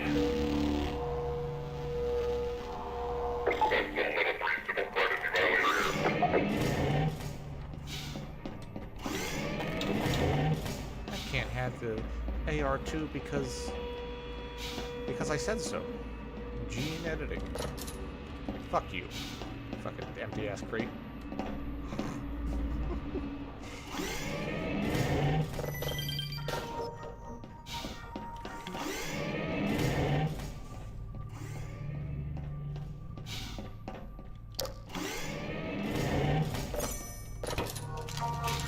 I'll take that.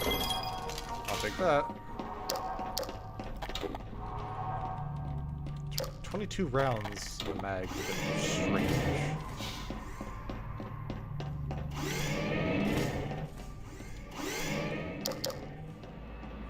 Wait, those crits were not always there. Those respawned in after the fact, surely.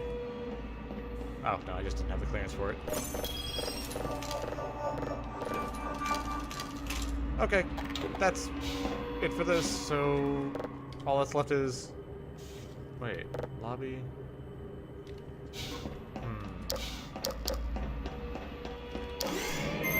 I have security 3, I need 4. I didn't thoroughly check this place. Maybe there's a security clearance in here that I missed.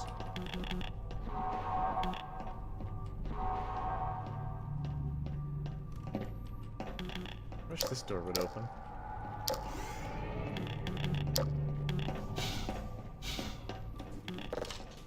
Pardon me.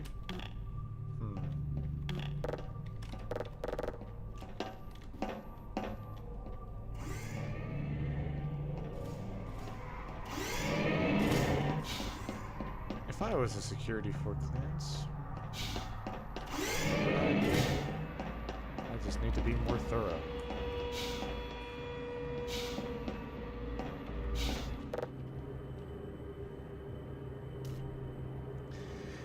In the lobby, we can't get to train yard.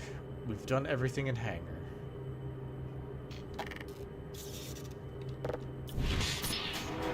It could either be in maintenance and I missed it, or it's in VATS. Or it's somewhere in lobby that I've missed. It's definitely not in hangar. Unless there's something I missed in hangar. Like a doorway or something. But I didn't really check VATS all too thoroughly. Well, I didn't check VATS all too thoroughly in the end.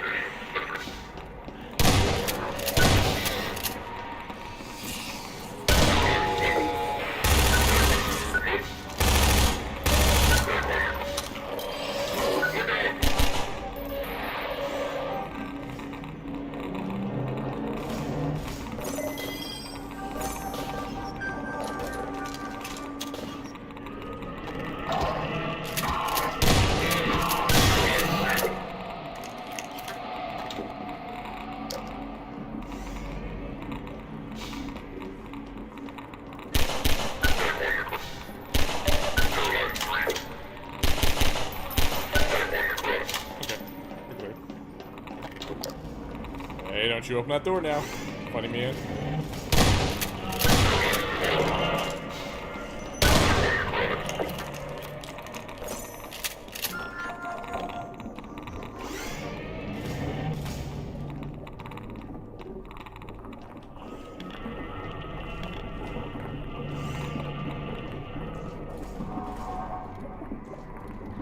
There's the clearance I need, but I don't seem to open it unless...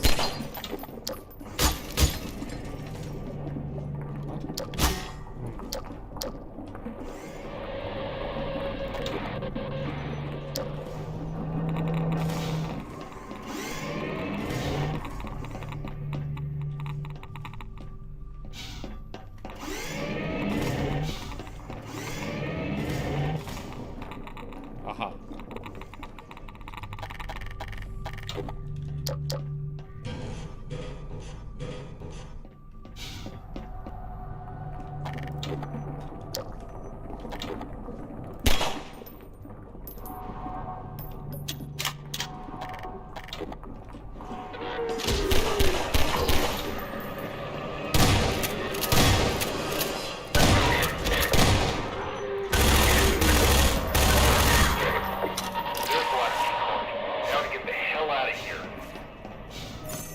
I sure hope not a bunch of monsters respawn as I pick up the security 4 card.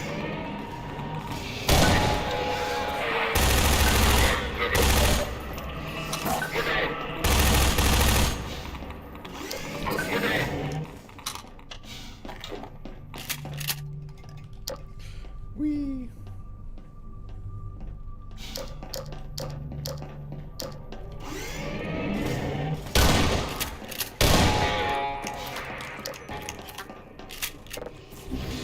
Bye. Let's see if I can manage this on 46 HP.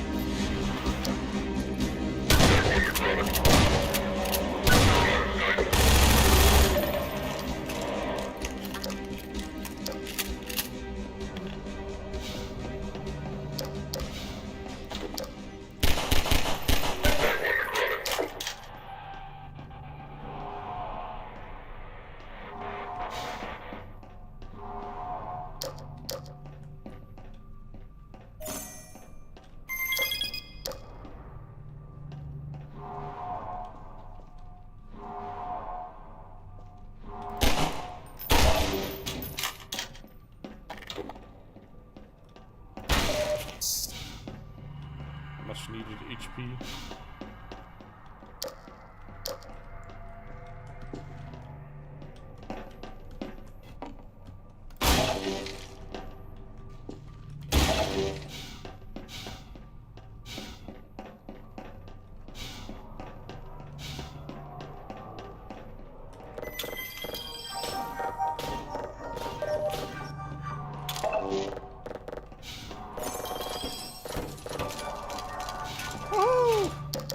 Supply party! Surely nothing bad will happen in the next 2 to 3 minutes.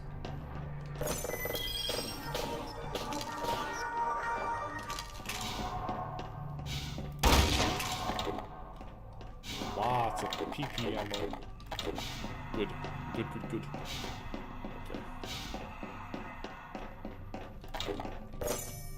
Okay. Probably need to do that to start the thing. Let's get our bearings first.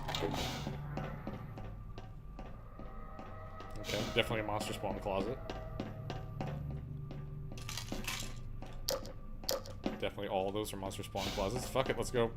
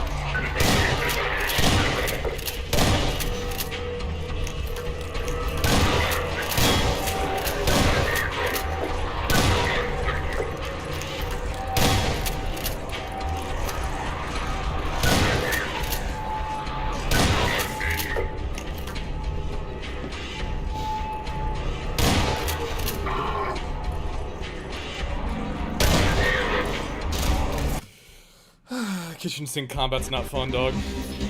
Oh my god! What?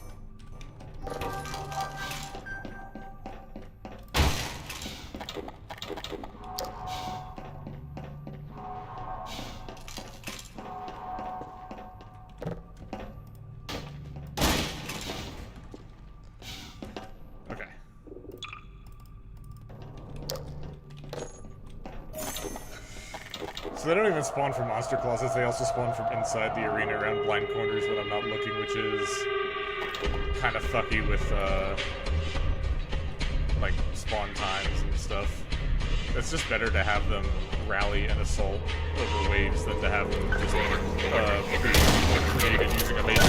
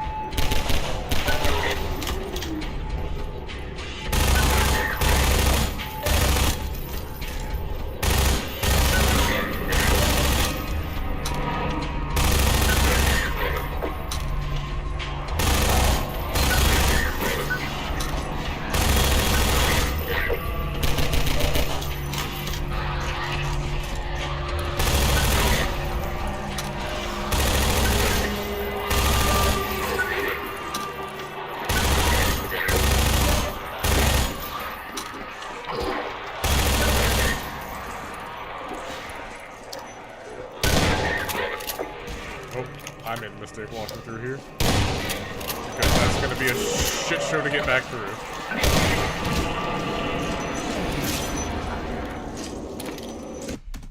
Radial says if I can give a tip to go full hog on using every computer. Ah, lovely. You will get diminishing returns and there's no way to resupply during the fight. Well, the trick is to not use dynamic resupply and manually put shit in the containers so that even if I have an excess of health and armor, I still have supplies throughout the fight.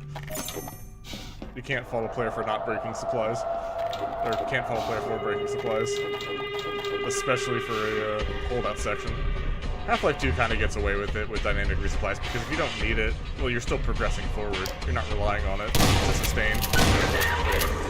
And don't put fucking NPC spawners in the middle of the arena!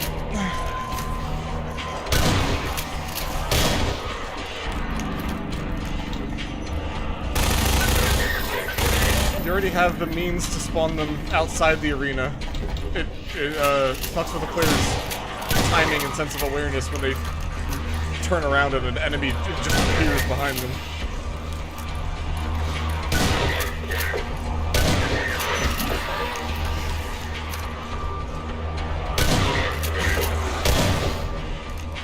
And I actually have to avoid going on that side of the map because if I drop, I gotta go through a bottleneck and there's just way too many enemies that have spawned over the course of the fight that haven't aggroed me. It might just be better worth it for me to just sprint. Oh, like, not even fighting. I'm just focusing on dodging.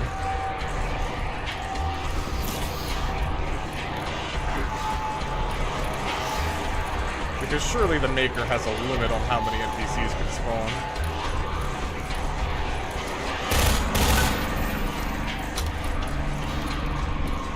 It looks like it does, because I'm only seeing the same, like, 7. Someone's chasing after me. This'll do. And some of the slower ones are friendly catching up.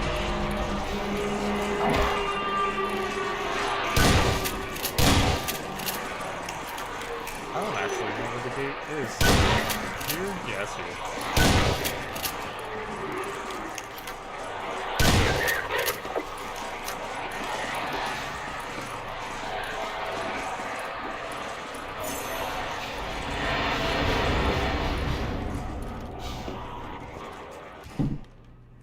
Okay, I made it.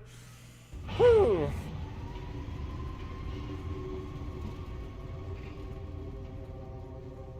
Wow, okay.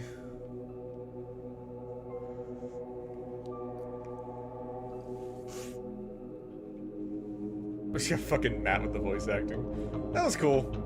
I really liked the, like, Metroidvania, Dead Space fusion of trying to go back to previous parts of the level to do more. Unfortunately, it seemed like, probably due to time constraints, there wasn't much of a payoff to going back to earlier stages other than supplies. I was kind of hoping that there would be, like, micro progression in between them.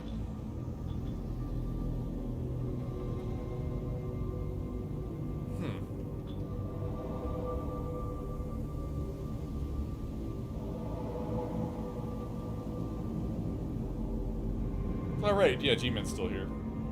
Fake out?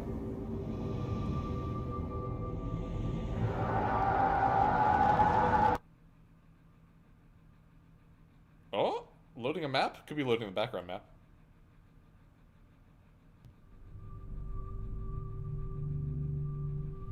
Ow, my head.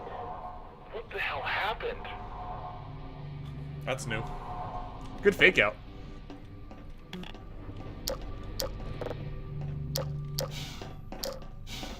All in the head. Because the music is now playing. I mean, the G-Man's a little fucked up, but the containers aren't opening, so... Boop, boop, boop, boop, boop.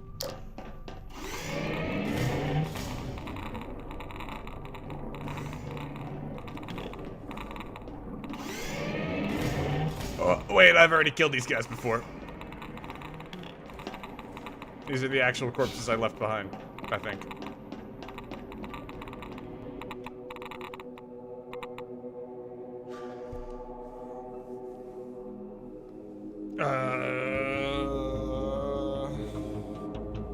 Fake out, but not really fake out. I heard some mentioning of clones, but I guess that would make sense for the clone to wake up like Soma style, where it's just a continuation of the same consciousness. Cool. Okay. Radio says I originally didn't have spawns in the arena, but it resulted in spitters doing nothing and a ton of dead time at the start. That sounds like you might need to build around the spitters a bit more to give them some zones where they do have coverage and zones where they don't have coverage, as opposed to them kind of locking down just like the back wall across the arena.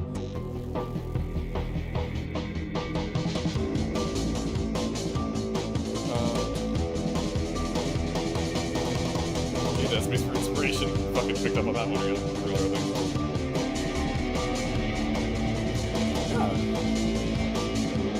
I think I mean, everything leading up to the end was very well tuned and in line with probably what playtesters and your own intuition had given you. I think the end tried too much to be grand, so it just tried to throw everything it could at you. Which, I mean, yeah, it was difficult, but, like, it just really resulted in me cheesing the mechanics to win easier, because I was just... It got to a point where I was actually not fighting so that I could limit the spawns, because the spawns were just getting too much, and I could at least control... the enemies that I was looping in that one part of the arena, as opposed to having to, like, have new ones. It's like fucking COD zombies in a way, where you're just training until you have enough, and then you can kill them reliably, but you don't know where they're gonna come again, so they break the flow. Yeah, I think I mean, the, like, density and stuff of the objects were fine. I feel like you would need a more open...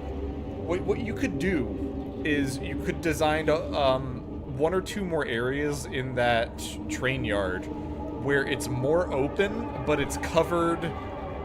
It's covered better by spitters, but you have more room to navigate the hordes of foot soldiers that are charging at you, so it's more maneuverable, but the spitters become more of a problem. And conversely, you'd have to figure out a way to make the tight corridors more appealing to take cover from spitters, but more of the domain of the zombies and shit that charge you. As it currently stood, there was no way in hell I was getting anywhere close to the console during the fight that activated the fight in the first place, because that was just like that would just be a slaughter, like a very high risk thing for me to do just to transition to another part of the level, which didn't really seem that much of that worthwhile. So I ended up just kind of sitting in one spot, not really playing with the whole arena, not really encountering everything in it, just because I didn't want to deal with eventually having to cross over that threshold in the middle. That could be resolved with, if there is a bottleneck, there's a different way to get around, like a side path, that type of thing. But yeah, I'd play more with more open spaces for horizontal maneuverability, but more vertical openness as well, which means that spitters are more effective, and conversely tighter horizontal but tighter verticals, but that means that spitters or a gunship wouldn't be as much of a threat compared to everything else. I generally try to keep spawners out of the arena because it's designer magic, it's gamey, it's artificial pressure, where you could easily apply the same pressure just by designing the arena intuitively for enemy spawns to come out properly in a way that they're telegraphed and that they're not, 5 feet away from the player when they spawn. I think a band-aid solution would be just to increase the effective range of the spawns so that they don't spawn anywhere near the player, but that they filter in from adjacent rooms. That way there's more of a bottleneck and the player would be more prone to moving somewhere else in a different room.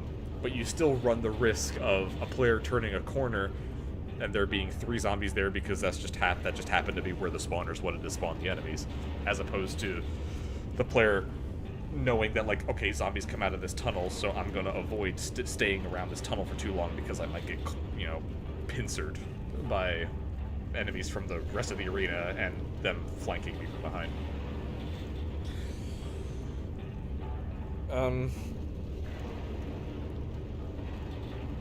Yeah, I mean, kitchen sink combat always has like a power trip fantasy kind of thing. I'm guilty of doing that myself in a couple entries, but I think another way you could put an interesting spin on this encounter is, instead of it being a holdout section, that you could make it like a timed section where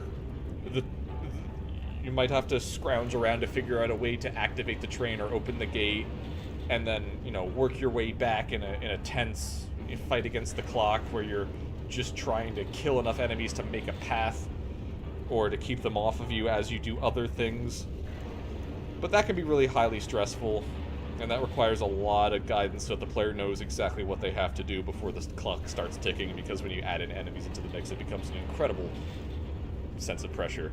But that kind of makes it more in line with how Episode 1 concluded it, where you kind of have to catch the train. You activate the train, and then you do have like a final boss sequence. Now, granted, it's different from a horde of zombies, but it's still a similar principle of, I know what I gotta do, I know generally where I gotta go, and I just gotta scramble to get there. Something like that. I don't know. But the rest of it was very good. I really like the concept of going through multiple stages and revisiting multiple stages. I think you could do a lot more with that if you had additional time to revisit this or wanted to do a part 2. Definitely lean more into that, because that's a flavor of level design that we don't see very often. And it's very refreshing to do, to go through multiple floors or multiple sectors very easily. The elevator was definitely a central point to the whole game. And then you could even incorporate some like FromSoft level design where, you know, you open up like a shortcut back to the elevator from another area, as opposed to having to backtrack all the way through, or something like that, where you can kind of play off that formula of a central stem and these alternate paths that branch off from them and become shortcuts, or, you know, long cuts, or offer, you know, hidden secrets or extra equipment to do additional things. I don't know. There's a lot to be done there in that main section. Really cool. Really cool. Excellent work. Moving on to District 6 by Dan's Cart. This name sounds familiar. I wonder if they were a prior entrant. They probably were. Just based off the thumbnail alone, it seems like it's got a good amount of quality. Last seen somewhere in District 6, Killer on the Loose. Looks like a Metro Cop. My movement speed is fucked. Oh, we even got the player body this time.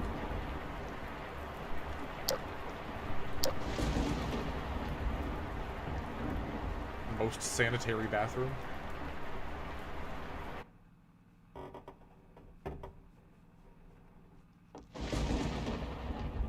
Okay, the rain just stopped.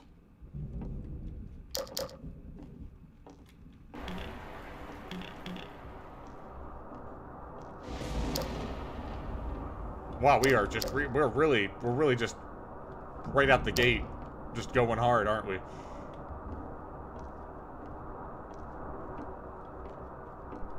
Can't use my flashlight anymore.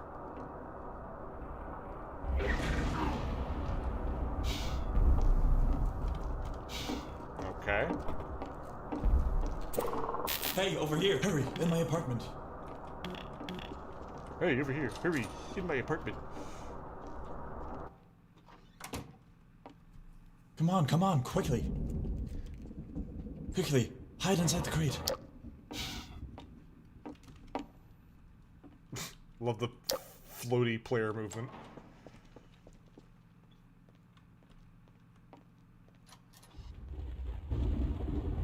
Okay, so there's a serial killer loose on the block.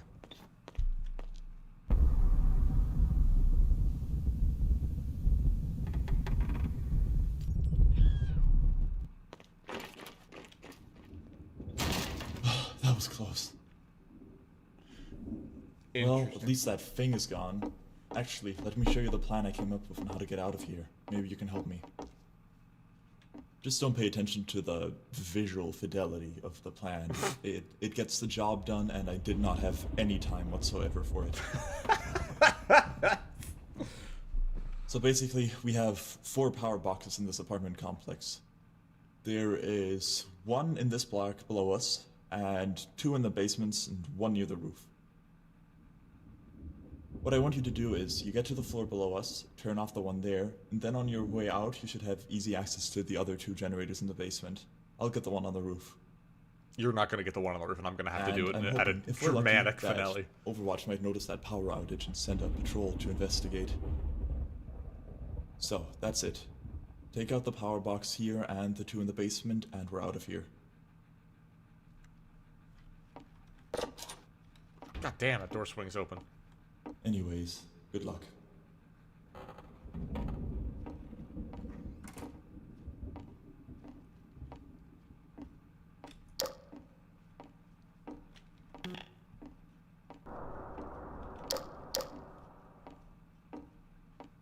Interesting. Okay, we've established... Serial killer in City 17 block is actually kind of a cool premise.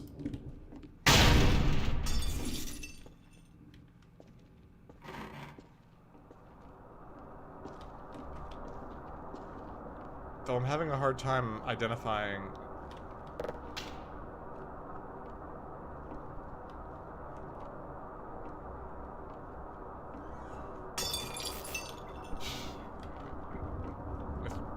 Okay, so this is evidently a stealth section.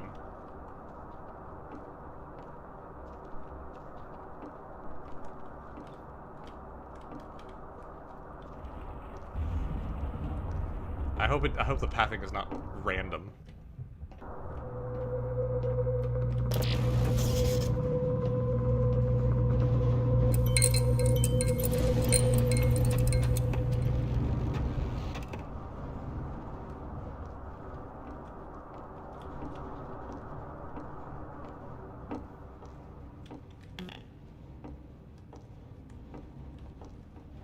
Where the fuck is the generator?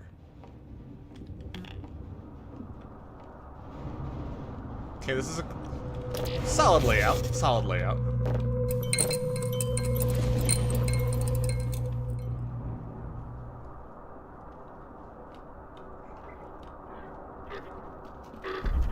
I wish there was a better,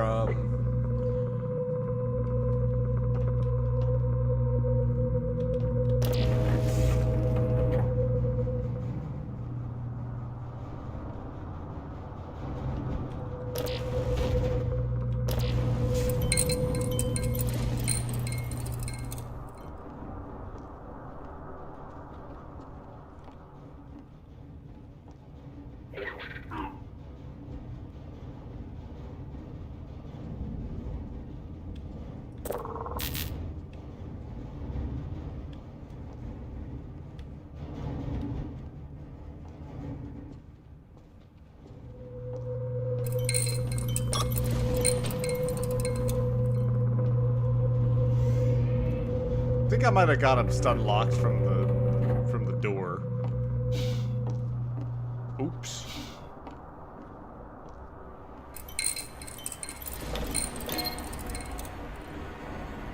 Ah, cool. They got like luring mechanics. Yeah, I definitely got him stun locked by the door in an effort to try to make him more realistic, believable, I guess.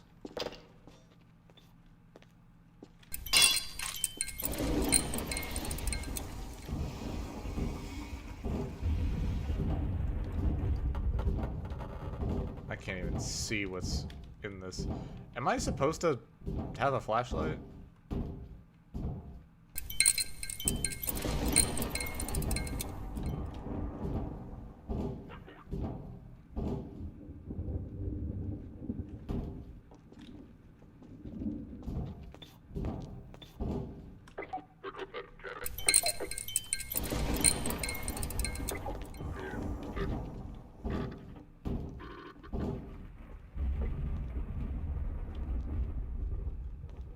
Okay. Okay.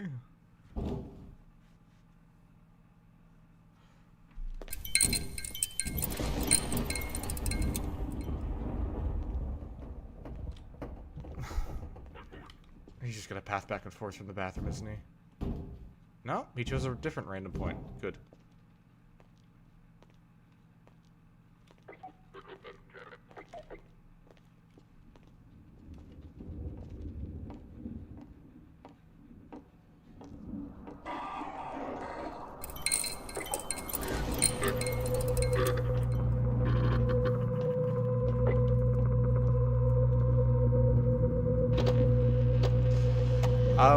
There should be like a, God, I don't know, I'm never gonna get this fucking thought out, am I?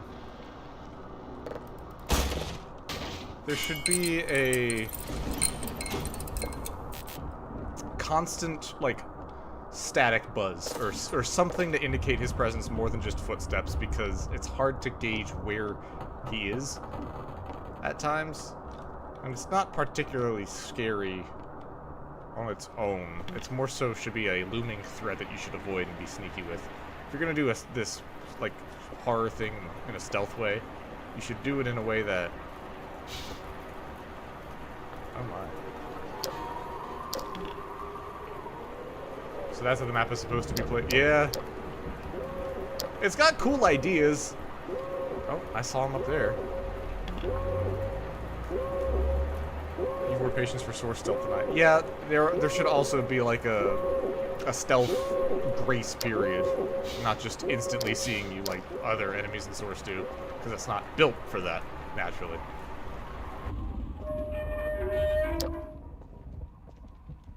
Lots of good horror tropes in here. I think this is really great. I just wish that the NPC had a constant like buzzing noise or something to announce his presence, like so many other horror games do it. Okay. Random fucking doors slamming shut. Is this place also haunted by a poltergeist? Okay.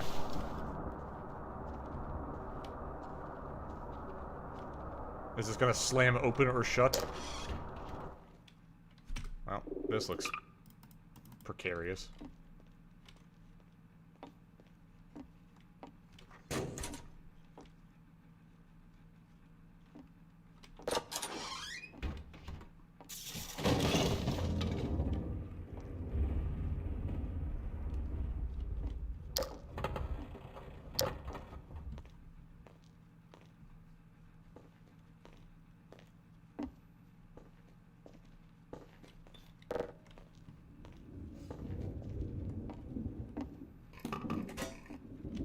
No fucking way!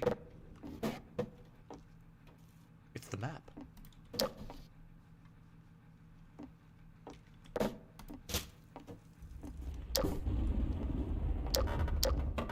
Surely this floor won't break when I step on it. Surely it's not going to break very loudly when I step on it. Wow, I'm actually surprised.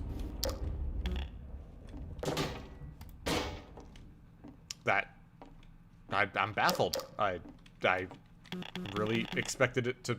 Okay.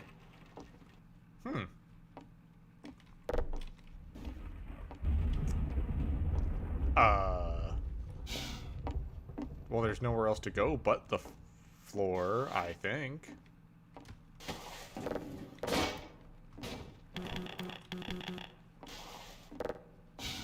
Am I just supposed to apply more weight to it?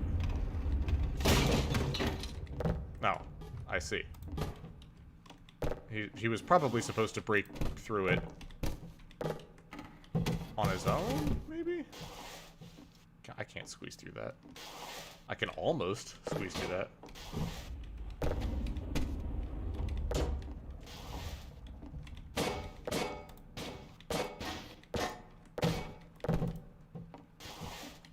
There you go. Fucking goofy ass. Well.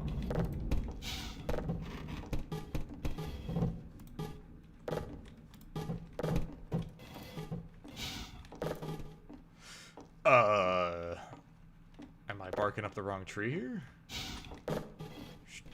Surely body falling through floor was meant to happen.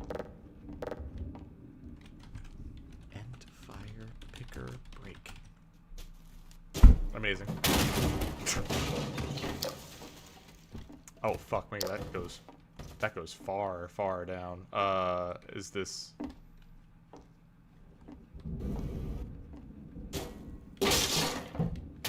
Nice try.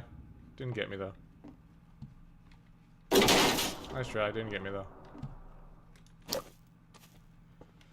I hope I did that correctly. Semi-correctly. Supposed to pile weight onto it to break it. Ah, lovely. Okay. I tried that with the chair. I heard absolutely no feedback loop or feedback on the sound. I think I did hear a wood sound, but it was like a stock, like, ambient, like, floorboard creaking sound, not like a wood being strained sound.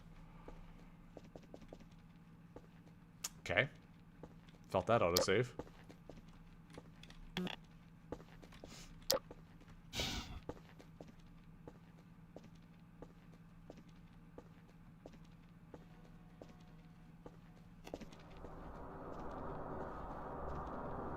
Ah, that's open now. Hey, over here.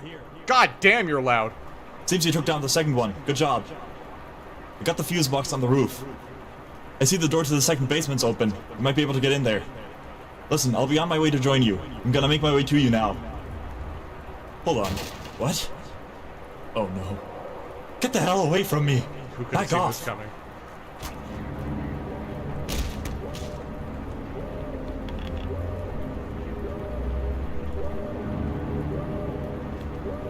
Oh no.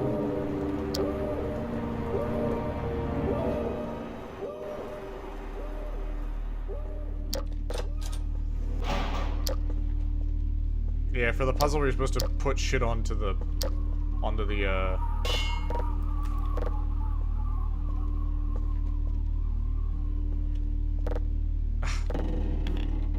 Why are we doing this? Why are we doing this? Why? Oh my god. We just broke a wooden board with a crowbar fucking 2 minutes ago. Why are we breaking metal bars now? Just make these wooden. Just do one crowbar, make it wooden. What's the fucking problem? Why are there two? It's probably tutorializing a gameplay gimmick, but this feels very forced.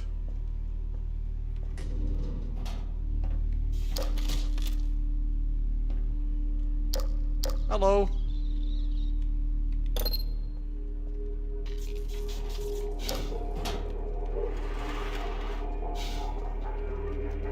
Oh, you're coming in through that one. Okay. Oh, this is a dead end. No, it's not.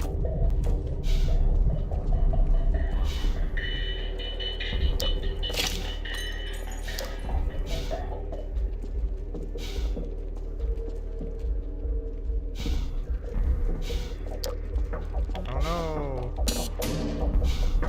Oh no.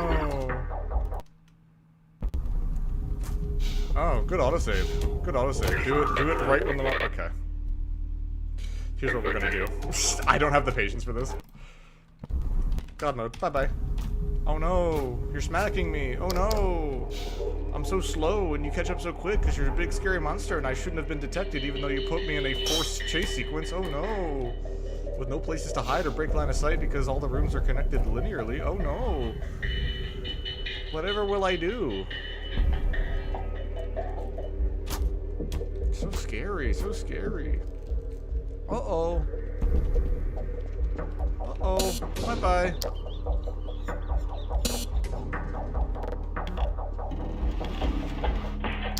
They open back up again after a while? Oh no.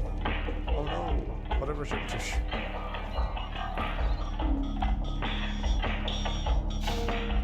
Gotta grab this crowbar from over here.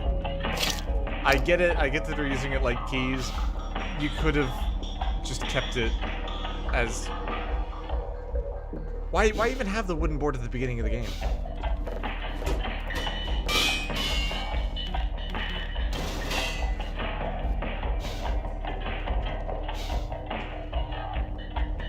You could have just made the wooden board at the beginning of the game be a metal board, and it would have functionally served the exact same purpose.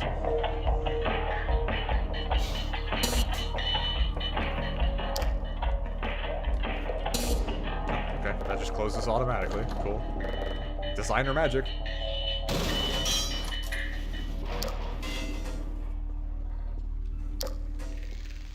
Okay. Got mode off. That would have been a fucking terrible section.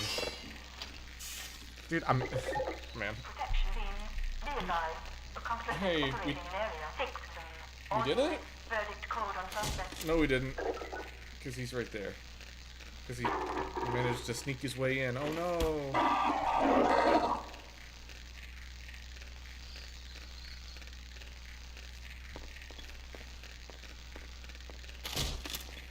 What? Oh, he can phase through walls. He can phase through walls, but I stopped him with doors for the entire game. Unless that door just forgot to open at the end, but there was also a flesh sound, so I don't know.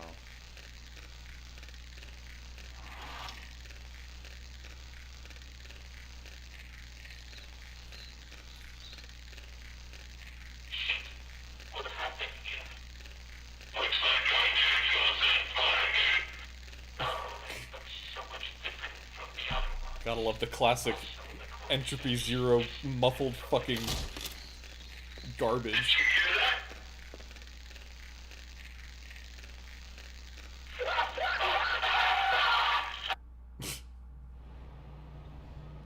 Okay.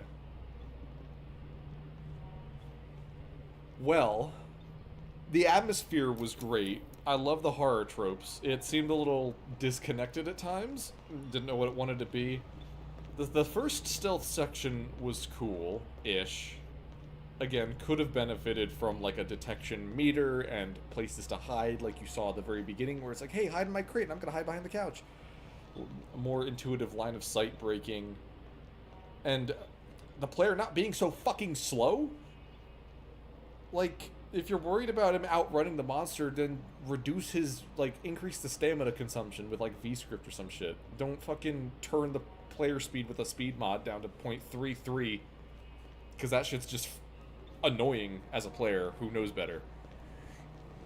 Because not only does modifying the speed fuck up the player's actual movement speed, it makes them floatier when they jump.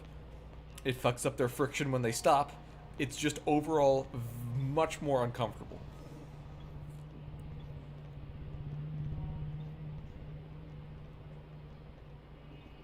I don't understand what the monster is in this one. It's there's a lot of inconsistencies between like, oh, break wooden boards with the crowbar. Now you break metal boards with the crowbar, but you couldn't break the metal boards with the crowbar in the first encounter. You had to break the wooden one in the first encounter.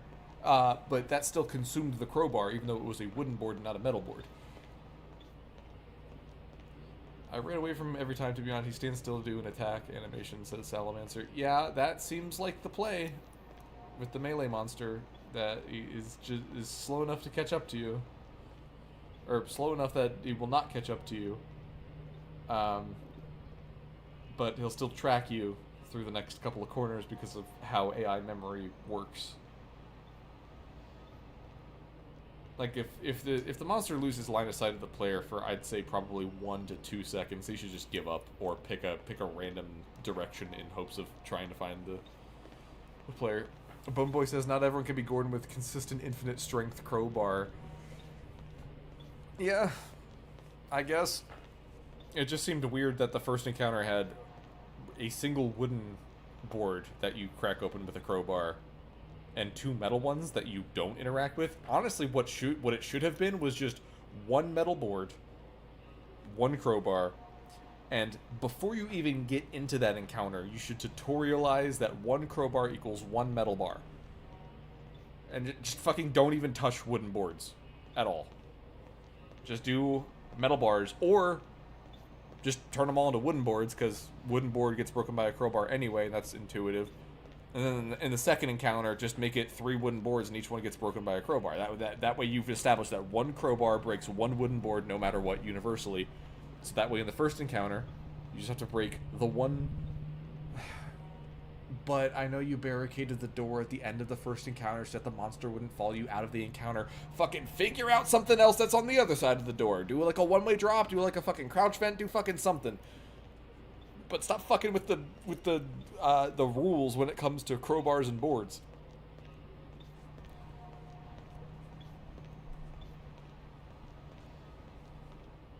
And also the arbitrary shit with the shutter doors opening up after a while. I get that they're not the same as the Combine ones, but still, I'm just applying the knowledge from the first encounter into the second one, where I'm like, okay, if I press button, door go down and door stay down. Or at least it toggles between the two in the first encounter. Again, this is something that could have easily been alleviated and probably not even a problem if you just tutorialized these mechanics before you threw me in a monster maze, and having to figure this shit out on the fly when you're in such a tight, precise chase, given the movement speed and the lethality of the monster and its relentlessness, that you can't really afford to make mistakes, but you're going to make mistakes because you don't know how the mechanics work, because you're never taught how the mechanics work. That's my rant. I think ultimately it boils down to tutorialize some of these elements and make the stealth more fun. Salamancer can attest. I did. God, what did I do for that monster? The shadow monster that warps you away. He definitely chases you. No, there is a way with logic to make a monster look at you, but it would only actually aggro you after a couple seconds of looking at you. And the way we did it was we had a music cue, little bassy stinger when the monster detected you, and you had 1 to 2 seconds to break line of sight before the monster would aggro you. If you broke line of sight, the monster would leave you alone. It'll continue random pathing. But if it aggroed you, then it would chase you very aggressively. But there was a system in place for it to break line of sight using an enemy finder or something. I don't know. It was constantly making checks for line of sight. Just put more you're dumping all this investment into the killer. Make his AI good. That's what they did with the Alien and Alien Isolation. They fucking built the whole game around the alien's AI, and then they added all these other things after the fact and built off of that. But I digress. When you're making the killer with AI, you're doing all these cool things with making him bang on a door when you close the door and stuff. And yeah, that really helps add to the immersion and makes him a lot of love and care is put into it. But the fact that he can just detect you instantly when you round a corner, when it's kind of hard to tell where he's even at, because you're only basing it off of very quiet footsteps as opposed to a directional buzz or more common chatter. And when I mean common chatter, I mean you're talking 2, 3, 4 seconds of in between, if that. That way the player always knows where the enemy is. I mean, you pull up any horror game, Soma, Outlast, whatever, you're always going to hear thud, footsteps. You're going to know exactly where the monster is, not just round a corner and be oh, there he is, fuck, you know? Other than that, really great stuff. I don't think I've played an entry from this person. Yeah, from Dance Card, or maybe I did 1 or 2 before. Either way, really great atmosphere, good build-up, good pacing. Just the encounters themselves could use a little bit more context and finesse for getting acclimated to new mechanics. Whew. Yap session over, am I right? Gosh, wow, what the hell, though? We're moving on to K.E.R.N.E.L. That's been spelled out. K.E.R.N.E.L. by Legoyan. Which I feel like we've also played an entry from Legoyan before. K.E.R.N.E.L.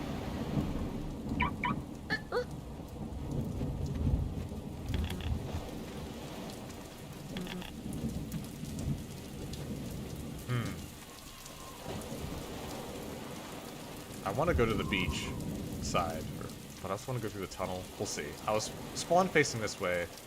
Maybe this isn't the right way.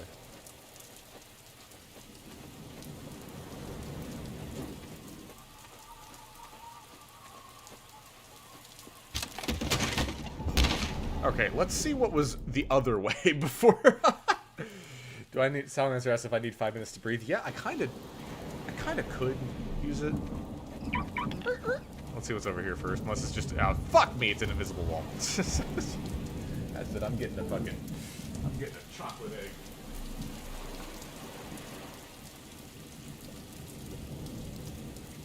God straight up egging here. Still blurred. Oh. Oh, good heavens. Boom. There she is.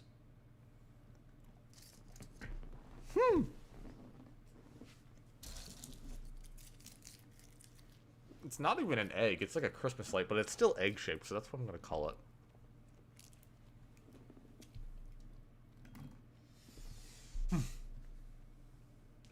Unblur and pop it off?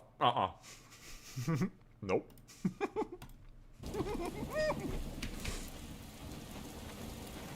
It's a good egg.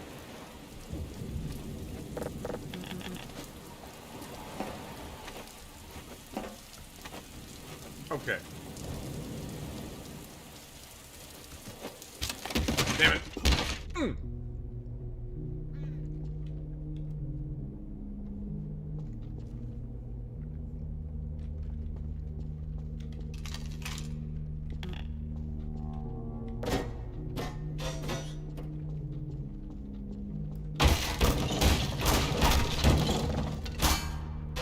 Amazing.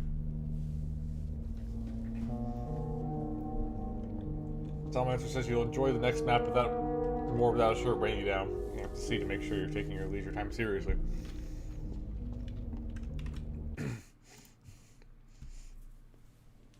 See? Shirt. Shirt is on. See? I can't just do that with my skin. I'm not just pinching my nipples and... God. Salamander, you naughty dog, you. Imagine that I lit the flare and instantly exploded because there was a gas leak that flooded the facility for years. That'd be a fun map concept in the vein of like Red Letter Day. You just, man, it's so dark. I should light a flare. And you light a flare and it's fucking gas leak and it just explodes.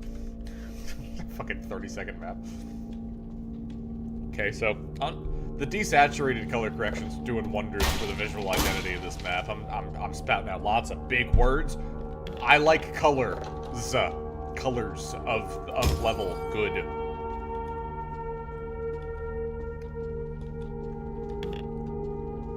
This is also kind of built like a salamander map. There's a lot of fucking random corridors full of random shit that I will eventually come to, but I'll forget how. There's nothing down here.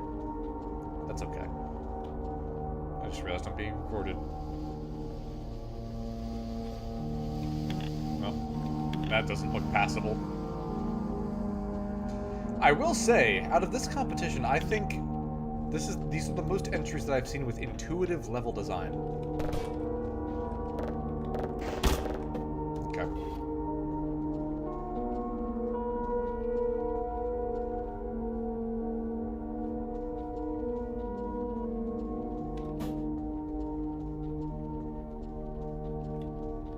God damn, that actually scared me a little bit.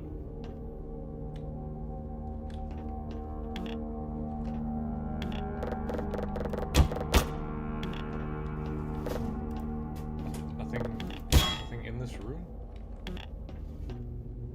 But cable leads to cable led to thing. Where thing? I follow cable. Cable no go?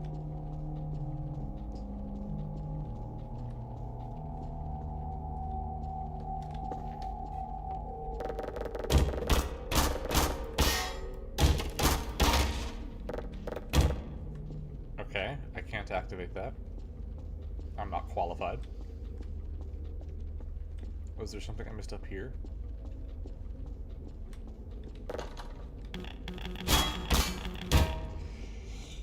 Okay. Well, the visuals are good. However, I'm afraid to admit that they seem to be clashing with the gameplay elements a little bit. I'm seeing levers that don't do anything. I'm seeing lights that don't lead anywhere. Was this the intended solution? Surely not. Fuck, maybe it was.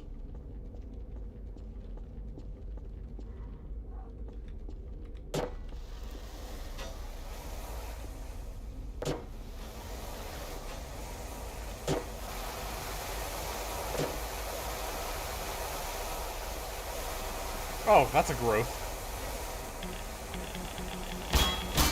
Is my fucking interact key broken? Okay.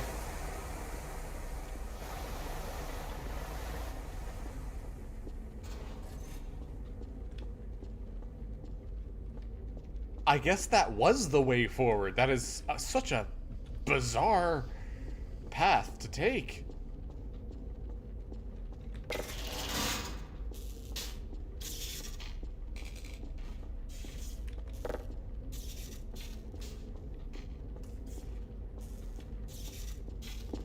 Did I lock the door?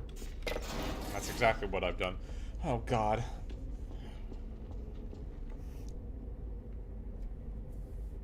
The steam isn't damaging if I recall correct. God damn. What is... Man. They placed the steam in a very precarious position in the back of the room so that you'd have enough time to digest the information of the steam.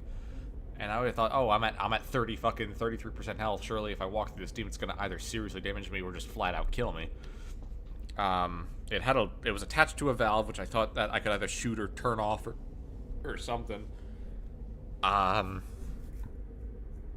this fucking thing with the door, where you press button so that you can press another button. I would just find a way to, like, jam the door open with a physics object or something, not just press the lock door button so that I can go back and press the other button to progress, so that now I can press this button to progress. I mean, at the end of the day, yeah, that's all we're doing is just pressing buttons to progress. I'm sure this elevator's gonna fucking freak the fuck out and I gotta go down there and crowbar this board or whatever. Maybe. Visuals, astounding. Amazing. Gameplay, what the fuck?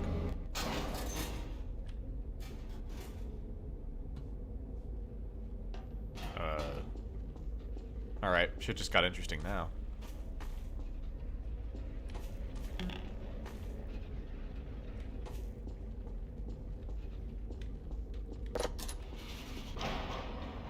Shit got real interesting now. We're seeing ghosts.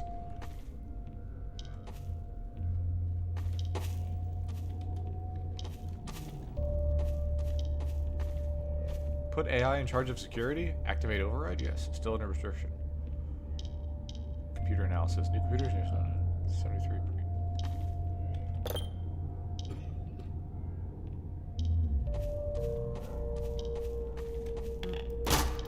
Smoking's bad for you. Quit fucking coughing. Ugh.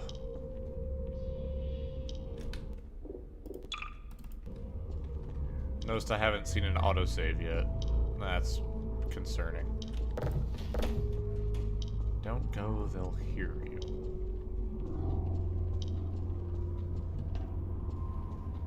Keycard needed. Hey, that's what I have. I have that. The thing in question. If only I could move this ladder with my bare hands up to prop it. That probably wouldn't be long enough. You got me there.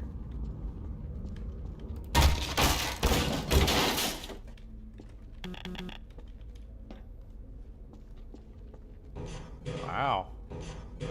Oh, brush ladders. Oh. No.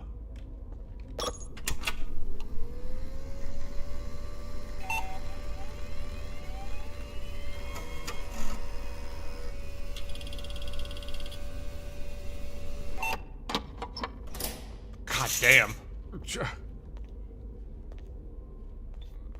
Please don't take as long as the last one. Oh, fucking hell, dude. Oh. Hello, I'm Majesty's automated security system. Oh my. The facility is under lockdown for the moment. I will contact supervisors for further informations.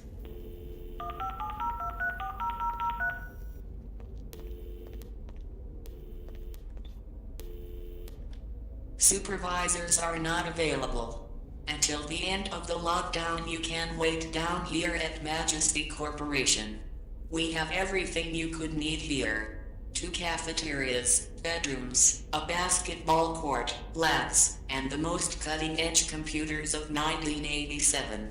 Enjoy your stay. A little bit lighthearted. Oh my god!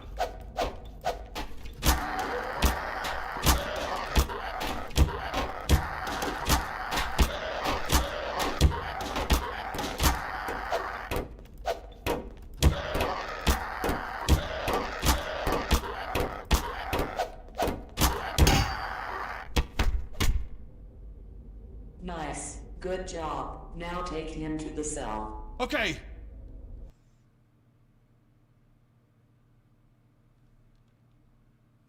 Okay.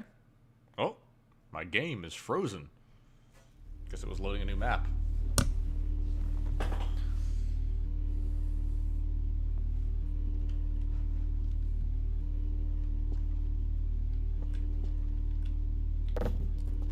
Shoot! If there's one thing that's constant, is that the Source community will never find out ways to fucking escape room out of a jail cell. Especially in horror maps for some reason. Well, I'm glad the fucking torture room has a way out. Hide.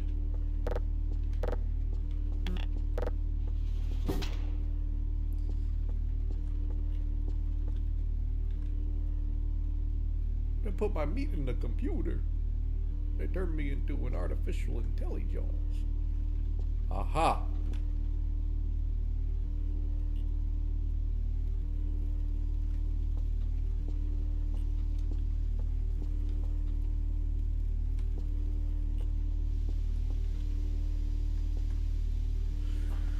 Oh, they're clones. They're actual clones of each other. Okay. Or at least they've all shaved their heads. Okay, I'm digging this now. I'm digging this.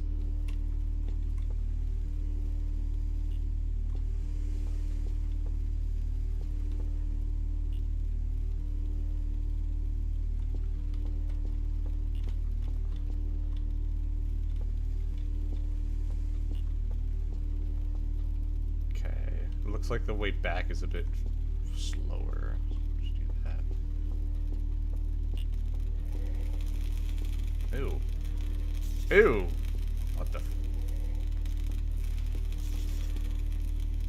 that shit is getting nasty with a G. There's people working still.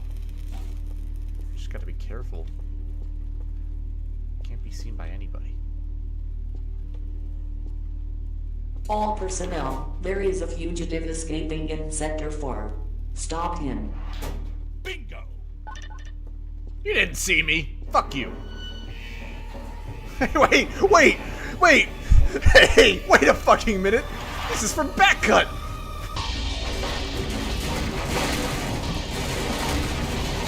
Hello. What the fuck is this? This is a mix of, like, horror and, like, comedy.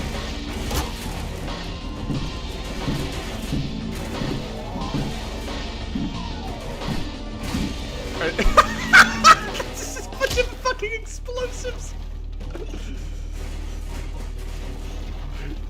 Was that just a bunch of fireworks at the end of the tunnel?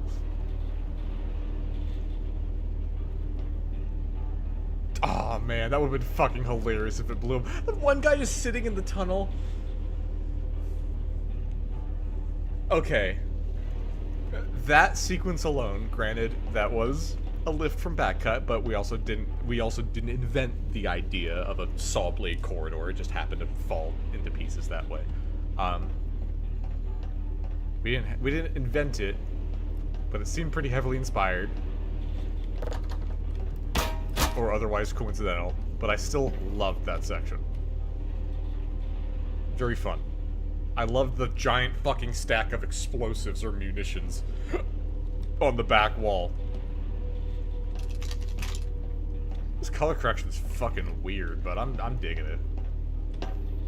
I don't know if it's just as well for you as for me, but like the absolute darkest part of the black classic cult shrine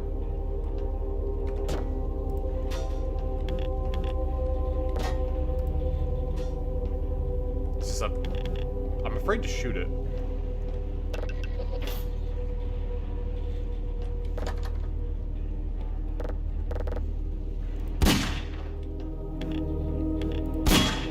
I cannot shoot it.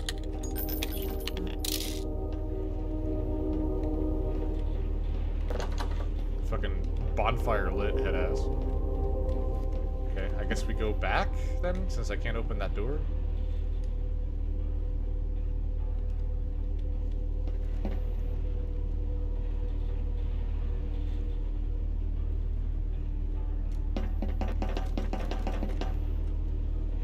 Yes, that's exactly what we do. Could have benefited from a window slot in the door. It very easily could have shown the player what they were doing with a window or something, as opposed to having them guess. Granted, you did connect it with cables, but still, you know what I'm saying. This looks like a stealth section if I've ever seen one.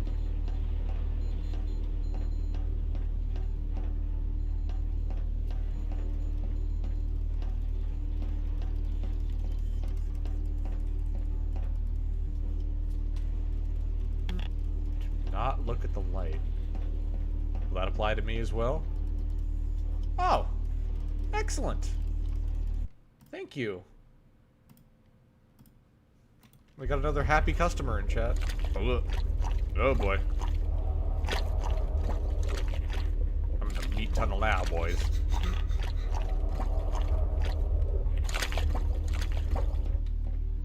Lovely.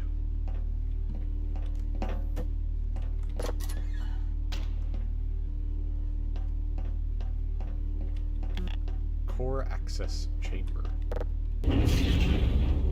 Is this gonna be another gimmick of the... No, it's actually gonna be a big door. I was wondering if it's gonna be another portal gimmick with a little door behind the big door. Hello!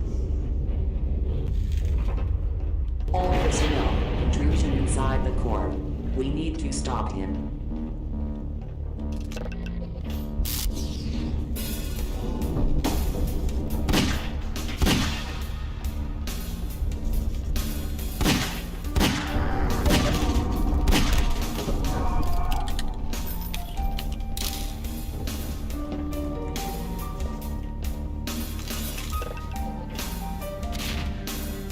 What do you think you're doing? Stop immediately. Anyone and everyone, please stop. We can help you achieve a greater plane of existence.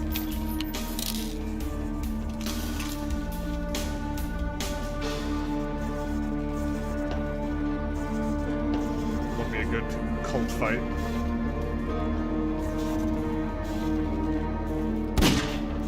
Gotta go for body shots because these guys are wearing fucking welding masks.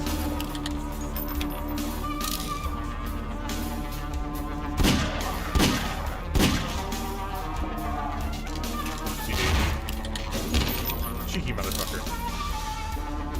No! He's stuck on the piston.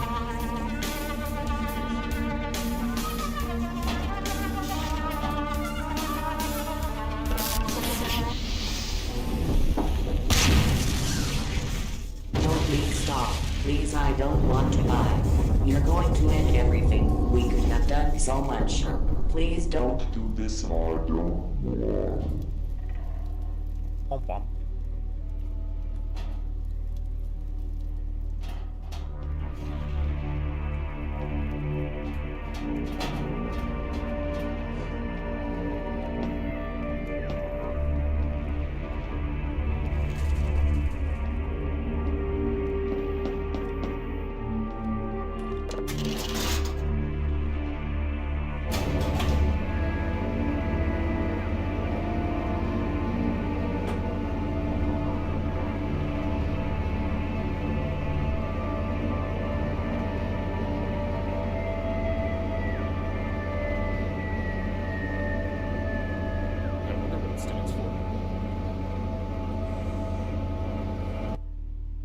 Cool.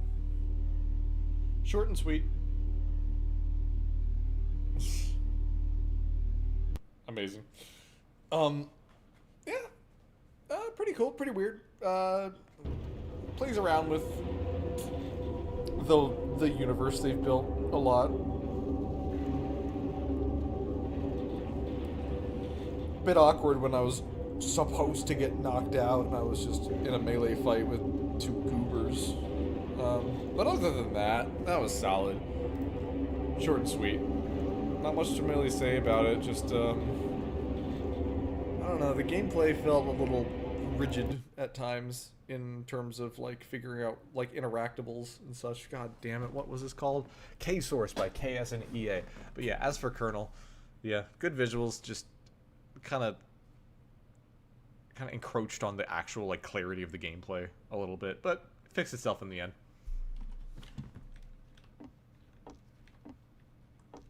This is... wow, I have a terrible memory. Goddamn. KSource by KSNEA.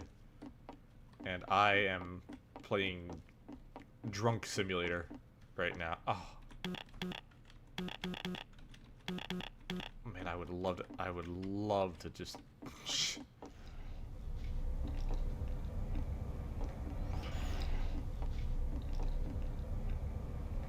Inspect today's map.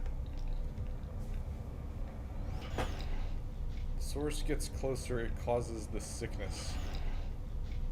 Man, I can't read any of that other than the source's location and home.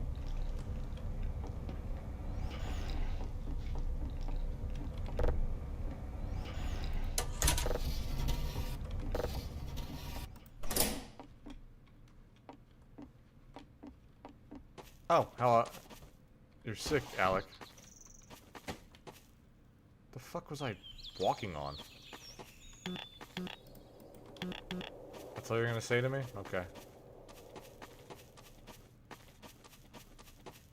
I'm sick, alright. I'm fucking wicked sick. Kickflip. Oops.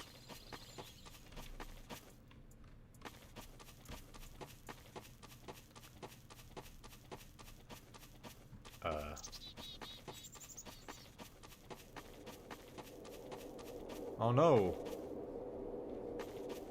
I've been visited by the mayonnaise fairy.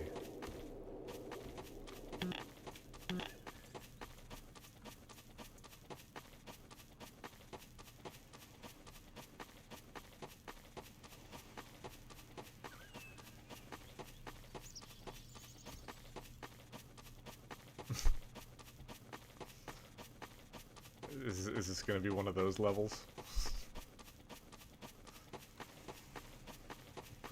The presentation was great, and then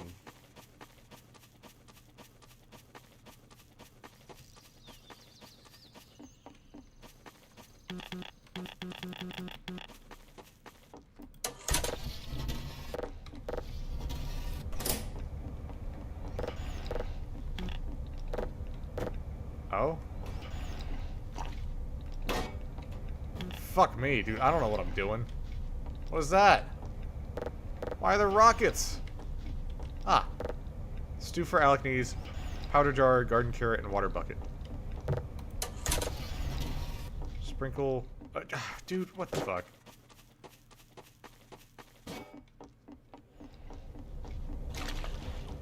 What the fuck did that even say? Stew for Alec needs garden carrot. Sprinkle powder outside at valley near fence. Sleep in my bed, Alec in spare. Sprinkle powder on the white fucking weird ass stains. Barrier reinforced.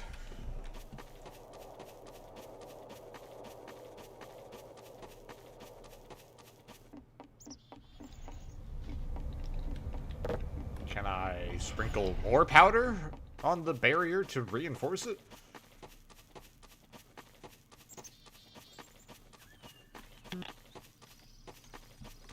Didn't give me confirmation on that one, but still took the jar.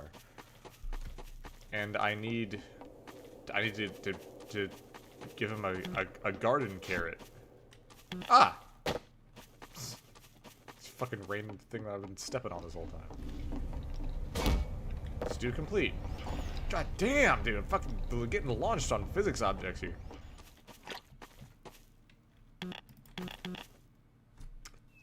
Today is finished.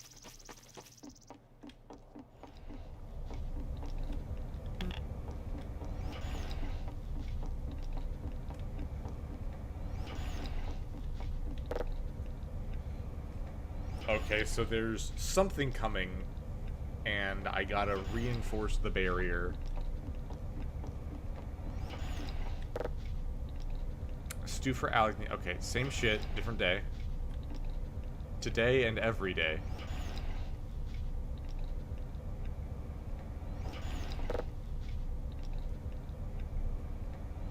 Please, my son. I see it in my dreams heading toward our home. Is it intentional that the handwriting looks juvenile? Like, I don't mean to diss the author if that was not the case, but I mean...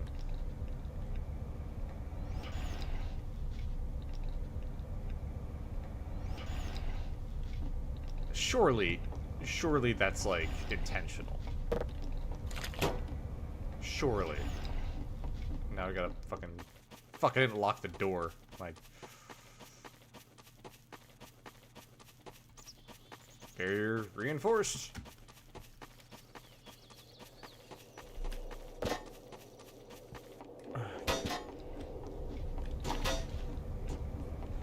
And where's my little garden carrot? Alec? Alec? Where are you, Alec?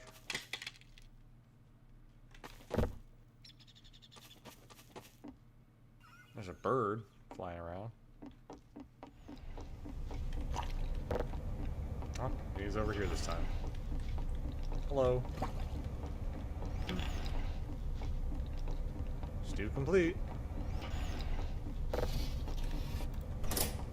Locking him in here with me. I think that's everything for today, correct? Well, no idea. We'll find out.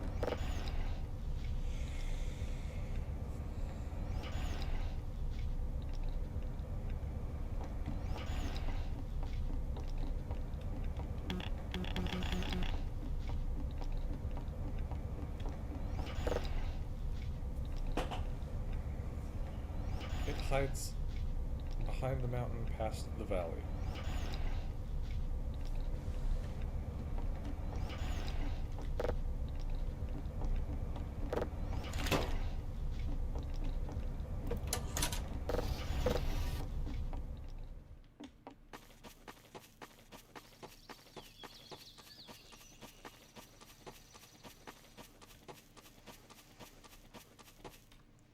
I don't understand. I'm really hoping that I just have to reinforce the barrier one time every day. And then I'll be good. This reminds me a little bit of, okay.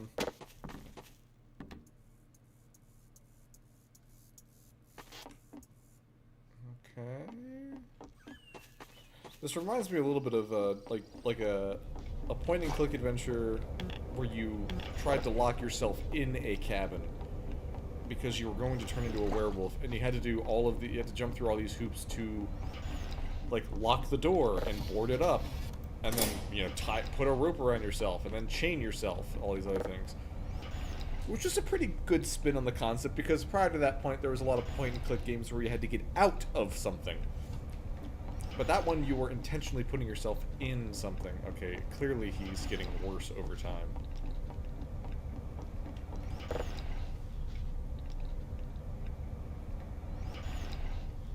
The barrier must stop, the barrier must stop it. If I get, like, the bad ending because I didn't do something proper, I'm not gonna bother doing it again. There's been no direction on whether or not what I'm doing is... That rock was not always there.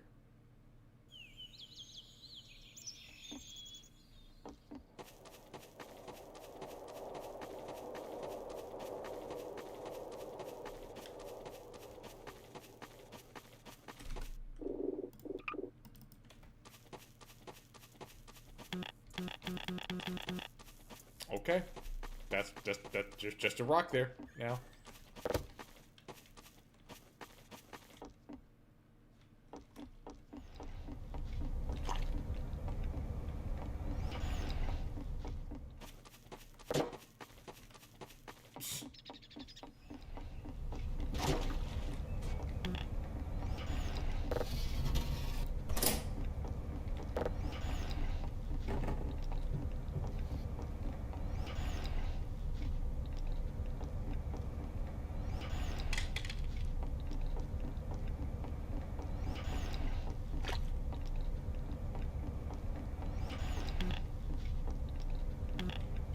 Why do I feel like something is in here making the noises intentional? Whatever. I don't know what's going on. I think it's a language barrier.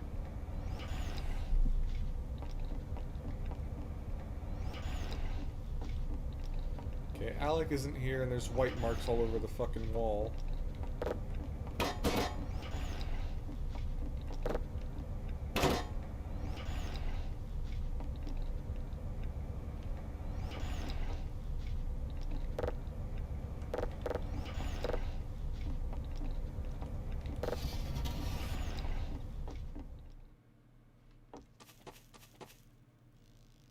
The rocks are coming from my garden carrots. Oh no. Oh, they broke through the barrier. I can leave now.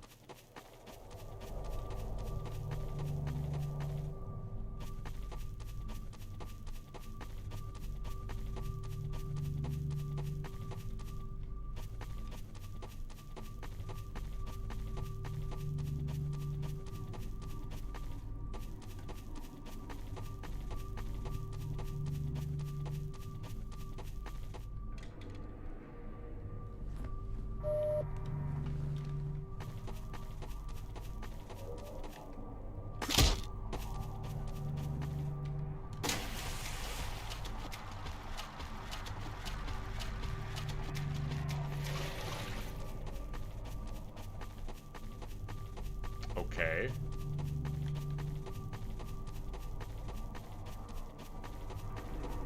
Damn, it's actually,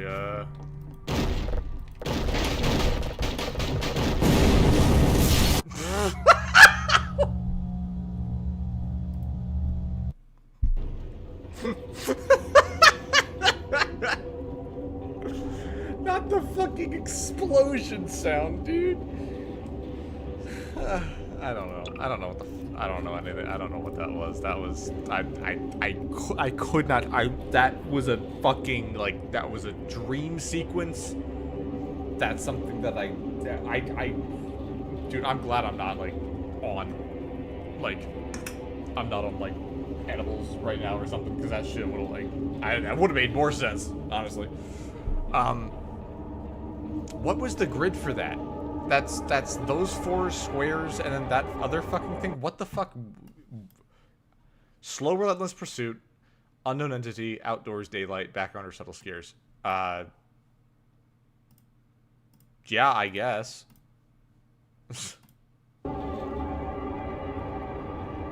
Bone Boy said, "Please, Alec, I need this. My mama kinda homeless." Also, yeah, I wrote it with my left hand.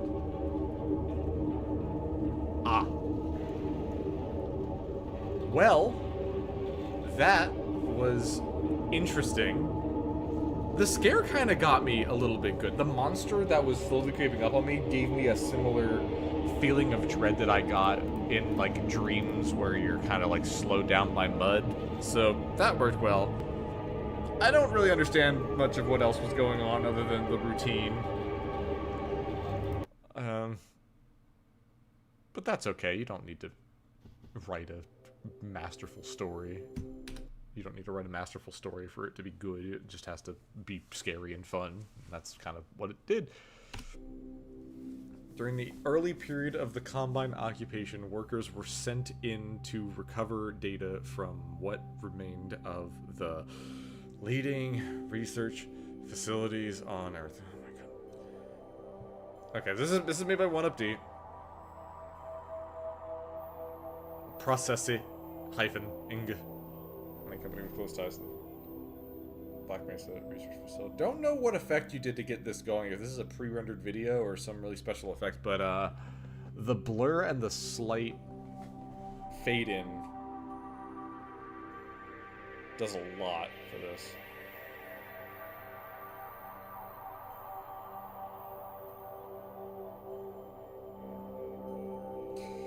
Retrieve the data and earn your freedom. Is actually just game text. It uses a custom font to find and freeze. Is the font itself blurred? I didn't know you could do that with font files. Word wrapping's kind of messing there. P90. All right, let's get started. One I know magazine. you don't talk very much. That's okay.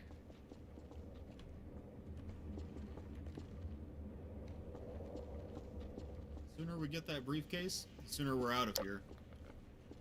The new administration wants only one thing from Allied Processing. It's a briefcase, owned by a representative from a major research firm. I All we definitely have to saw do is something in get there. Grab the briefcase, and get out.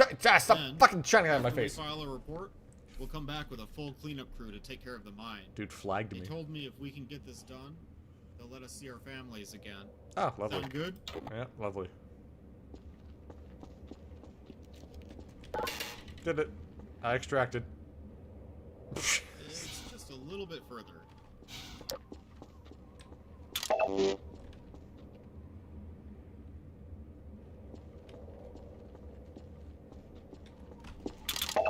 Oh! Custom crowbar.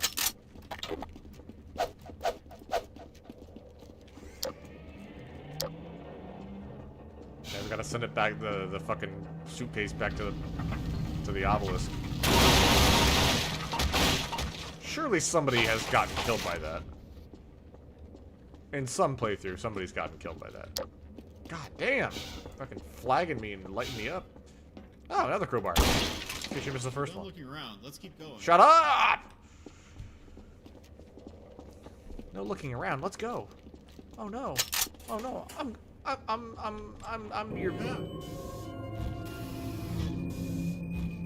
your companion that's gonna die in the first 15 minutes. Things give me the creeps.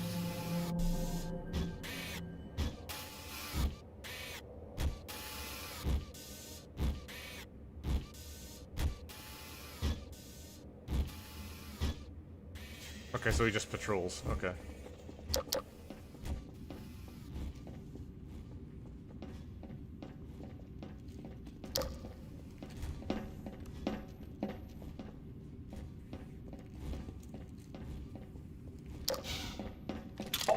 Oh. Hello.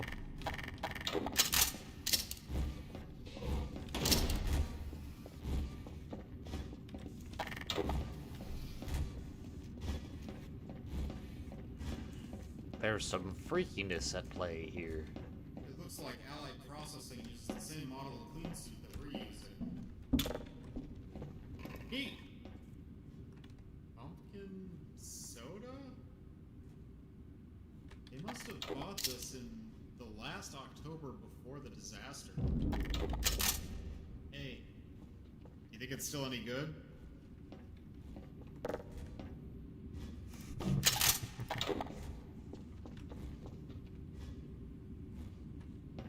All right, I kind of like him. Loving the scares with the mirror and such. Very creative, very ominous. I also like you hiding things. And then when I do the optional hiding thing, when I finish it, I get scared anyway.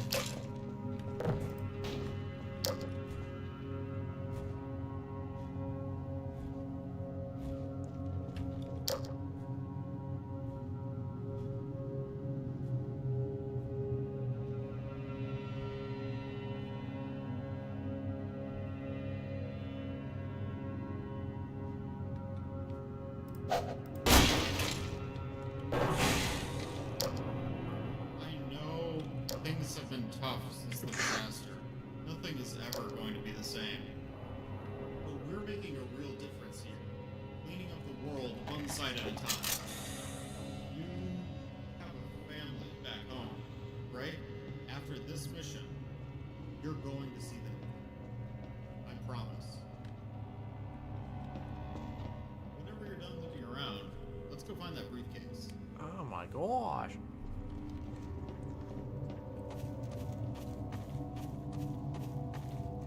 Bumpy. Looks like head crabs got in here. At least now we know what happened to the Allied Processing staff.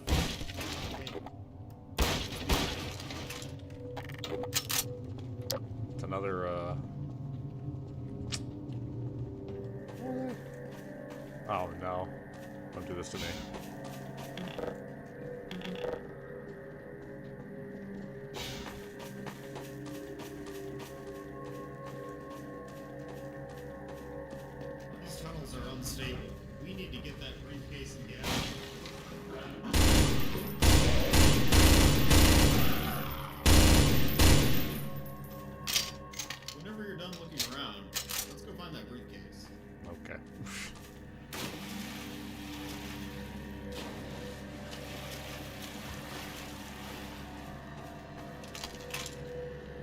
Whenever you're done looking around, let's go find that briefcase. Guys, the thermal drill, go get it. I do like how he's kind of leading the way a little bit. As opposed to just following me the entire time.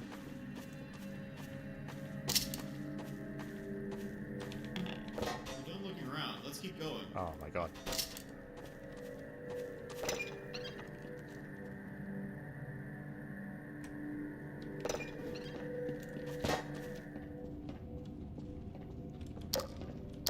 Ohms powering. Harness the power of tomorrow. Tomorrow. Say a reminder. Work safe, work hard. They're on our side.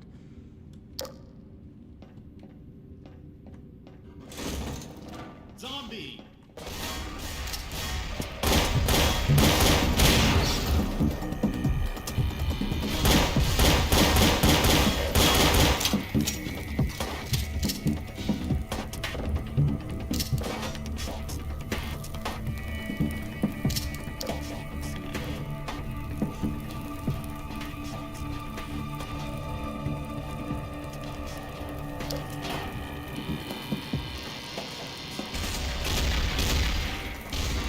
What the fuck? Cover me, I'm reloading.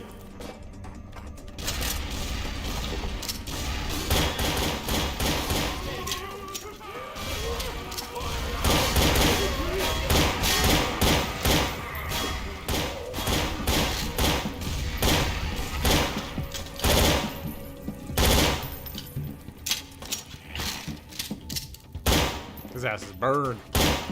Well done.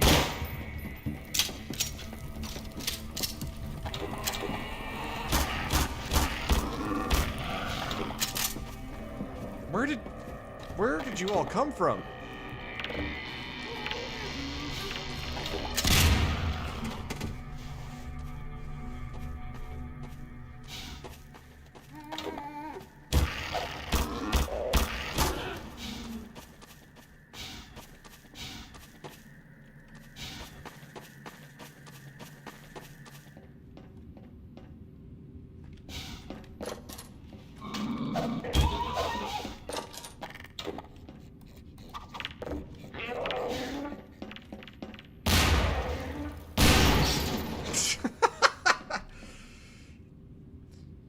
Bone Boy says you guys sound so similar. I'm no joke having trouble telling what's the voice lines and what's you. Ruh-roh. Hello. Oh yeah, we sound the same. Basically the same person. You got anything to add to that one, Mr. Hazmat? Ah, that's how you do it. Oh?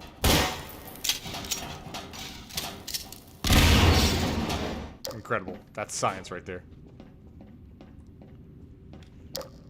Always listening. Do not be afraid. Our helpful androids are integral to the continuing success of our company and the very backbone of allied processing. Wouldn't that be funny if just nothing actually went wrong here and it's just zombies? Don't worry. It's just a little bit further. Come on, follow me. Sooner we get that briefcase, Oh my God. the sooner we're out of here. I'm gonna strangle this man.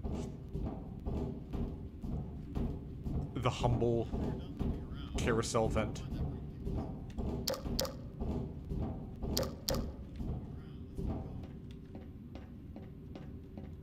Wow. Neat.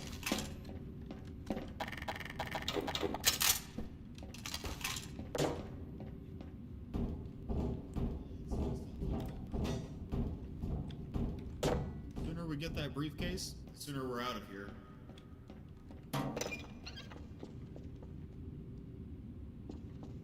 Don't look at me like that.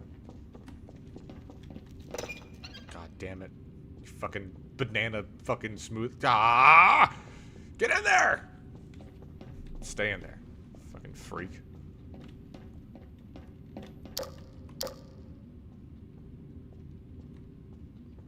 Hey, I think that opened the door. You're ready to turn that crank again. I'm heading back around.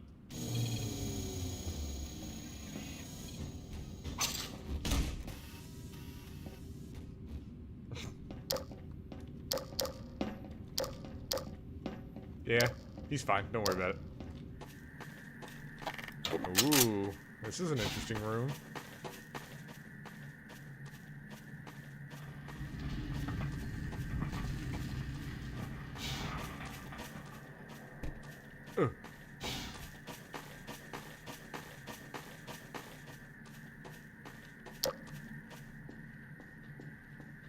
What the fuck is all this?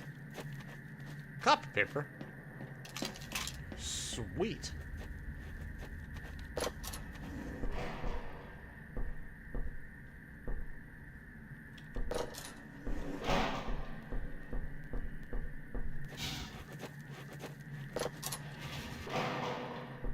My new boss is a robot. Robots are smarter than you, work harder than you, are better than you. Okay.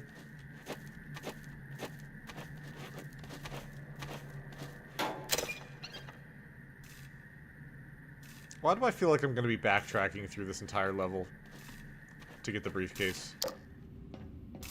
You are becoming hysterical. Between us and them. The last I am the last we are. Pulling out in the flesh 105% I'm innocent. Number 3883. Okay, freak.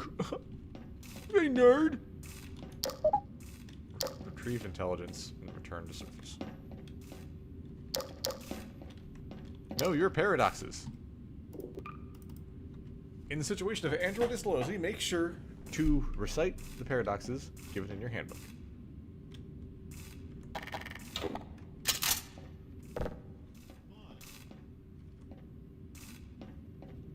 That was a good touch, because he's 100% dead.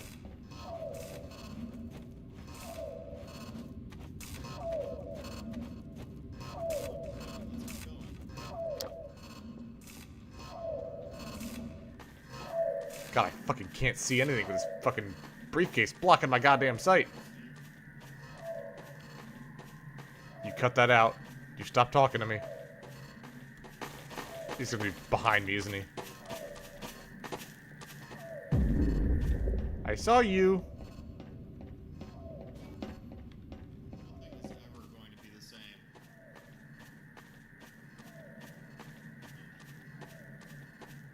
I'm hit!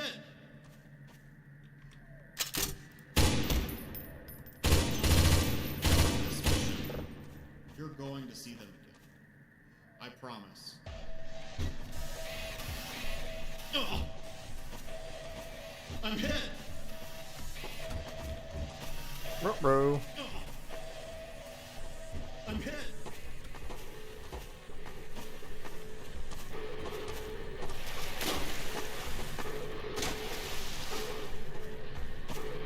Skirted that motherfucker.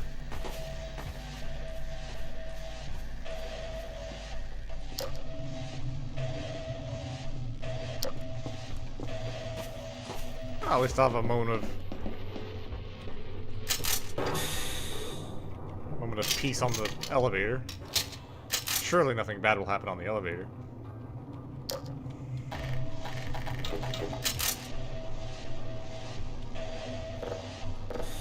Oh fuck, there's also that android at the outside. Oh fuck, oh fuck. Wow, there's a lot of you. Ah!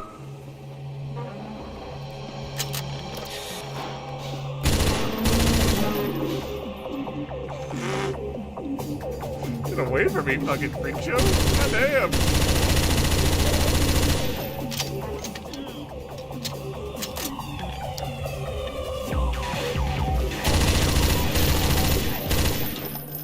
I don't even know if they can be killed.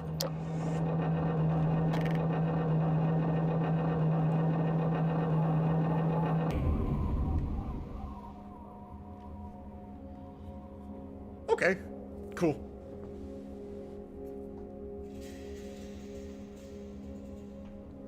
The tension leading up to the actual encounter with the android was better than the chase. I feel like the facility could have done more to stop me. Would have been cool to have, for instance, you'd have a breather These on. tunnels are. We need to get that briefcase and get out of here quickly. The lift had like a breather. I feel like the lift could have been a cool spot to have the loader from the factory drop on as like the lift stops halfway and then the loader drops on and then you have like a mini boss fight there. Or something to kind of break up the expectation that the lift will make it the entire way. Like it stops halfway and you have to do something to make it start again. That would be a good opportunity to subvert expectations there. Would that be too claustrophobic? Probably. Unless you have a bigger lift. Or if the lift stops at some point where you have to like do like a halfway thing. I don't know. Smaller robots attack you on lift. I don't know. Just, it doesn't have to be this exact idea, but something similar to that, just for pacing reasons, because the chase back was kind of just like, okay, well, these guys are just jogging behind me. The loader seemed like a more formidable threat. But I don't know. Yeah, and also, like, I mean, I guess it is just androids, but it would be cool to see, like, more of the facility with, like, the cameras, like, doing something to slow you down because it's all part of the AI neural network or something. But yeah, pretty cool. But yeah, the tension of hearing my companion's voice, especially when I was going up the rock tunnel, the diagonal rock tunnel, I really thought he was gonna like, I was gonna hear him like behind me or something, like actually like chasing me. By then, that was good tension. Glad you liked it, says one of you. Yeah, I liked it. I liked all the entries in this pack. I think all of them did something very unique and had a good scare in all of them. Not necessarily like a jump scare, but a good scare as in like, oh, like that's terrifying, or I'm feeling dreadful or whatever. This challenge felt really special. Yeah. So many great maps. Yep. I agree. They're all very different. Different levels of complexity, different levels of like arcadiness, different like genres and subgenres. Really good stuff. Okay. Quit lab. We are done experimenting. Boy. Alright. Congratulations, you beat the grid in one stream. Yippee! It's not uncommon for me, I guess. Oh, and under 6 hours. Good. Good stuff, good stuff, good stuff. Okay, well, I think that's about everything. I don't really have much else to add to this. Good stuff across the board, good scares. Hope I added something insightful at some point to this, but yeah, we'll see. Because I did this off of YouTube, I should be able to just make this direct stream a VOD, but we'll see. I'm still trying to get the hang of this whole like streaming platform thing, and I only ever do it for Map Labs comp, so I don't really have that many opportunities in between. But thank you all for tuning in for however long you did. We had some good times, I think. Face is blurred, but I just don't feel like showing my mess of a room behind me today, so just fucking, it's whatever. So we're just gonna call it here. I'm not even gonna fucking play any music. I'm just gonna end it because we got almost like a clean 6 hours, so this will be good.